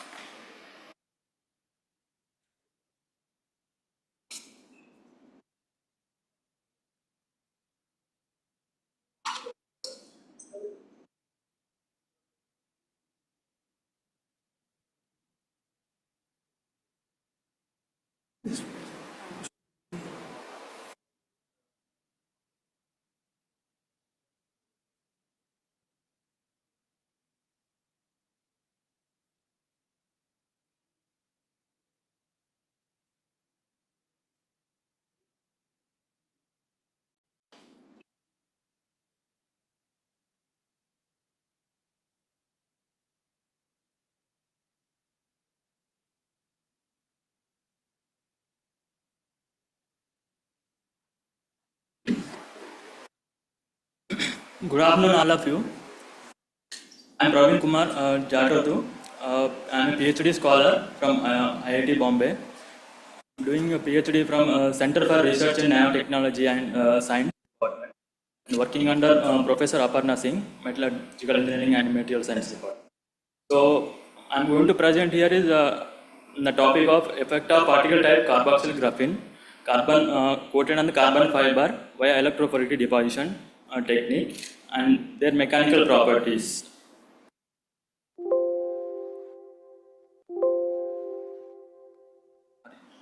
Yeah. So first I will present what is the motivation for this work and introduction and literature survey related to this and objectives of my study and material used for the study, experimental methodology and results and conclusions. So motivation is that we have various advantages of carbon fiber reinforced polymer composites. They have high specific strength and stiffness properties, and carbon fiber shows high strength properties compared to other fibers. But which lacks, there is these carbon fibers subjected to mechanical loads, they will fail at the interface region. That could be due to the chemically inactive nature of the carbon fiber surface, that is due to the turbostatic structure of the carbon fiber. If you see that figure, the bottom left corner, that graphite structure you could see, and the graphite structure are basal planes present at the surface of the carbon fiber, and this is chemically inactive in nature. So this cannot bond with the epoxies easily. So the material fails at this region because there is a lag in chemical bonding here. So if you see the system of the any single fiber and epoxy, so there are three major constituents. One is the fiber and epoxy, and at the interface region there is one more region will be formed, that is the interface region. that will be formed because of the adsorption of the polymer chains at the surface of the carbon fiber and the entanglement of these polymer chains, and that will have some thickness. So the major strength comes because of the load transfers from the epoxy to the carbon fiber. If this interface strength is higher, then there is a load transformation from the carbon epoxy to the fiber will be higher. So this is the major region to get the higher mechanical properties. So epoxy compared to other resins, epoxy shows the highest mechanical properties, and carbon fibers we know the mechanical properties. So to increase the interfacial strength, these are the theories are available. One is the mechanical interlocking theory, which is that if we add any graphene or any fillers to the interface region, that will create the friction. Because of that, there will be increase in the mechanical properties. One more is the chemical bonding. If you treat the fiber surfaces, that will form the chemical bond and increase the strength of the composite. And one more is that transition layer theory. Here, the interface has the variation in the modulus. So if it is a lesser flexible modulus, then stress concentration will be reduced because of the deformation of the interface region. If it is a higher modulus, and that transfers the load from the epoxy to carbon fiber easily. And infiltration theory is that the epoxy should infiltrate to the carbon fiber, and it should wet completely to the fiber. Then only we achieve the better mechanical properties. So based on these theories, various researchers are available. So many have done the oxidation treatment on the carbon fiber and coatings and sizing and chemical grafting and multi-structural depositions. And out of these, one thing is that graphene deposition on the graphene increases the surface roughness, and which increases the thickness of the interface region, and which create the mechanical interlocking and modulation in the transition region. So we know that graphene has very good properties such as electrical and mechanical properties. These are nowadays graphene available in various forms like graphene oxide and carboxyl graphene. So these graphene without having any functional group, they cannot disperse into the any medium like such as water. So we need some other functional groups such as oxide functional groups, hydroxyl and carboxyl groups. So majorly I use carboxyl graphene in my study. So how this graphene can be deposited on the carbon fiber. So various deposition techniques are available. One is the spray coating and dip coating and electrophoretic deposition. Electrophoretic deposition is that which has electrolytic cell and the one dispersion medium that will have graphene fillers, and there are two electrodes and oppositely charged. When we supply the potential to this electrode, there is a movement of these particles toward the opposite charged electrodes, and they will get deposited onto the electrode. So Hamakers predicted the mass of deposition of the graphene particles such as any other filler particles onto the opposite charged electrode. If you have a particular electrophoretic cell and which has a particular amount of dispersion medium and a constant surface area of the electrodes, and the major variables are the voltage and current and concentration of the fillers into the dispersion medium. So EPD cells are available in various forms, so we can deposit on a particular electrode, and we can at a time multiple fabrics also we can deposit, and it is also we can deposit in a continuous form also. So graphene has such as graphene oxide, when we disperse in a liquid medium, that dissociates. For example, if it has the carboxyl graphene, which has GCOOH functional groups, when we disperse into the water, it dissociates the COO minus and H plus ions. So which will give the negative charge to the graphene. Purely if we disperse into the dispersion medium and we subject to the EPD, subject to the opposite charges, there is a lesser amount of deposition. If we modify the charges of the graphene, previously it will have negative charge. If we modify with any charge modifier such as the magnesium nitrate, and these are some of the salts that can modify the charge of the graphene. So I use the magnesium nitrate to modify the charge. So if we modify the charge, that negative charge the graphene converts into positive charge, and we supply the now we convert it into positive charge. And now if we supply the charges to the electrode, that will move towards the negative charge electrode. So these are the reactions at the anode and cathode. During the graphene deposition, magnesium charges react with the carboxyl graphene groups at the edges, and that will form COOMg that we can see at the right corner, and that will be deposited. Where magnesium charges move faster along with the graphene particles and deposited at the carbon fiber. Here, along with the graphene particle, there is a deposition of magnesium hydroxide, and that supports the graphene platelets and the carbon fiber. So here the objective is that this preparation of stable colloidal solution and optimization of VPD process parameters such as voltage, current, and concentration, and the study the mechanical properties of these composites. The material used are these carboxyl graphene acrylonitrile based carbon fiber and DGEB epoxy resin.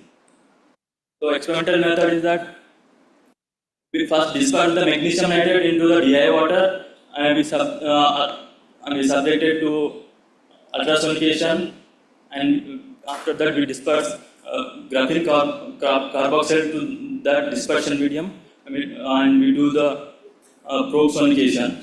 Along with the ultrasonication, we do the EPD. After the EPD, we use that fabrics to make the composite.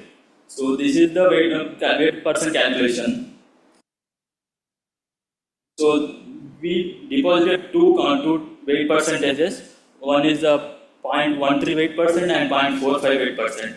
So here 0.13 weight percent is like film type deposition, and 0.45 is the particle type deposition. And left side we can see the pure carboxyl graphene.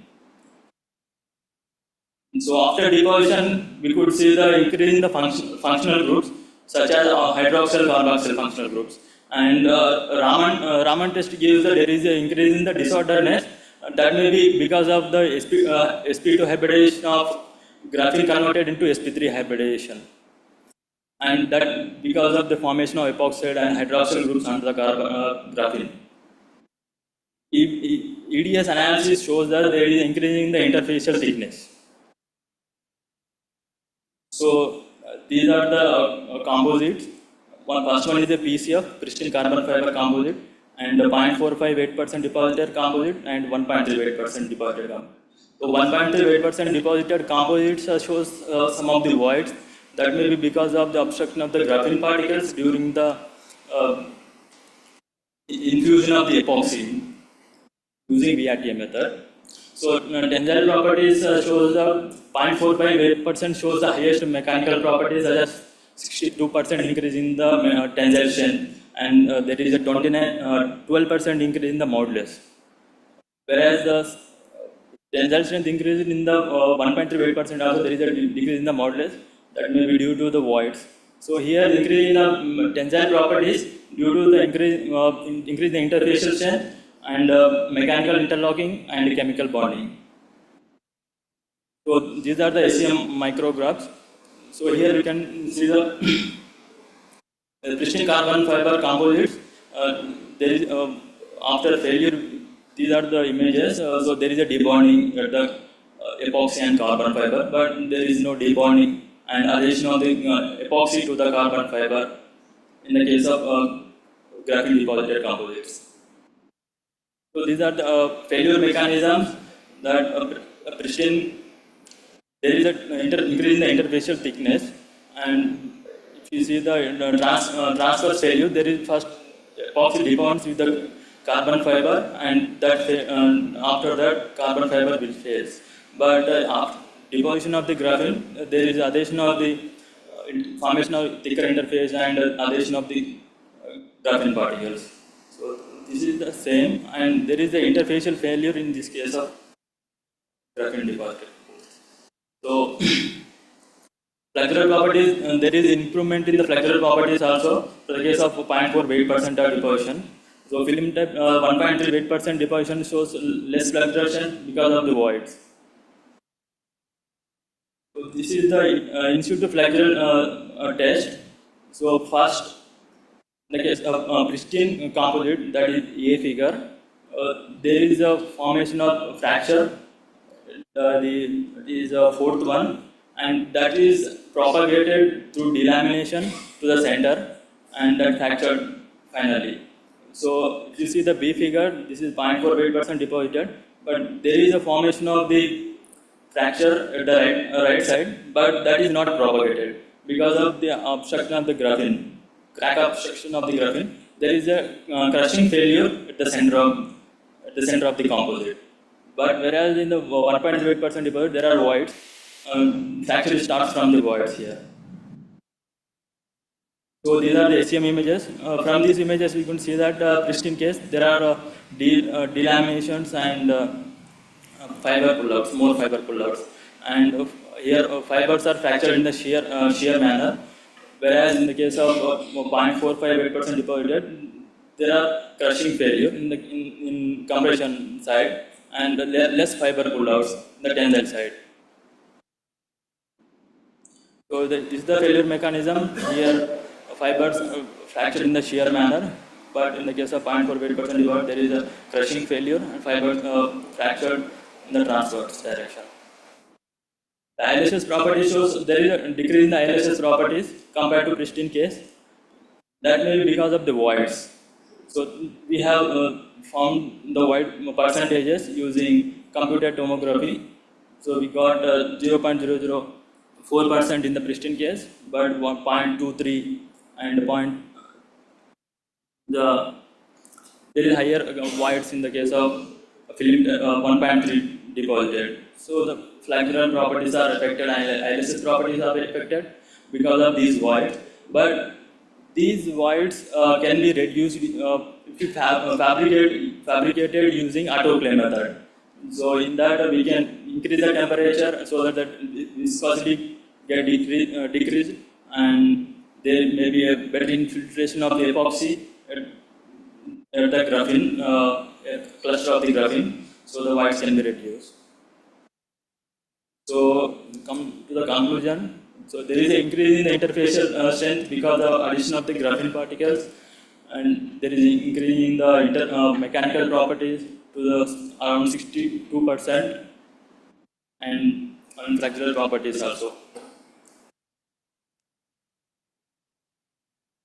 There are some void formation in the composites that can be reduced with the fabrication, changing the fabrication methods such as autoclave methods.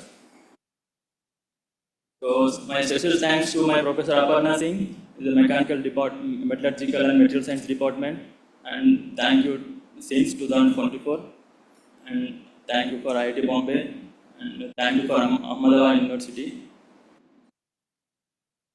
And thank you everyone. And if you have any questions, you can ask. So we have 2 published papers on this work and 2 patents. If you have any collaboration, if you want, you can contact with these mails.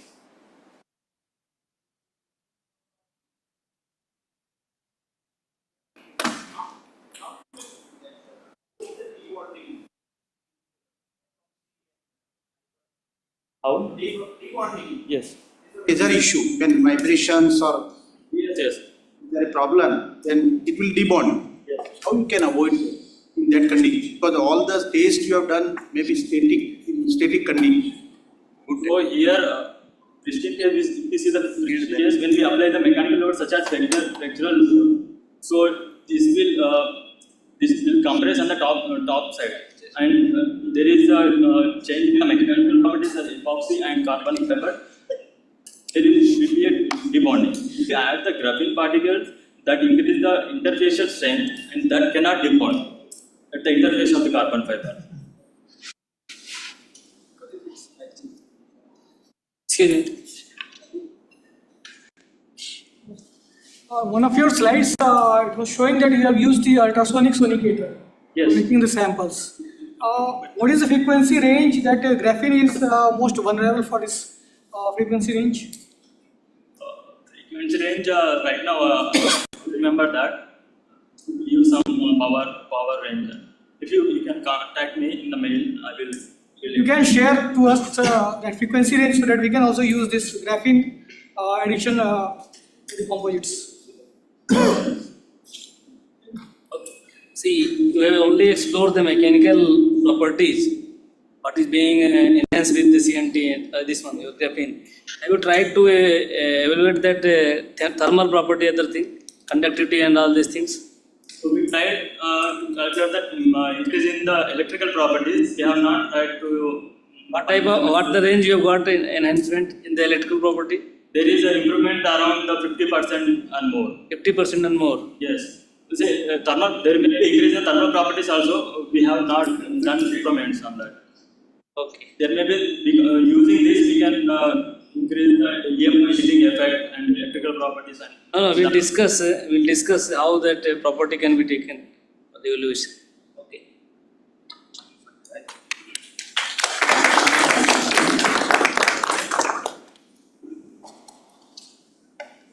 Thank you very much, Praveen, for such an illustrious presentation. Since we are at IIT Mumbai, so I think we should have one more from that domain. So now I request Mr. Prasanjit Kumar Dey from IIT Mumbai to present his works on PVA-based composites for triboelectric nano generators.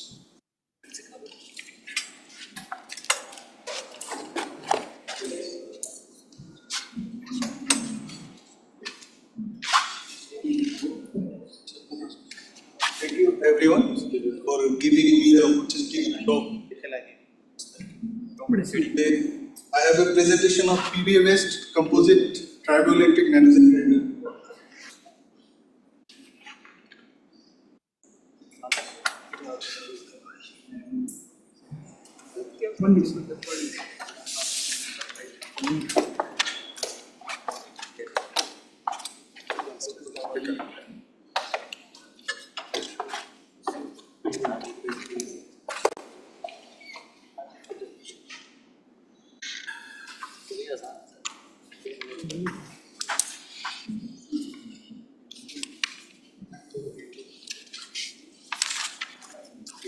हूँ जान ही रहा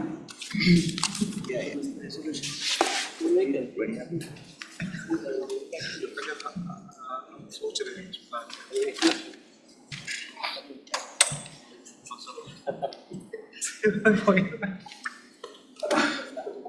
So first of all, I would like to thank you, Dr. R.K. Singh, for giving me the opportunity, and Ahmedabad University for organizing this conference. So basically, PVA polymer. Before going into the detail into my work, first of all, I would like to give an introduction, experimental work, results and discussion. Then I will show some application.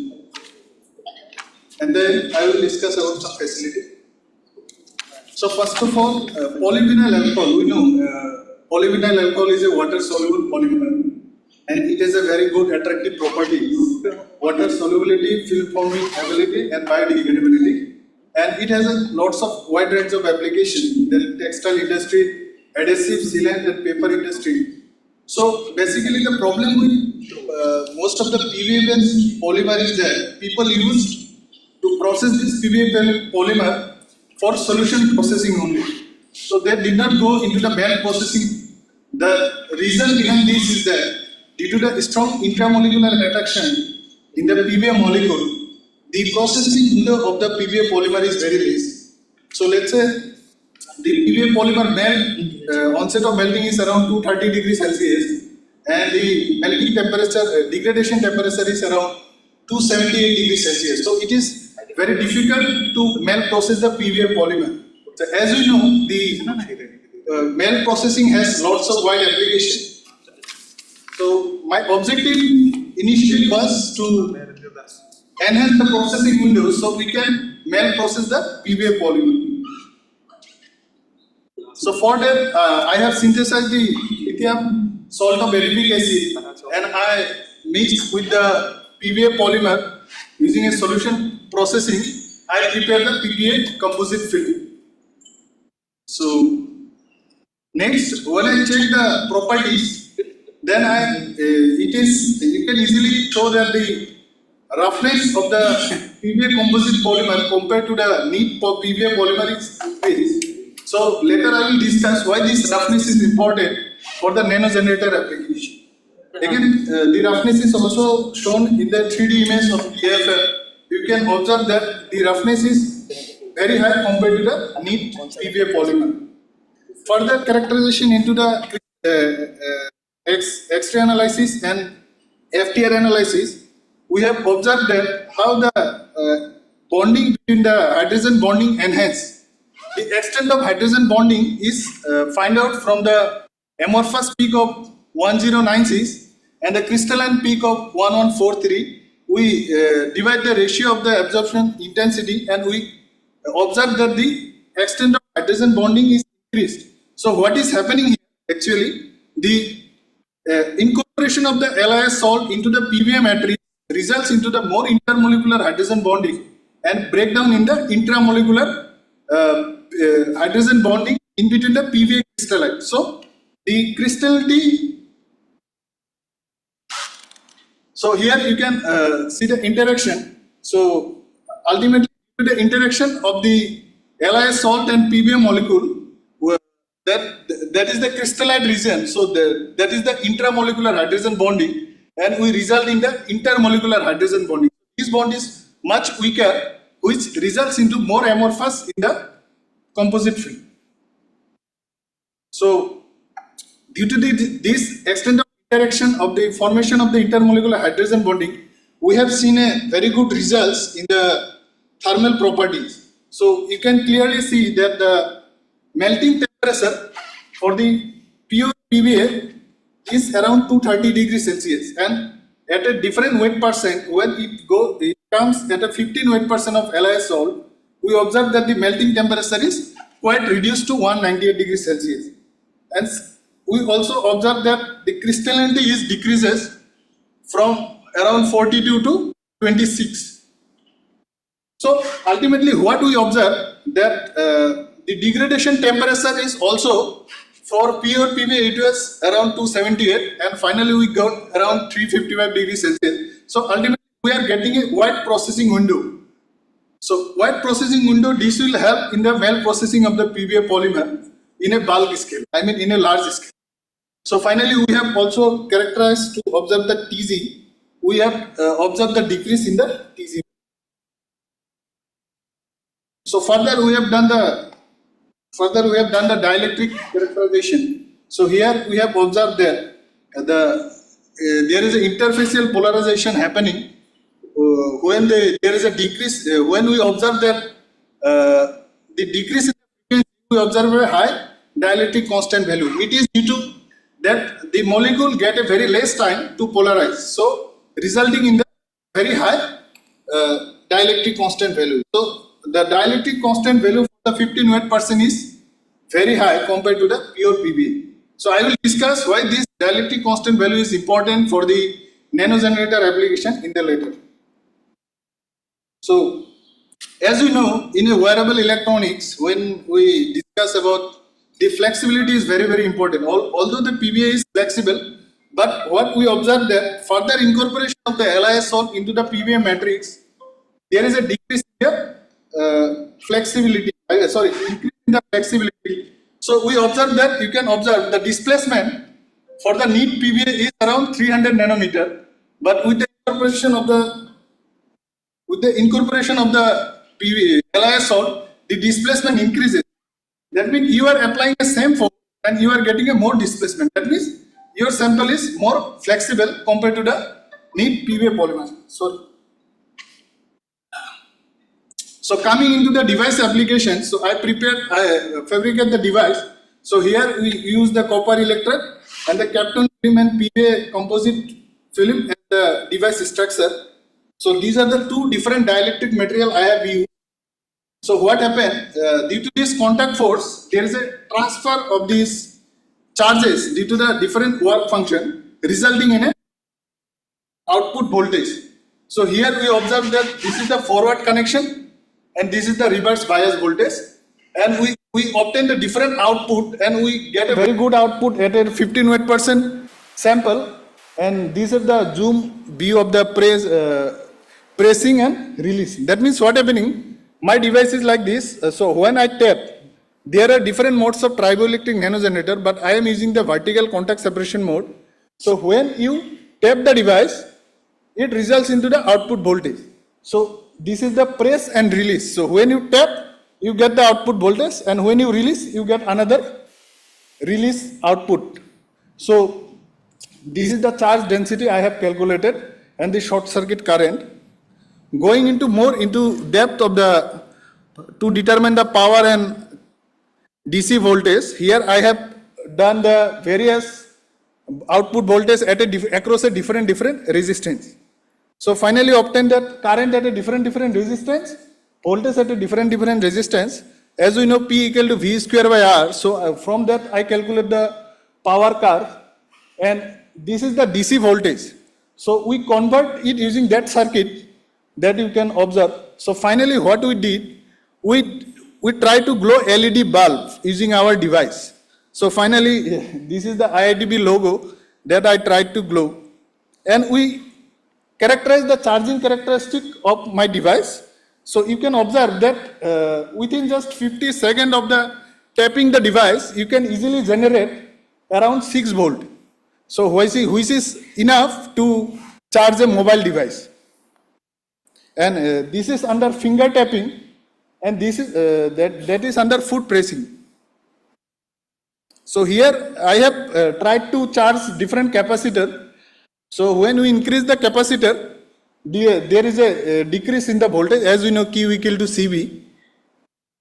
So when you go into a higher capacitor to charging a higher capacitor, we get a lower voltage at a more interval of time. So finally what I did, I tried to use my different motion, human motion, to check how many voltage we can obtain by the device. So I tried foot tapping, finger tapping, gently touch the device, jogging also, walking, knee bending. So these are the various different output voltage of my device.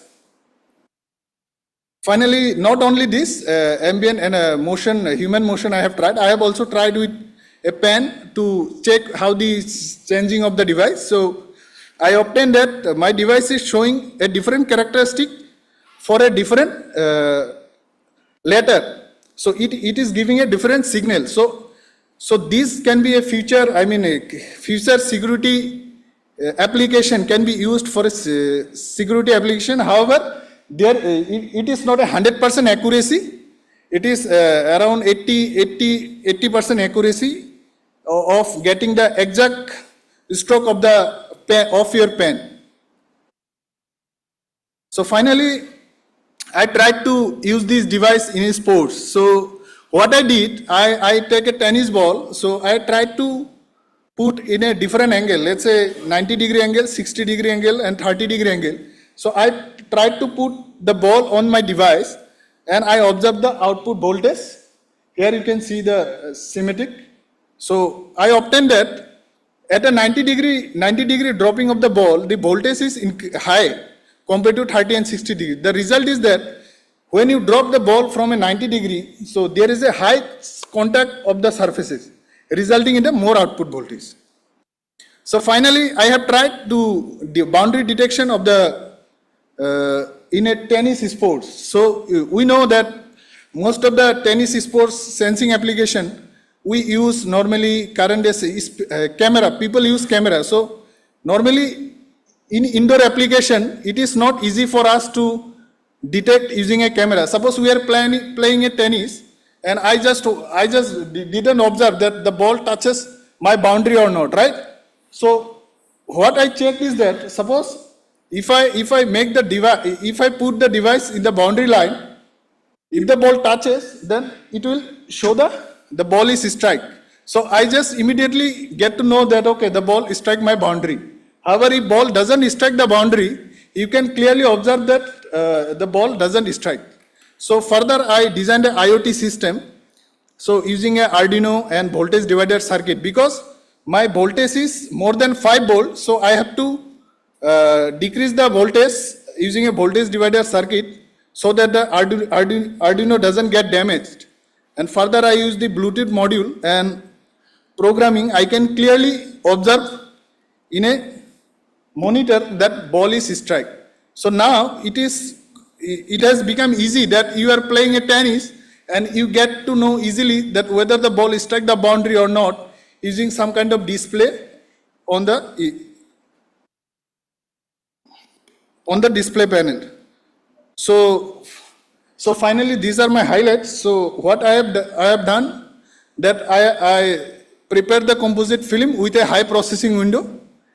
Also, I have seen that this device, I prepared the device that gives very high voltage output and can be used as an application of biomotion energy harvesting and application as a tennis sports.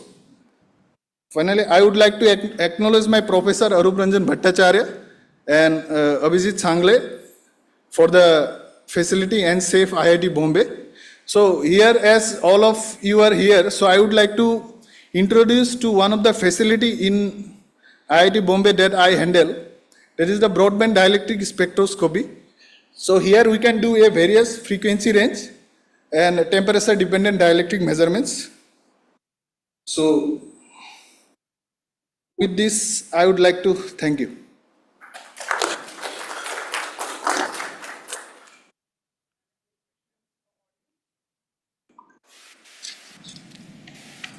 Thank you so much.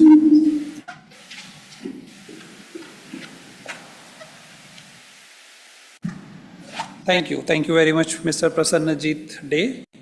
That brings us to the next presentation from IIT Rourkela, Mr. Rameranjan Das. He will be presenting his works on the effect of sealant treatment on kapok fiber.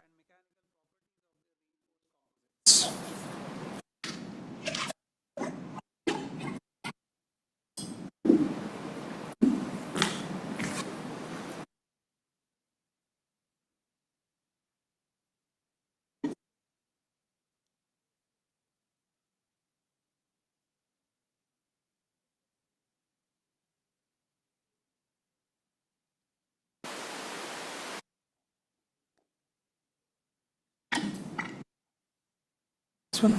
Yes.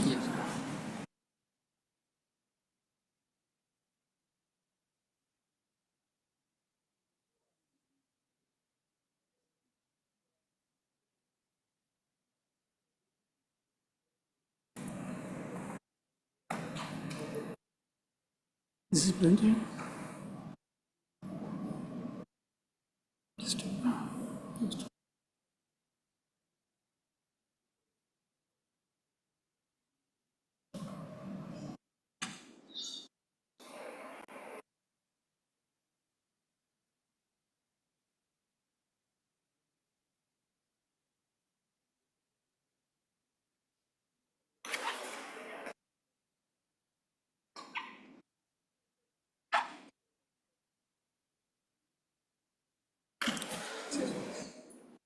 Celeste. Good afternoon, everyone. First of all, thank you to the organizer of this conference and R.K. Singh sir for giving me opportunity to present my work. And the title of my topic is Effect of Sealant Treatment on Kapok Fiber and the Mechanical Properties of their Reinforced Composites.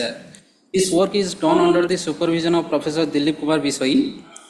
Basically, the work is focused on the fabrication of this nature-derived kapok fiber reinforced composites and the investigation of the sealant effect of the sealant treatment on the mechanical properties of these composites. So these are the outlines of my presentation. So basically, composite consists of matrix phase and reinforcement phase. The role of the reinforcement is to strengthen the composite, and the role of the matrix is to bind the reinforcement together. There are different kinds of composites are available on the basis of types of matrix and types of reinforcement. Here, my work focused on this thermosetting polymer matrix composites, and on the basis of reinforcement, composites are fiber, laminate, and particle type. And here we are focusing on fiber reinforced composites. Basically, fibers are of two types. One is natural fiber, another one is man-made fiber. So these man-made fibers are gives more strength to the composites, but these are not biodegradable. So we have to find some sustainable applications, that is natural fibers. These natural fibers also may not attain the properties that meet the properties that is provided by man-made fibers, but it can be used for structural or semi-structural application or to reduce the weight of this polymer composites. So here kapok is a natural seed-based fiber. So I used kapok fiber to fabricate polymer matrix composites.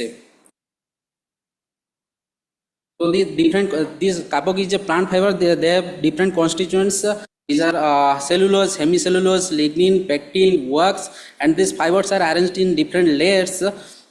So this middle lamellar layer is rich in some wax and some dust particles that makes incompatibility between the fiber and matrix. So we need some treatment to remove these impurities, and to enhance the mechanical properties of these composites, we need some modification techniques that modify the fiber structure, and that will help in enhancing the properties of the composites. So the aim is to fabricate kapok fiber reinforced composites. As you can see, these natural fiber reinforced composites have different applications that's already discussed throughout this conference. And to enhance the properties of these composites, we need some surface treatment techniques. There are different kinds of surface treatment techniques are there. There are some are physical and some are chemical. So physical techniques like sealant treatment, plasma treatment, microwave treatments are there, and some chemical treatments like alkali treatments, acid treatments, or sealant treatments are there. So here I focused effect of the I used sealant to modify the structure of the fiber. And here you can see that this is a basic structure of a composite, where these fibers are bound together by long polymer chains of the epoxy, and this black color bond represents the cross-linking between the epoxy, and this green color bond represents the cross-linking between the fiber and the epoxy polymer. So to enhance the mechanical properties, we have to enhance the cross-linking between the. We have to introduce some reactive groups that will help in binding between the fiber and matrix. In this way, we can enhance the mechanical properties of these composites. So for fiber treatments, the fibers are first purified using dewaxing process. In this dewaxing process, the fibers are treated using ethanol and acetone solution. Then these are treated with silencer. As you can see, this silencer has bifunctional characteristics. This is the hydrolyzed sealant. One side is rich with carbon and another side is rich with OH group. As you know, cellulosic fibers are hydrophilic in nature and epoxy is hydrophobic in nature. So this carbon containing side that R is hydrophobic in nature, that will react with the epoxide groups of the epoxy, and this OH group that is hydrophilic in nature, that will react with the fibers. With the fiber. In this way, this sealant acts as a bridge between the fiber and matrix, and that will help in cross-linking between the fiber and matrix. We can link that fiber and matrix chemically, and that will help in enhancing the composite properties. So that is the possible bonding pattern of the sealants with the kapok fiber that is proposed here, and that is verified in the subsequent sections. So after sealant treatments, these kapok fiber reinforced polymer composites are fabricated, and cut into the required dimensions as per ASTM standards to investigate the flexural, tensile, and dynamic mechanical properties. We used hand-up techniques to fabricate the composites, and these are the composites that we fabricated. These are the samples and the abbreviations that I used here. So before investigating the properties of the composites, first we investigated the properties of those fibers, how this chemical treatments affects the structure of these fibers. So here you can see that first we investigated XRD. Here you can see that there is an extra peak introduced at 6.360 degree. This is due to the silane. Silane has a polymer structure that has, due to that polymer structure, there is one extra peak introduced, and you can see that the crystallinity index increases with increase in silane concentrations, and at around 9% we obtained highest crystallinity index and crystallite sizes. These are calculated using Segal's formula and Serre's formula respectively. And so these two, this one represents API spectra. From API spectra, we can see that there is some functional group changes of the fiber. As you can see that it's 470 and 963, there are two peaks are introduced. That is due to the SiO-C linkage of the silanes and the fiber. And there is one peak 819 and 696. This is due to the SiO-Si linkage, that is due to the cell polymerized silanes. Then also you can see that that at 3358, this is due to the OH group. With increase in silane concentrations, this transmittance percentage decreases. That is due to the removal of the OH group. This OH group that makes incompatibility between the fiber and matrix at the interface. So to enhance the compatibility, these are removed from the fiber structure. That will help in better linking between the fiber and matrix at the interface. On the FPSM, you can see that in case of in figure A, you can see that is the raw fiber, and after silane treatment, you can see that the silanes are modified the fiber structure. So this will help in better mechanical interlocking between the fibers. This silane not only modified chemically, it also modified physically. These are the mechanical properties of this fiber reinforced composites.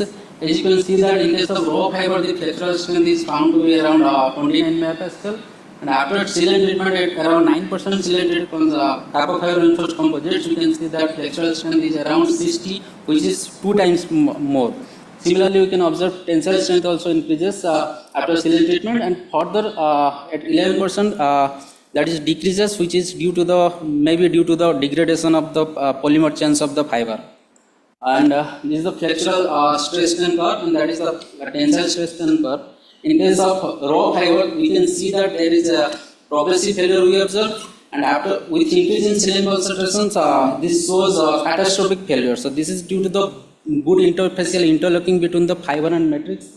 But in case of tensile loading, all the composites shows catastrophic failure. This is due to the participation of all the fibers during mechanical loading. However, the strain percentage decreases with increase in silane concentration, and tensile strength increases. This is due to the good bonding between the fiber and matrix. These are the interfacial properties of this fiber reinforced composites. As you can see, as figure 1 is this is the raw copper fiber reinforced composites. Due to the poor interfacial properties, there is some debonding between the fiber and matrix, and fiber pull out may take place. However, in case of 9% silane-treated composites, we can see that fiber breaking at the interface instead of fiber pull out. So this is due to the good bonding between the fiber and matrix. But however, in case of 11% silane-treated fiber reinforced composites, these silanes degrade the polymer chains of the cellulose. That's why there is some rupture in this interface observed. That's why the mechanical properties of these composites also decreased. This is the dynamic and mechanical properties of those composites. As you can see that in case of raw fiber treated composites, we found the storage modulus is around at low temperature region is around 3000 megapascal, and at 9% silane treated composites we found that 6000 megapascal. And Also, we can observe from figure B that the glass transition temperatures shifted towards the higher temperature side, around shifted by 10 degree, which is due to the good bonding and binding. This glass transition temperature increases. This makes the composite also thermally more stable. These are the water absorption properties of this composites. As you can see that this is measured using as per the ASTM standard 570. As you can see that this measured up to 12 days. As you can see that in case of raw fiber, the water absorption percentage, maximum water absorption percentage is around 8%. And in case of silane-treated composites, the minimum maximum water absorption percentage observed is around 4%, which is 50% lower than those composites. So this makes this silane treatment not only stabilize the mechanical properties, it also decreases the water absorption properties of those composites. So this makes this carbon fiber for the application of lightweight composites. This is the summary of my work. Where carbon fiber reinforced composites are fabricated using hand layup techniques. The structural modifications are observed through XRD, FTR and FPSM spectra, and we obtained that the silane treatment enhances the flexural strength by 132%, tensile strength by 12% respectively. So these are my references. So thank you everyone for being here.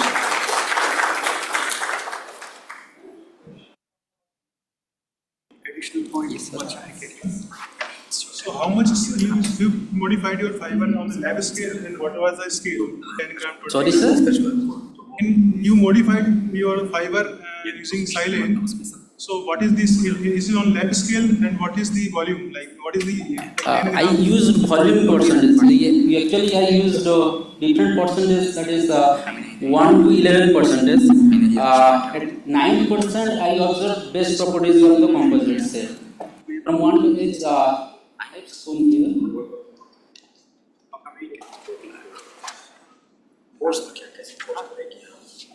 How much gram you modify? Fiber samples, within 100 grams solution, I keep that 20 gram fibers. 20 gram you get final product.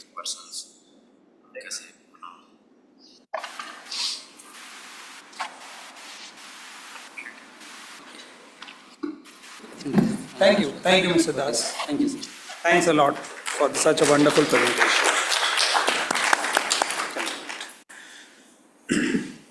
So, with that, we complete all the technical presentations, and now we start with the validatory function. With your permission, I humbly request Professor Sunil Kale and Dr. R.K. Singh to please come up on the stage to initiate the proceedings of validatory function to be followed by certificates distribution. Sir, please. On behalf of all the participants and CECA, we thank Professor Sunil Kale for all the support he has provided in successfully organizing this conference. And to present as a token of respect to Professor Kale, may I request Dr. R.K. Singh to present a sapling to Professor Sunil Kale, please.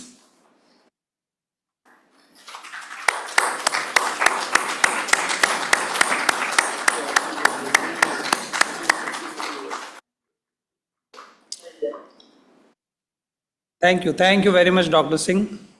We are blessed to have you, sir.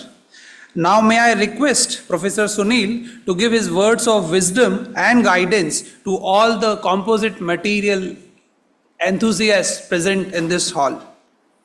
Sir, please. I think we have had a very fruitful, long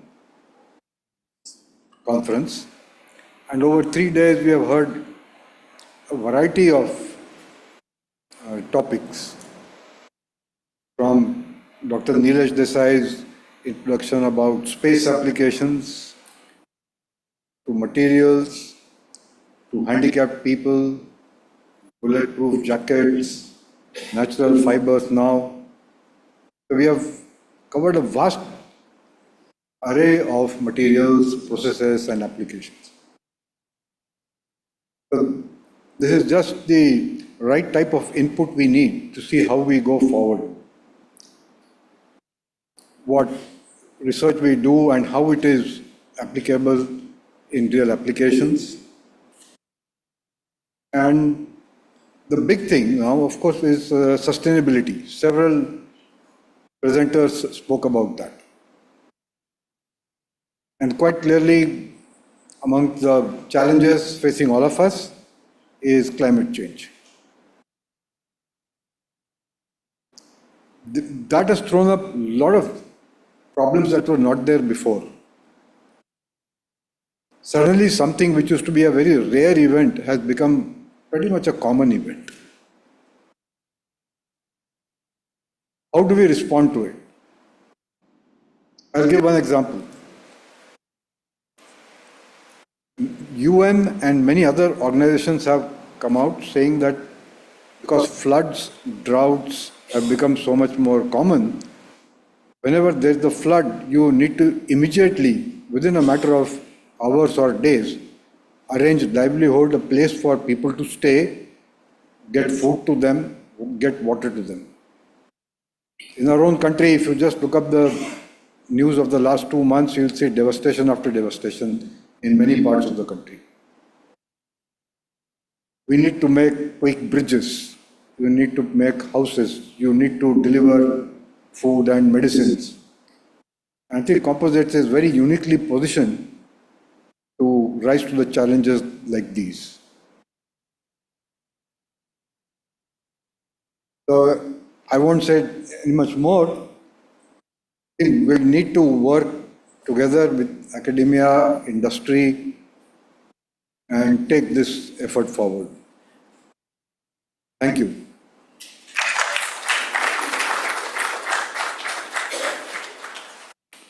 Thank you. Thank you very much, Professor Kale.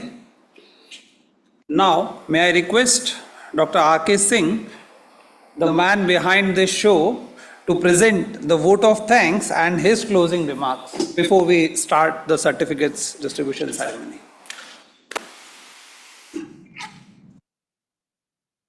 Good afternoon or probably good evening. So before I start my vote of thanks, I would like to facilitate Dr. Hemant Chauhan for his dedicated efforts for making this 3 days event successful tirelessly. So I request Mr. Hemant Chauhan to come upon the stage.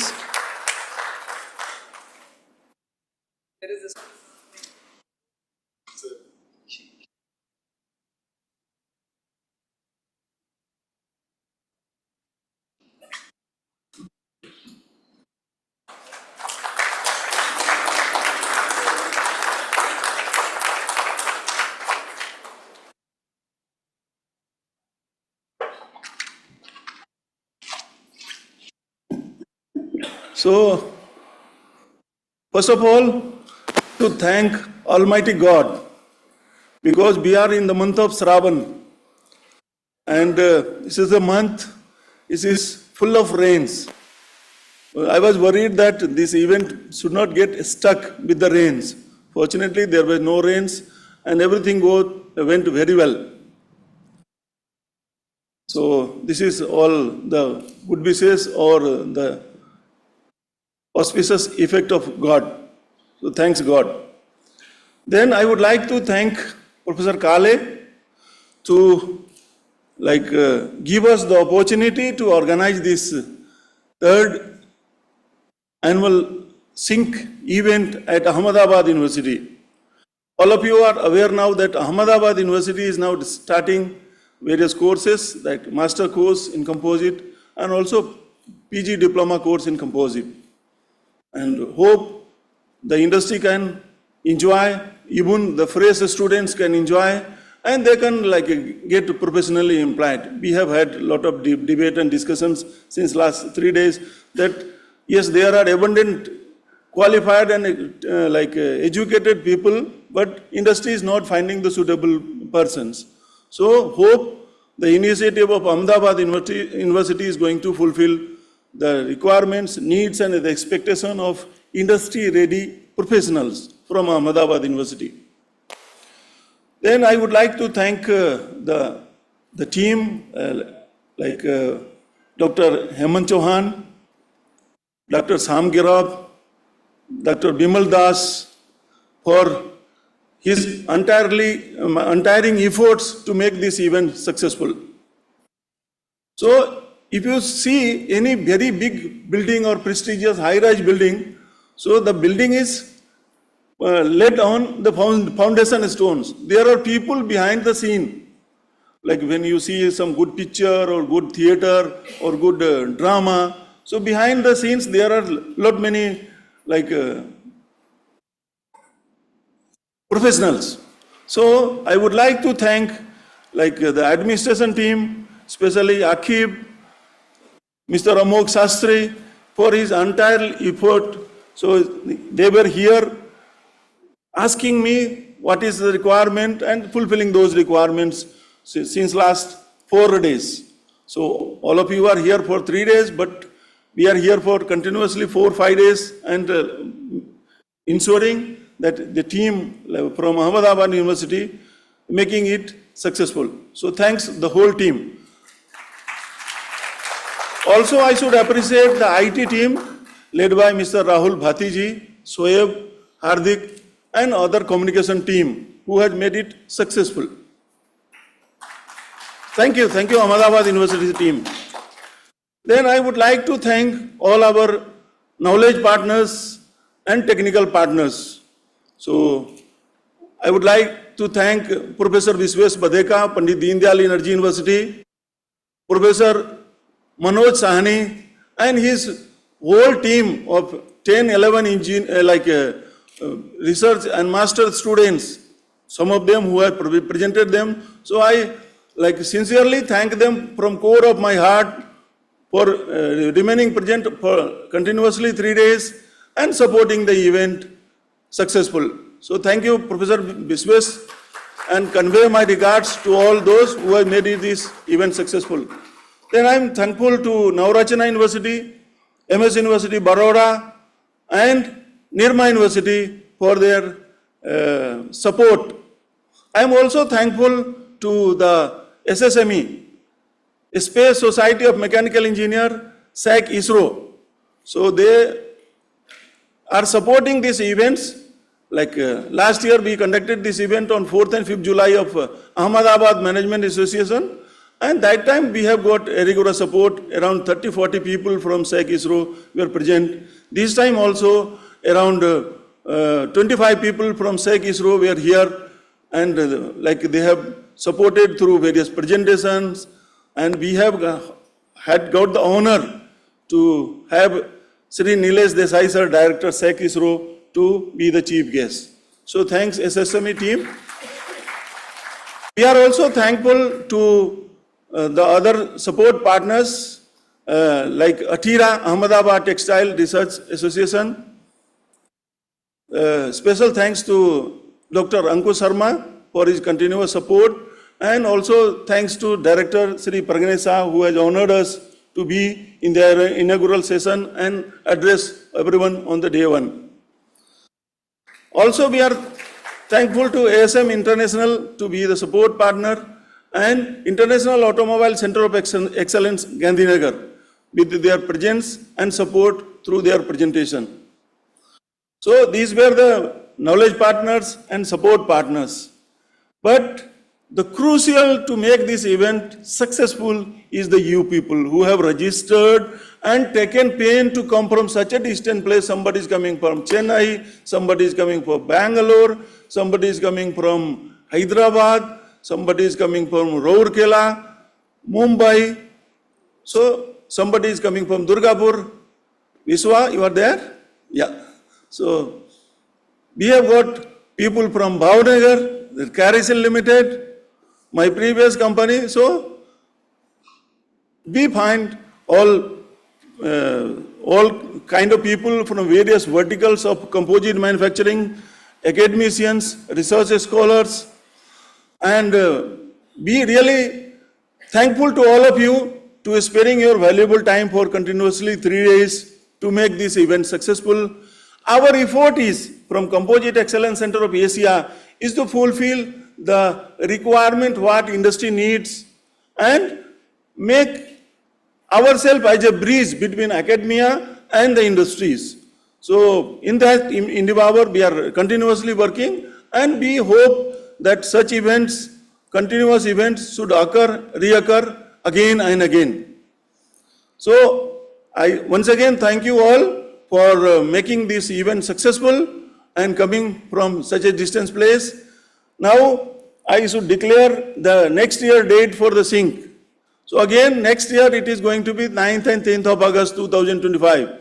So I invite you all to be the part for the next sync. Thank you very much.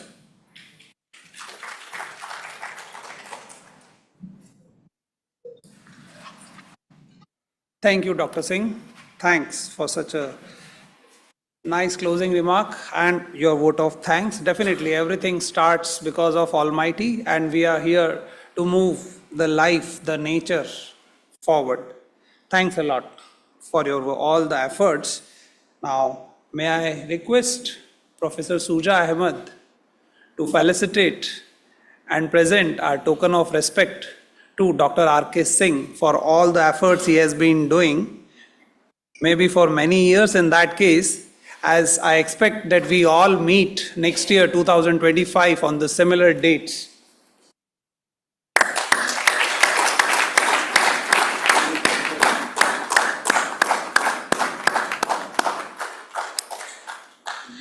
Thank you, Professor Ahmed.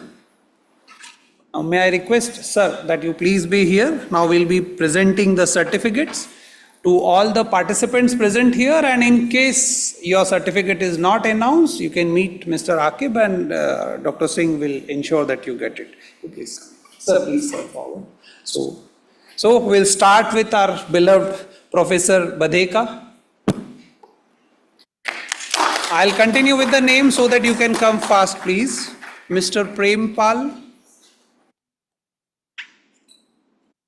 if he is present here. If anyone from the same organization is present, he may please collect.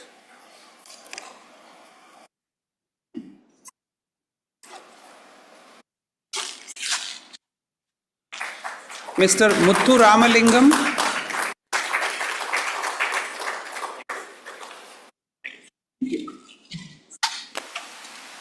Dr. Singh, please come forward.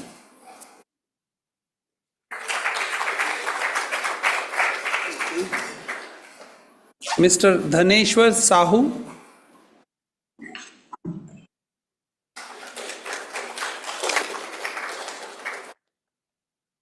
Dr. Ankush Sharma.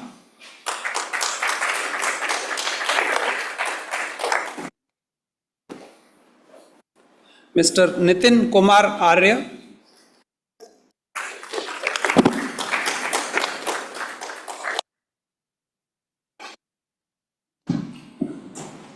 Mr. Praveen Kumar.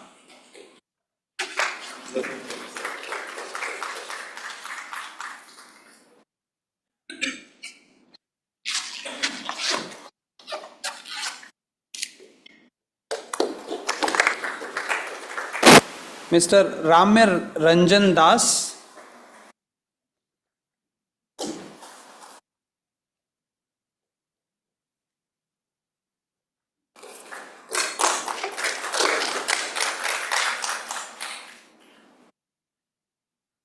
Jai Rupalia.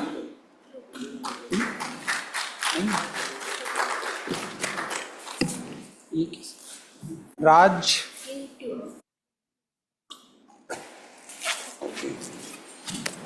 Okay. Mr. Pratham.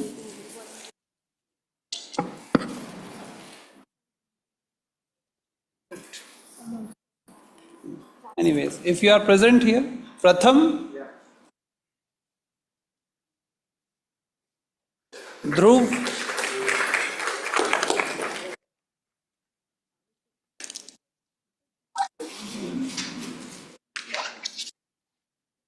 Devarshi,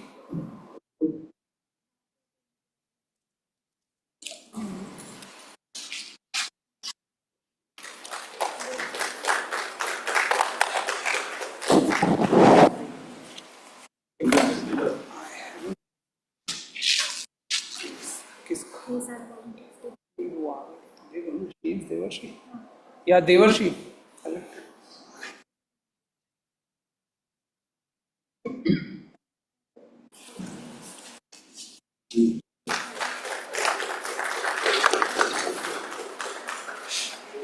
Shreya, she will give you and she will get it back.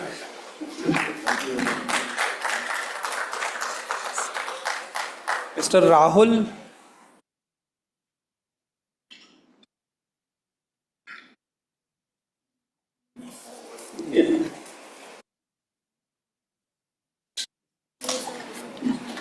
Mr. Amog.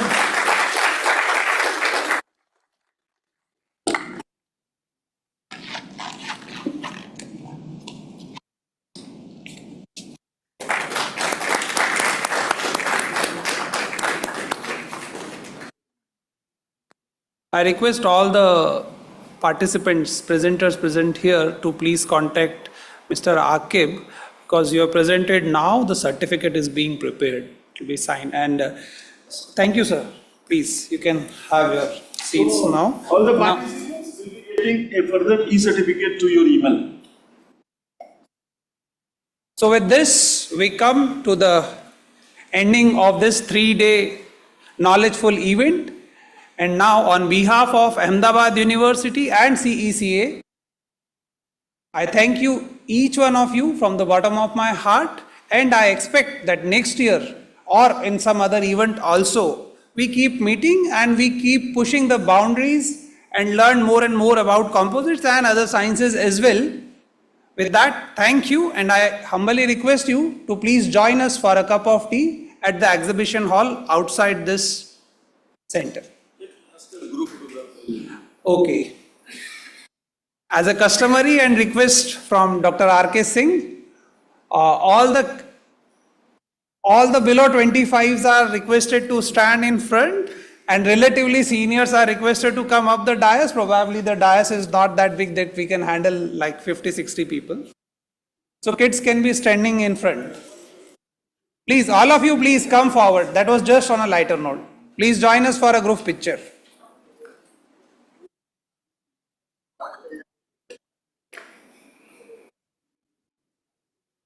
All volunteers in front, please.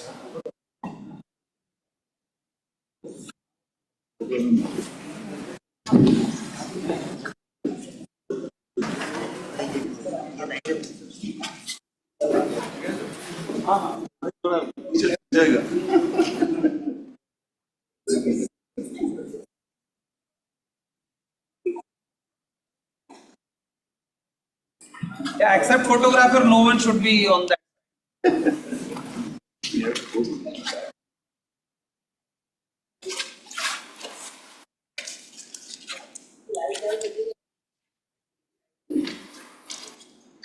सारे लोग ऊपर आ जाएंगे.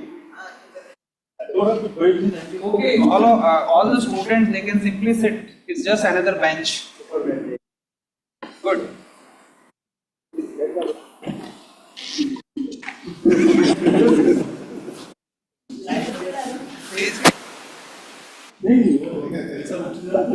वैसे तो मैं बैठ जाऊंगा sir size के हिसाब से बढ़िया सर साइज